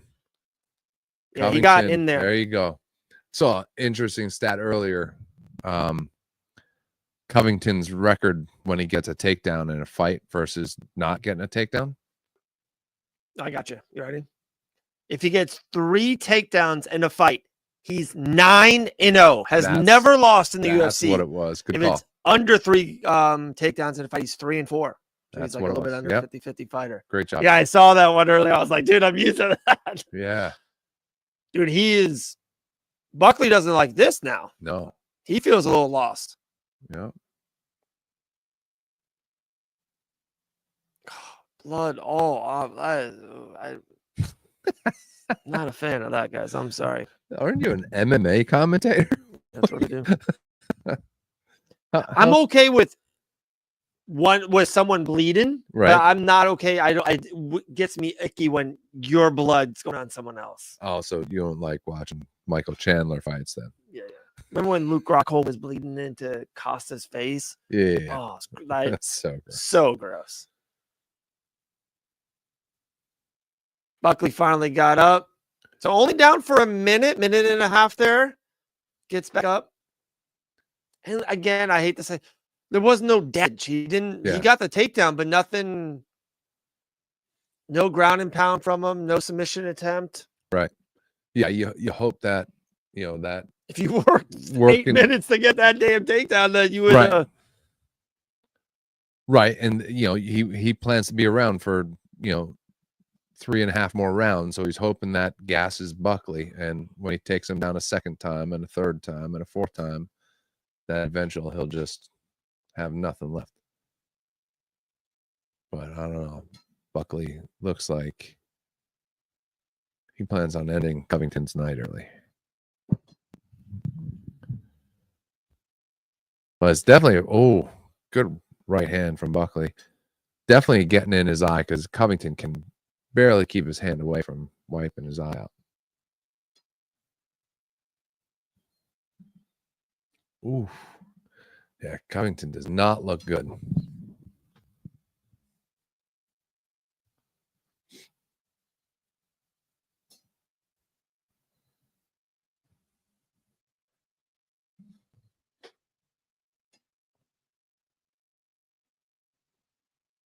Yeah, it seems like every time Covington feels safe, he wipes the blood out of his eye.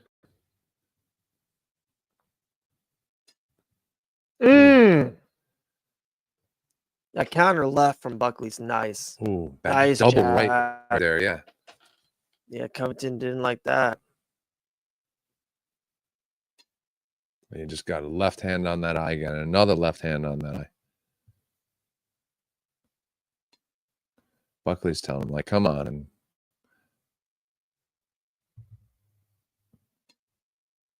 all right, end of round 2.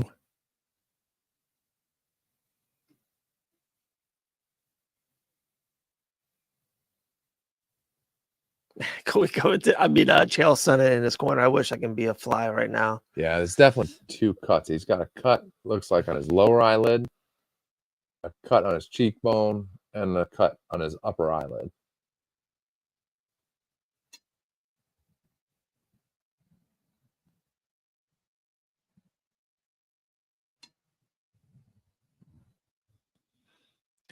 Yeah, Covington's corner, he was bleeding, spitting. Yeah. Westman Buckley sits down, looks like he's had a damn barbecue. Doesn't seem nothing's wrong with him. Yeah, he's fine. That's good. He's ready to roll.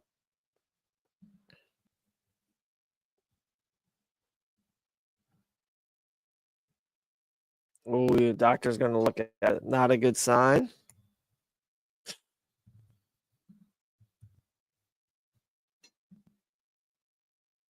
a bad one. Yeah, I mean, he did not put a lot of Vaseline in there. Like, usually you can see the Vaseline. I totally agree. He stood up and it just instantly started bleeding. Like, what's the cut man doing? I mean, from the one on the cheekbone, not this one. Like, he didn't even get this one to stop bleeding. Oh, good body work there by Buckley.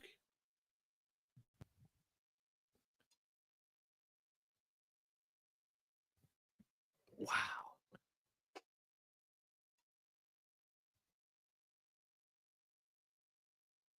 I mean, everybody got this 2-0, right? Yeah.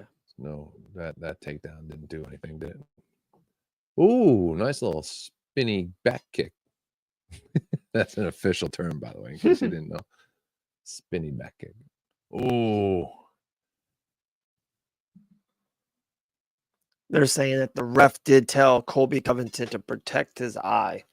Okay. I don't want to see it worse than this. Oh, Buckley's on top here. 4 minutes left of round 3. Full mount. Wow, Kobe sneaks out. Oh, Kobe just did. Oh, he's about to get out. Come on, Buckley. Bergliata's got to definitely be keeping an eye on it, because He just hit him 3 times in that same eye.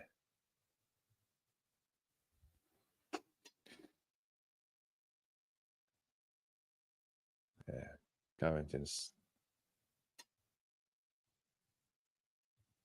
not looking good, folks. Oh my goodness. Red rum. Oh, yeah. dude, Buckley looks good.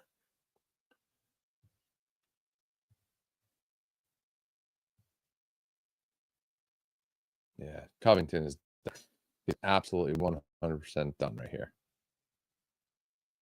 Unless he pulls a submission out of his ass here.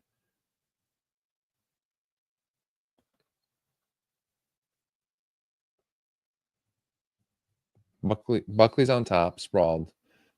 And the only thing Covington is accomplishing is bleeding all over the canvas. Big shots here by Buckley. Big ground and pound. Super close. Mergliata is paying very close attention. Just don't do anything Covington's- stupid, yeah. Buckley. Just Covington's grabbing for an ankle or something. did he get it? I don't know. Or does Buckley Buckley have a has some choke on kinda- him? Inverted triangle? Yeah, I don't know. I don't think he's in the right position there. Yeah. Wow, Covington sneaks out on top. all Look at the his blood on knee. his- yeah, Oh, look look at at all all the that blood. That's like- thick too. That's like plasma. That's brains or something. I don't know. This is like crazy. Crazy amount I've of never look, seen it like this. Look at the amount of blood on his knee just from kneeling in it. He is dripping crazy right now. Holy crap. That's his face might not be on still. I've never seen blood that thick on a canvas before. Yeah, look at it. His knee is like wet. Yeah. Like, oh my Like goodness. it looks like guys. pudding on the canvas. Like it doesn't look like blood. It looks thick. UFC Tampa.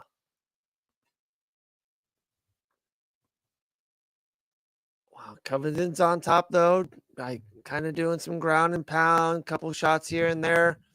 We have not seen a good shot of his eye since he was face down.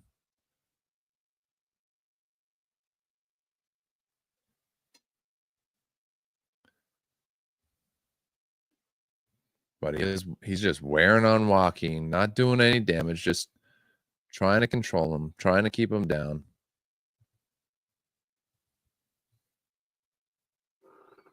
Wow. Buckley's back up. 40 seconds left here, round 3.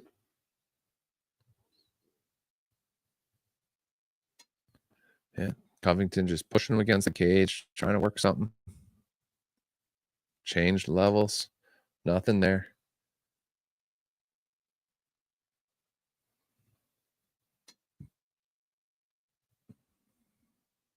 Oh, Merkley, I just called time. Finally got a chance to look at his eyes. Called time.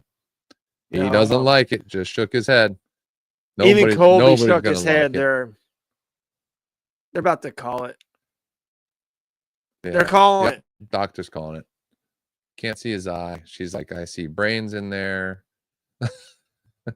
It doesn't look that bad only because he can't see it. But they called the fight. That's it. It's over. So I'm usually going to side with the doctor. I really just like this because Let me see. he's going to use this as an out. Yeah. Like, He's like, I'll be ready to go tomorrow. It doesn't look that bad. But I think it's this because he had swelling above and below. So I think just concerned with what she saw with the swelling, probably. That doesn't look that bad. Nate has had worse cuts than that. it just, I think I said it earlier. It's where it was an awful stop, Yeah. like an awful spot. And he was just bleeding too much. I think he's like, he's not really like angry with it, to be honest. Like you can see, like Colby's really not.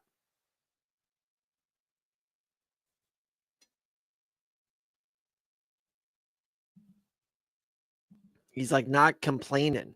Right.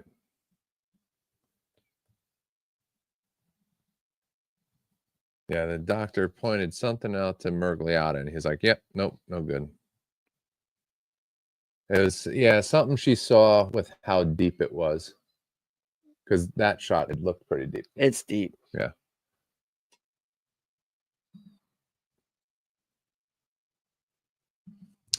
No, Sean, that was deep, dude. That's Yeah. that's. Yeah. I agree. It's Yeah, that last shot we just got, what you could see a little bit better of that how deep it was. So it's deeper into the tissue and it's swelling up, and what a bummer, because like you know, like you said, he's gonna turn that into his talking point. like of, I was my fault. winning. I was starting Yeah. to turn the fight around. Like I was no, starting to you take got it down. I was starting to get control time. Blah blah blah blah blah. Yeah, mean lady, stop fight.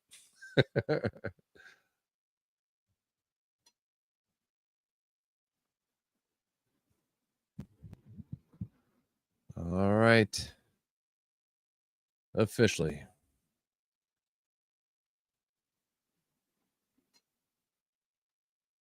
Yeah, I mean it's pretty wide.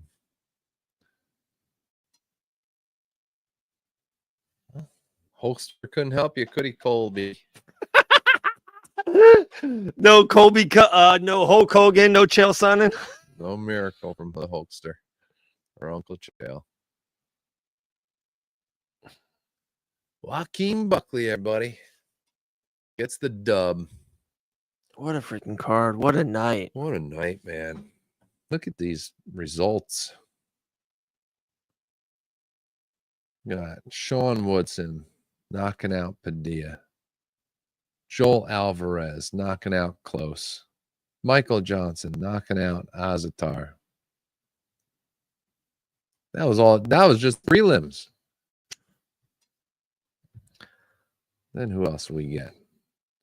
We got Sterling and Tuco and Marcos and Yanez. Jacoby put out Petrino, right? Cop, Swanson, and Mr. Buckley getting it done. Longest active win streaks in welterweight. Joaquin's only at 4, but that's 4th in the. Yeah, and he had one before. I think in the other division. I think it's this like 5 total going into it. So I think 6. I think. Yeah, there's Who's not he mark calling out? on.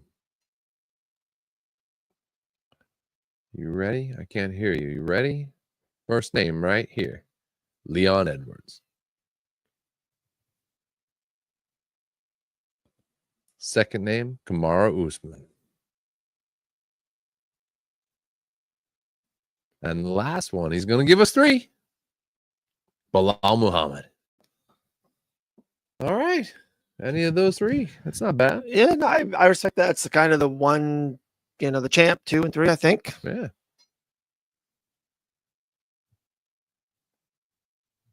But I don't think you can top the Cub Swanson fight. That was incredible. Absolutely Dustin incredible. Jacoby was a good fight. Whereas Petrino, that was good. But I think Cub, the first 2 rounds were so close.